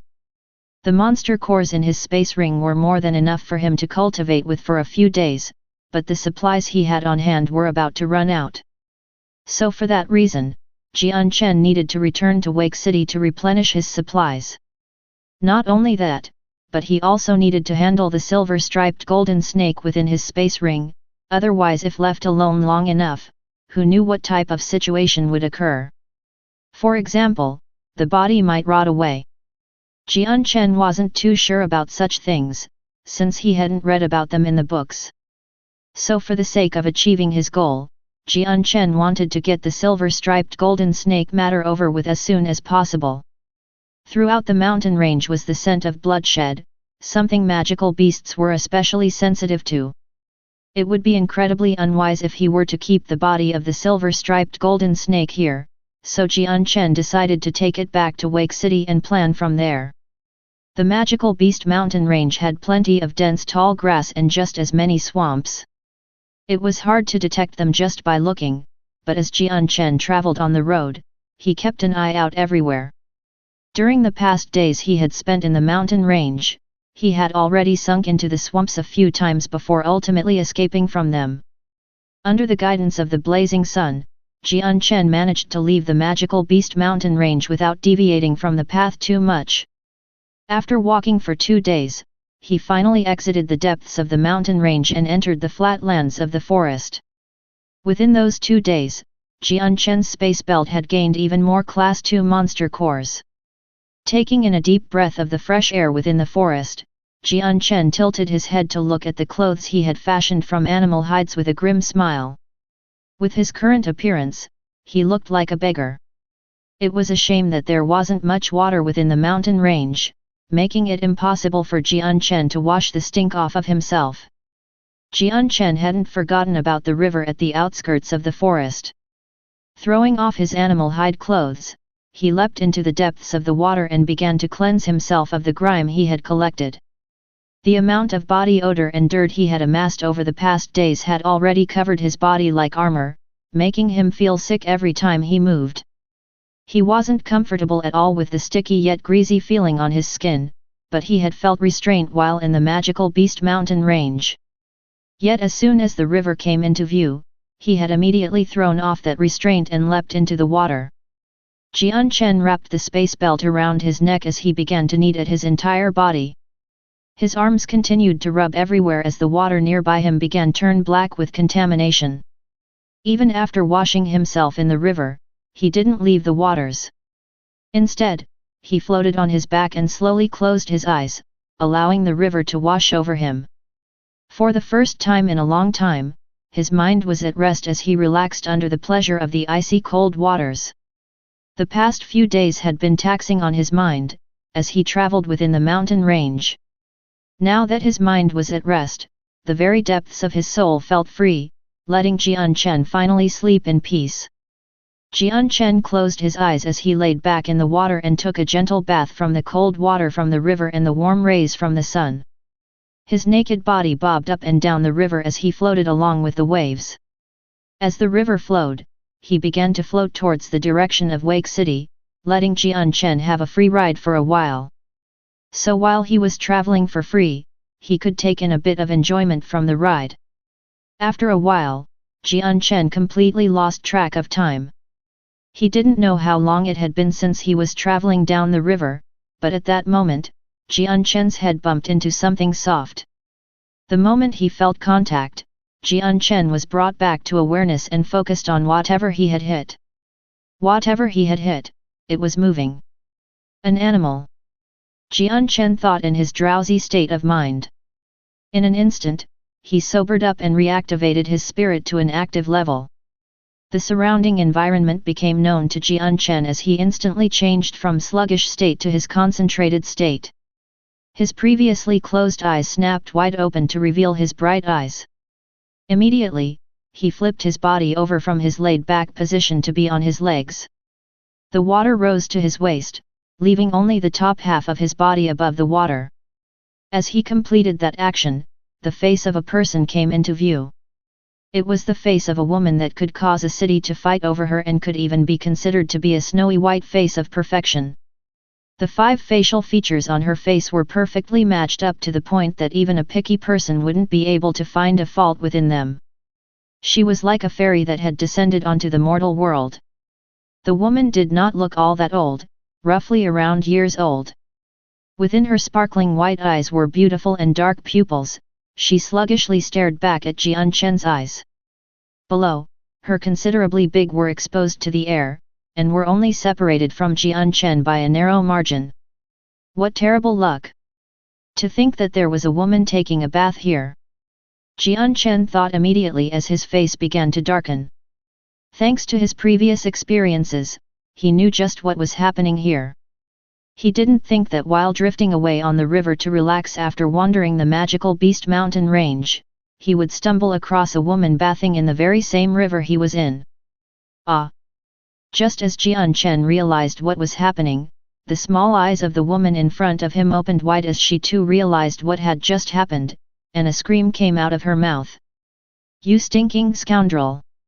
Her previously sluggish eyes turned red-hot with anger and shame as she screamed and swung her arm rapidly at Jian Chen's chest. Bang! Before Jian Chen could even react, the woman's palm had already hit his chest with a muffled sound. Jian Chen was then sent flying backwards over the waters as a small stream of blood came pouring out of his mouth. Chapter 97. Mysterious Old Man. The palm sent Jian Chen flying backwards into the air by 20 meters before sinking back down into the river. A look of astonishment flashed through Jian Chen's eyes as he felt the strong energy from her hand. That single strike had caused a decent injury on him, as the bones where she had hit started to hurt as if something heavy had smashed into it. Jian Chen's arm paddled through the water briefly before he leapt into the forests on the opposite side of the river.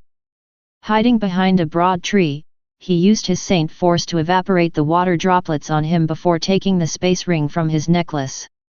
With a simple motion, he pulled out the last intact piece of clothing and put it on. Just as Jian Chen put on his robes, his already pale face froze momentarily before leaping towards the side in a hurry. Bang! Just as Jian Chen dodged to the side, the tree he had previously been hiding in exploded into splinters as a tremendous amount of pure Saint Force exploded on over.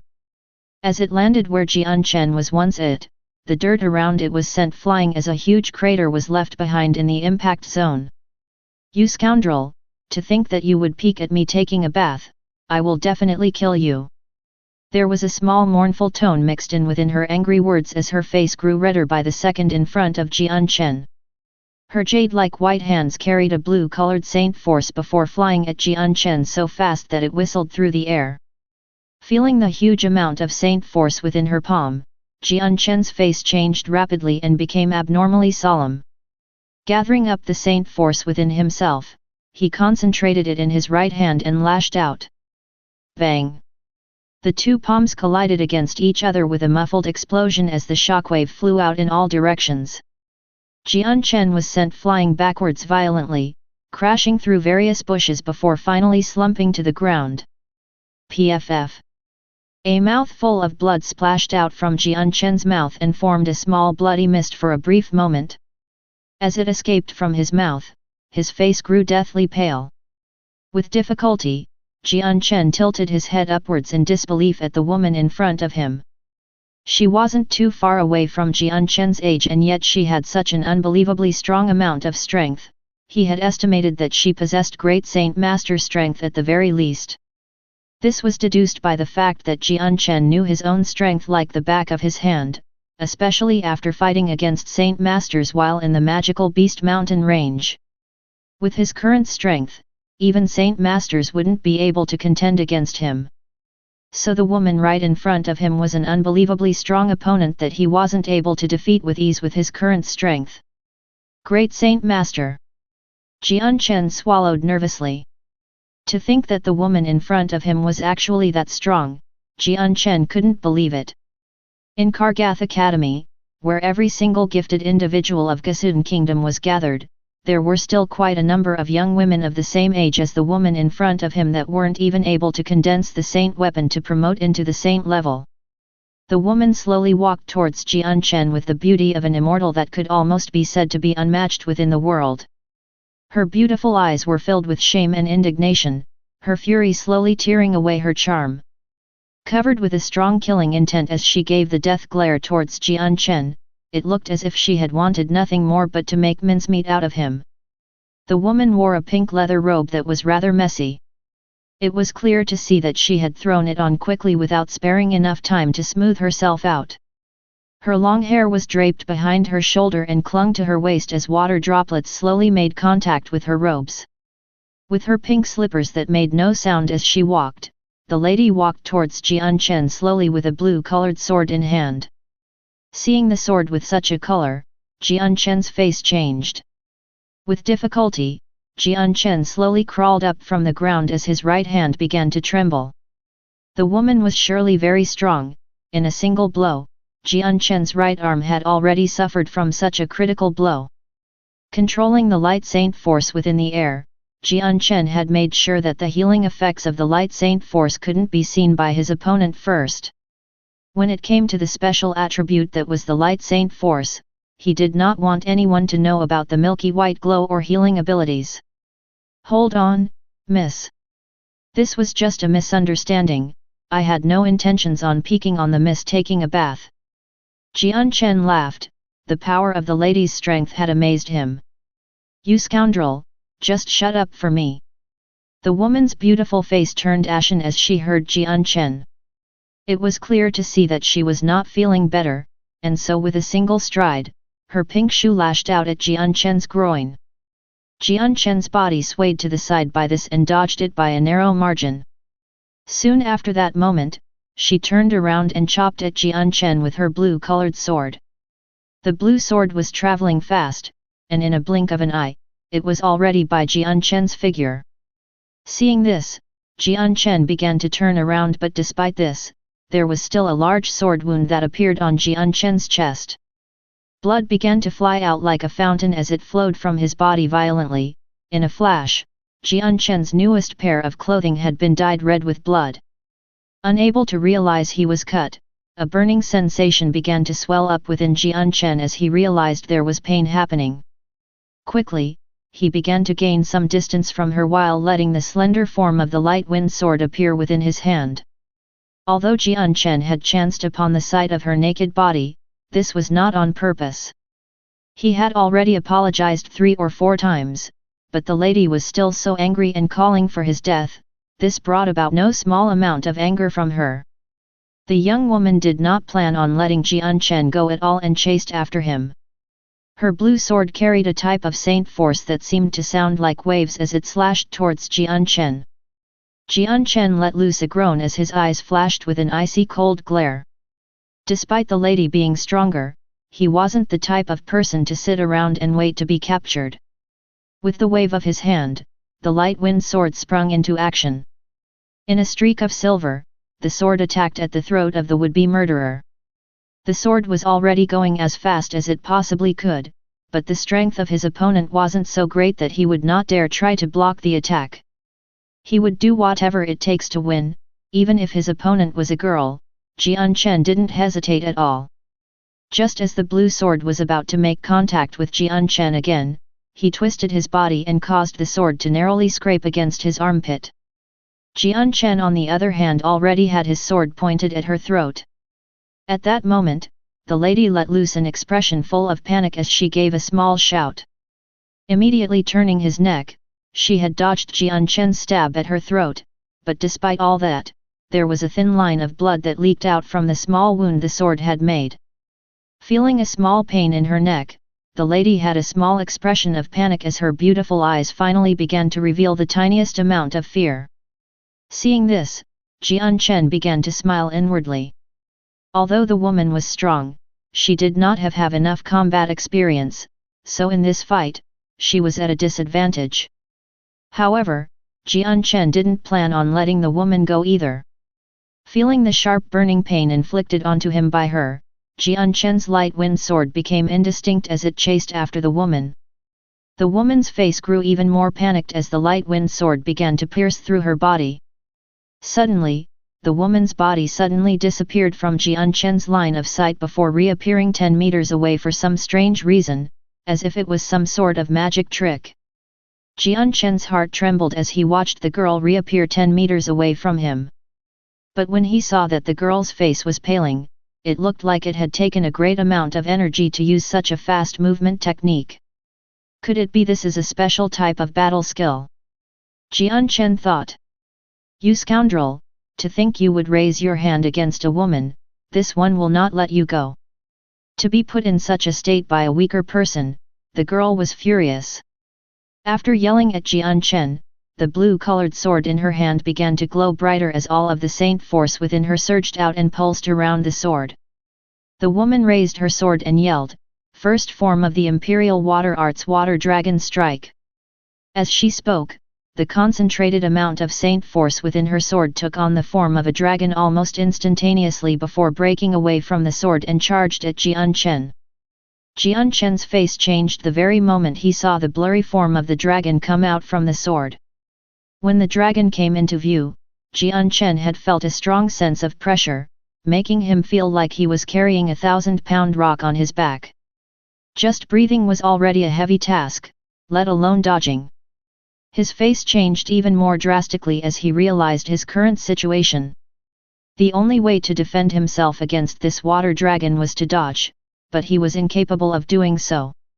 He knew that the amount of saint force within the water dragon was strong enough that he wouldn't be able to take it without it inflicting serious damage. Such a threatening person, don't blame me if I treat you badly.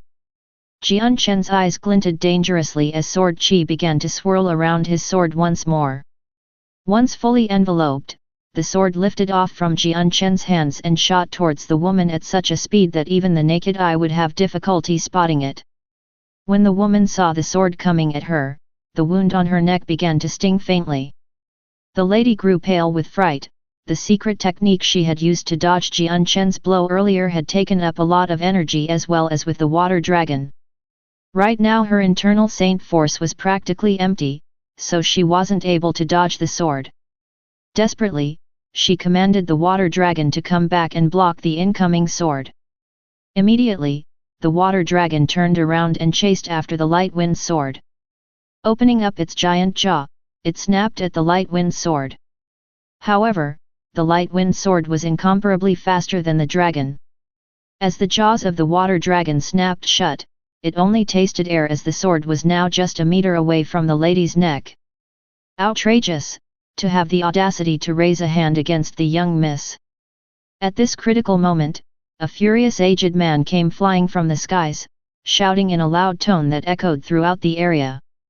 The figure of a large man flew out and stood in front of the woman, blocking the light wind sword. This was an elderly man around the age of, with a large build that seemed to have a height of 2 meters tall. He wore a white robe that had his hair trailing behind him with a jade ring holding it in place. His sharp eyes with matching white eyebrows had made him look like a very sharp individual. Seeing the light wind sword travel towards him, the elderly man couldn't help but have a look of disdain. With a sneer, he lifted his powerful-looking right arm into the air and caught the blade in between his 2 fingers. Despite the strong amount of sword chi, it had not damaged the elderly man at all. Right after, the elder waved his other arm at the incoming water dragon, causing it to stop suddenly. In the next moment, the water dragon started to dissipate before dispersing into the chi of the world. Uncle Feng, help me kill him quickly. Seeing the arrival of the elderly man, the woman's face no longer had a look of terror. Instead, the lovely tone returned to her speech as she spoke angrily as if she was wronged by Jian Chen. The elderly man didn't pay attention to her. Instead, his eyes gazed at the light wind sword that was stopped by him with a small amount of astonishment. Tilting his head to look at Jian Chen, he said, "What is your name, and who is your master?" Chapter 98. Another heavy loss. Uncle Feng, what nonsense are you spouting at him? Help me kill him. The girl cried out behind him with a furious glare in her eyes. Already, her eyes were tearing up from the thought that Jian Chen had seen her body in its full glory. Indeed, just thinking about how she was naked in front of Jian Chen had caused her to be angry beyond belief, causing her to also feel wronged. This was the first time since she was born that she was seen by a man like this, and it was by a stranger. For the conservative lady, this type of outcome was worse than death. Haha, young miss, although your Uncle Feng is unwilling to help out, then let your Uncle Yun come help teach this daring bully a lesson. At that moment, another voice came into the clearing as another white-robed elderly man came into view.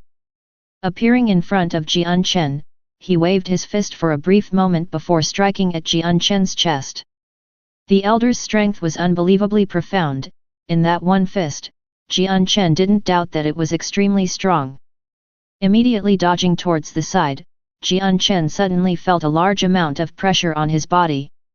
The pressure was so large that it felt as if his entire body was burdened with 1,000-pound weight, or even a mountain. Breathing was already a difficult task, his entire body felt like it was about to be crushed. Just at the moment when the pressure was at its heaviest, the azure and violet glow in his dantian began to flicker rapidly. However, while his dantian was undergoing such a state, Jian Chen himself did not notice. "Old man Yun, hold on a moment." The first elder named Uncle Feng by the lady cried out as his face changed rapidly. Unfortunately, he had spoken too late. The one named Uncle Yun looked at his fist as it struck Jian Chen's chest precisely. A mouthful of blood escaped his mouth as he felt his internal organs get damaged. The elder had smashed Jian Chen's chest hard enough to leave a dent in it. Not only did the elder break Jian Chen's bones where he was hit, but even his internal organs were just as heavily damaged. In the moment the elder had attacked Jian Chen, the weak azure and violet glow flickered as it made contact with the elder's palm before instantly disappearing. Jian Chen on the other hand was sent flying back. "Yi!" The elder's face changed as he gave a small start. Looking at Jian Chen fly into the air with an flabbergasted face, his eyes contained a glint of disbelief and astonishment.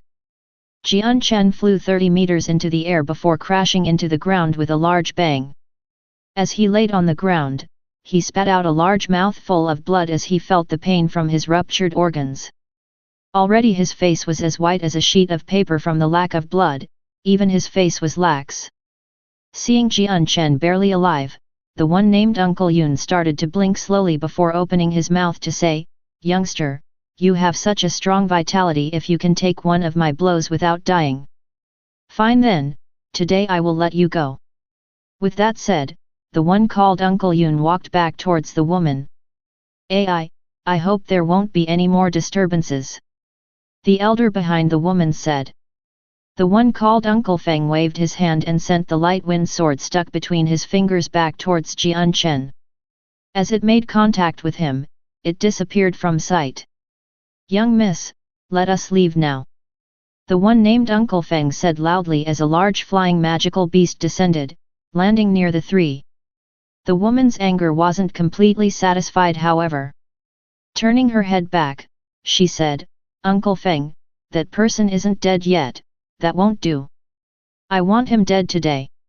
She walked towards Jian Chen with her sword ready to strike. It was clear that she did not want Jian Chen to get away with seeing her bathe. "Young miss, don't make such trouble." Uncle Feng stood in front to block the girl from moving closer to Jian Chen. "Uncle Feng," the woman argued. She had still felt wronged to the point of tearing in the eyes, almost ready to cry at any moment. "Young miss, don't be so unruly. It's getting late, so we should get going now." The elder behind her spoke flatly. With a wave of his hands, a large ball of Saint Force enveloped the lady and placed her on top of the flying magical beast. On top of the flying magical beast, the lady stamped her feet in anger at the elder who put her there. "Uncle Yun, why aren't you spoiling Luan Er?" The two elders looked at each other in the eye with a look of helplessness. Stepping onto the flying magical beast, they immediately took off from the ground with a large gust of wind, sending them flying into the horizon. In midair, the lady stood on top of the back of the flying magical beast and glared down at the rapidly shrinking figure of Jian Chen. In her eyes was a look of anger that would never dissipate. "Uncle Feng, Uncle Yun, what is going on with you two? How could you let that scoundrel go?" She stamped her foot in angry grievance. The mist in her eyes had already become tears that threatened to fall off of her eyelashes. Hearing that, the one named Uncle Feng sighed. Judging by how wet and disorderly her hair was, he already knew what had happened to her. "Young miss, that man is quite complicated. Right now the clan is under a great deal of pressure. At this critical moment, it is best to avoid to make new enemies just in case they bring a new source of trouble to the clan," Uncle Feng said helplessly. "Uncle Feng, since when were you a coward afraid of death? That scoundrel's strength was weak, how could you think that he could be a threat to our clan?" the lady said angrily. "Young miss, that man really isn't simple, it's best not to offend anyone. Although his power is quite weak, but the person behind him is definitely strong," said the one who first struck out at Jian Chen, Uncle Yun, with a solemn but worried face. Then, he lifted his cloth-wrapped hand to show the 2 deep wounds on his right hand. Although the blood had stopped, the elder's right hand could still be seen as having 2 wounds that went from the hollow of his palm to the back of it as if a sword had cut through it. When the lady saw the injured hand of the elder, her cherry-red lips opened wide along with her eyes in disbelief. "Uncle Yun! You're injured!" she cried out in astonishment. The one named Uncle Feng started before saying, "Old man Yun, how unexpected for you to be injured." Uncle Yun nodded his head slowly. "This wound was given to me by that 20-year-old youth." "How is this possible, Uncle Yun? You have to be joking.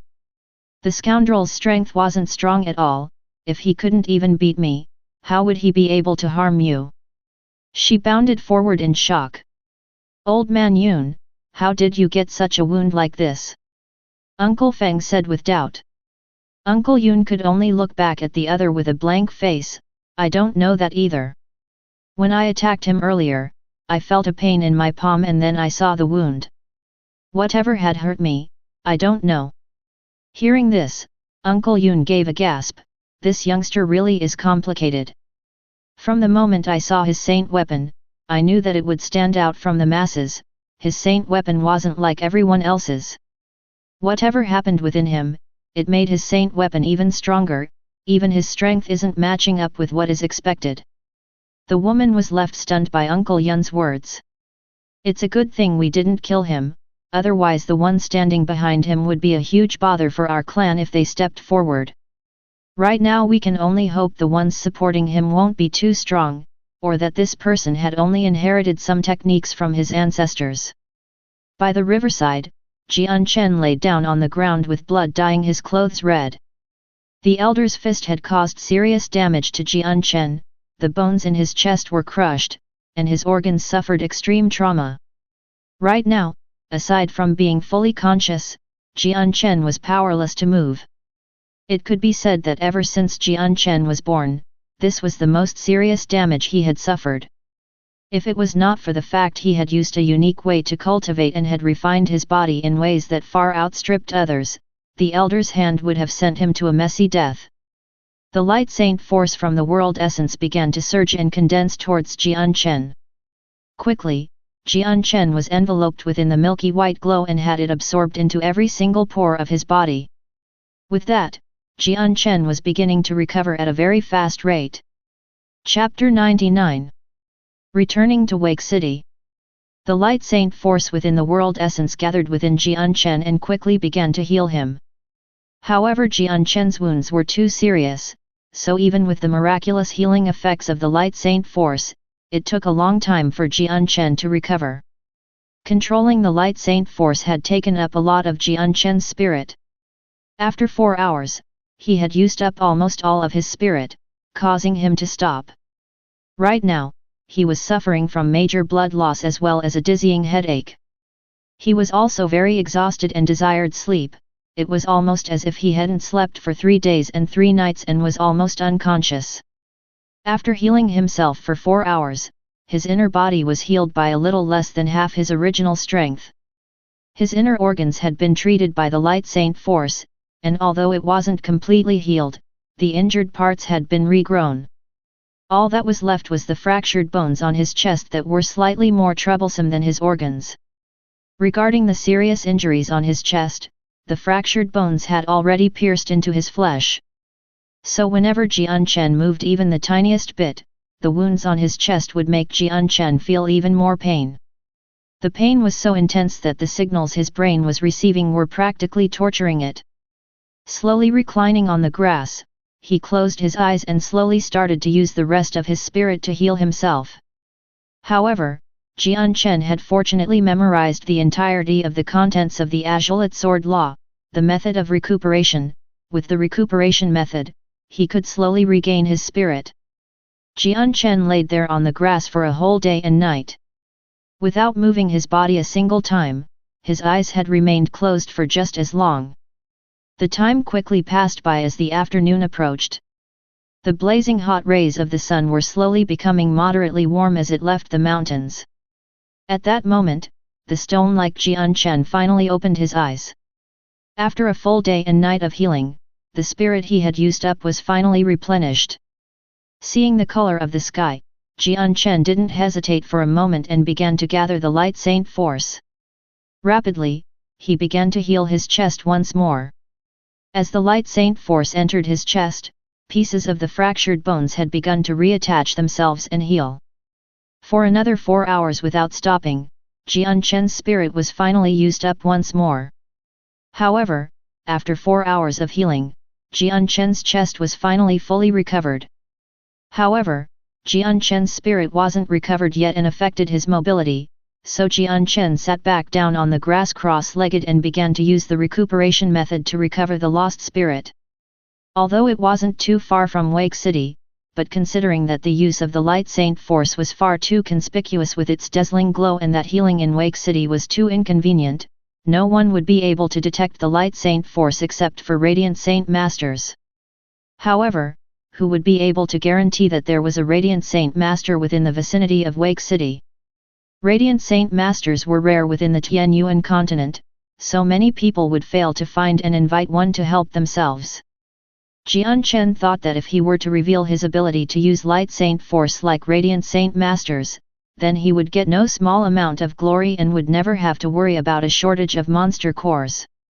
However, Jian Chen didn't want to reveal that he could mimic the radiant saint master's ability to use light saint force because his intuition told him that if he were to keep it a secret for now, then it would definitely help him out in the future.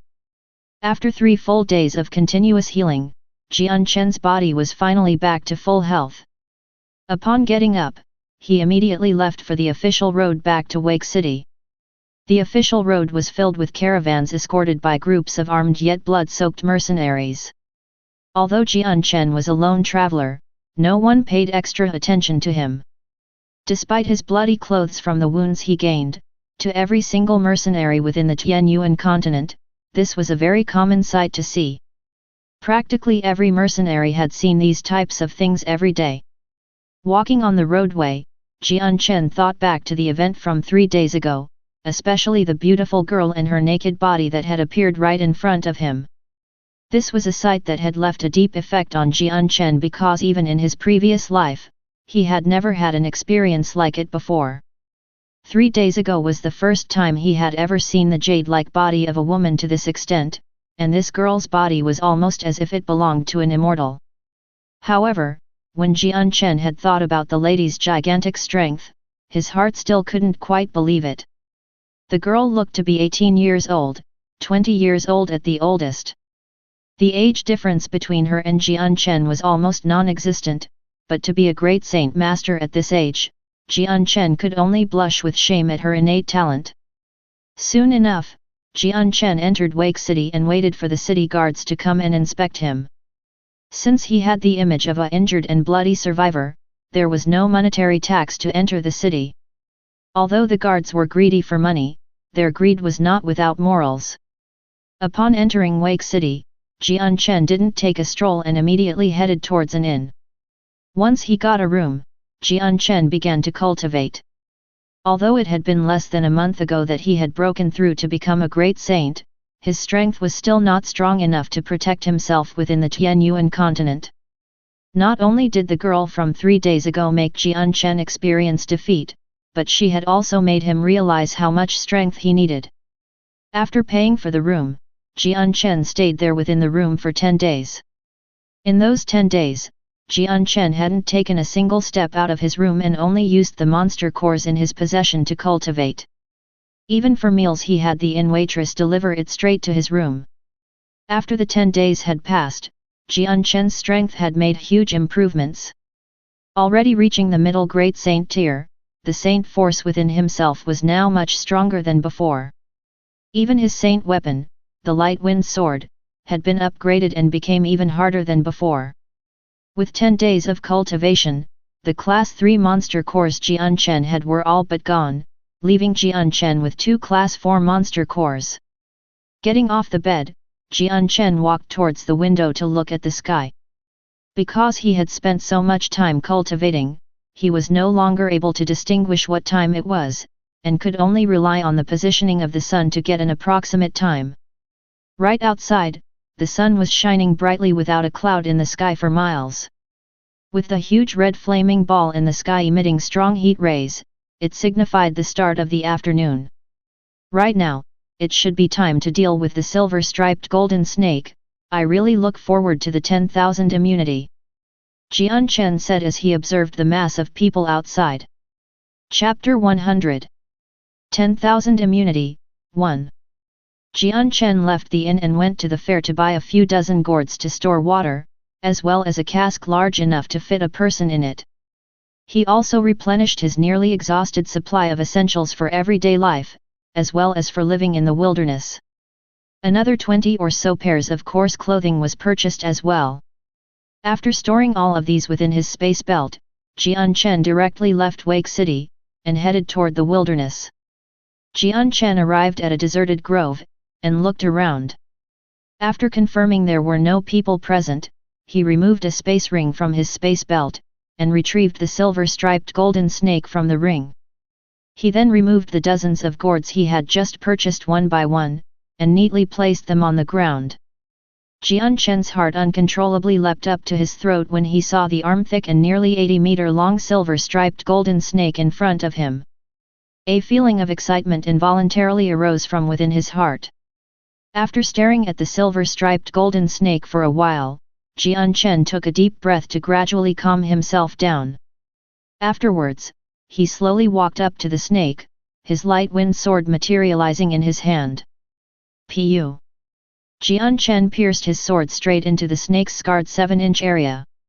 Immediately afterwards, fresh red blood gushed out. Without any hesitation, Jian Chen opened one of the gourds as fast as lightning, and placed the opening about as large as a child's fist underneath the snake's body. The gourd directly began to collect that constant flow of blood.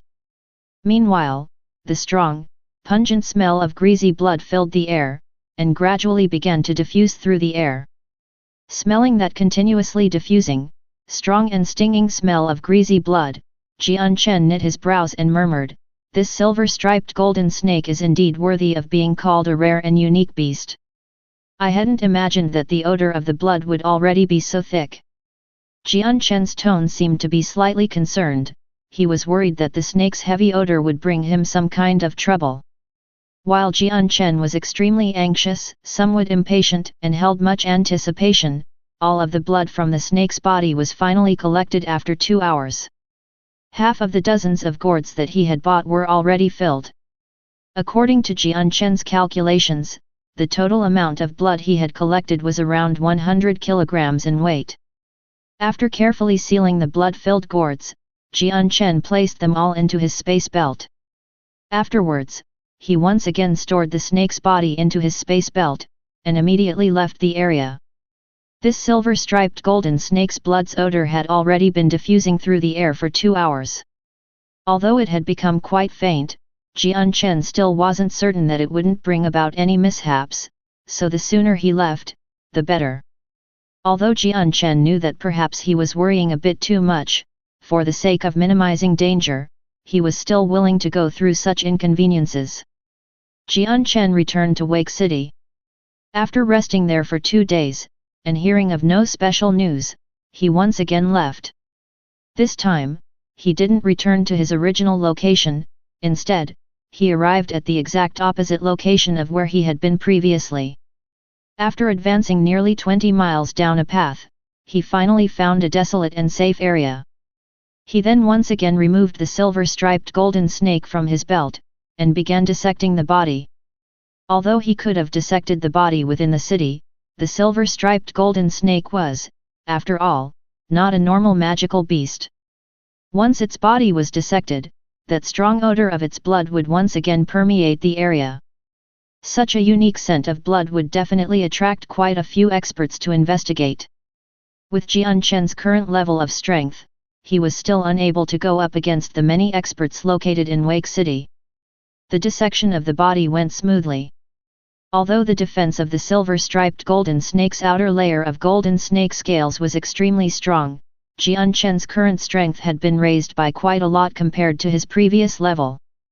Thus, cutting apart the snake's scales only required a small amount of strength. Jian Chen carefully removed a thumb-sized blood-red object from the snake's stomach. When he lifted it up to his eye level to examine it closer, he couldn't help but smile and murmur to himself, "So this is the silver-striped golden snake's precious snake gall." The color of the snake's gall was completely different from any other snake's. Normal snake galls had a bluish green and black color, but this silver-striped golden snake's gall was completely crimson. It looked similar to a red gem. Jian Chen took out a small jade bottle from his space belt, and carefully placed the thumb-sized snake gall into the bottle. This snake gall was extremely important. If he wanted to refine the 10,000 immunity pill, then he'd need quite a few snake galls. This body part's importance was much more precious than the silver-striped golden snake's blood. Soon after, the silver-striped golden snake's skin had been completely removed by Jian Chen. At the same time, the snake's appearance drastically changed. It now looked like a long. The silver-striped golden snake's most precious parts were its blood and gall. Its other internal organs and its flesh were also worth considerable amounts, but they weren't very useful in Jian Chen's eyes. Afterwards, Jian Chen stored the snake's carcass back into the space ring, intending to proceed with the next steps later. After finishing up the silver-striped golden snake matter, Jian Chen looked around his surroundings. He hesitated for a bit, and looked indecisive as he seemed to stand there and contemplate for a moment. Finally, Jian Chen bit down and retrieved the large cask that he had prepared earlier, and lightly placed it on the ground. He then continued to retrieve all the blood-filled gourds, and proceed to empty them into the cask. Jian Chen now planned to refine the 10,000 immunity. This was because the silver-striped golden snake's blood had too strong of an odor, making it impossible for him to refine it in a city filled with people. Soon after, all the blood within the gourds had been poured into the large cask, the nearly 100 kilograms worth of blood filling majority of the person-tall cask. Now the strong, stinging smell of blood was emitted from the cask, and circled around the air for a long time without dispersing. Such a large amount of blood collected together made the smell even more dense, and it assaulted Jian Chen's sense of smell, making him almost unable to breathe. Some special magical beast's blood was completely different from a normal magical beast's. The silver-striped golden snake was an example of this. When Jian Chen had drunk the snake's blood to detoxify himself, Jian Chen had completely ignored its extremely greasy smell since he had been completely focused on curing himself. Thus, he hadn't noticed the snake's blood had had such an intolerable heavy odor back then. Thank you for watching. Continue exploring the fascinating world of Chinese novels with us. Hit that subscribe button on Chinese Novel Audiowave to stay updated with our latest stories. And never miss out on a great listen.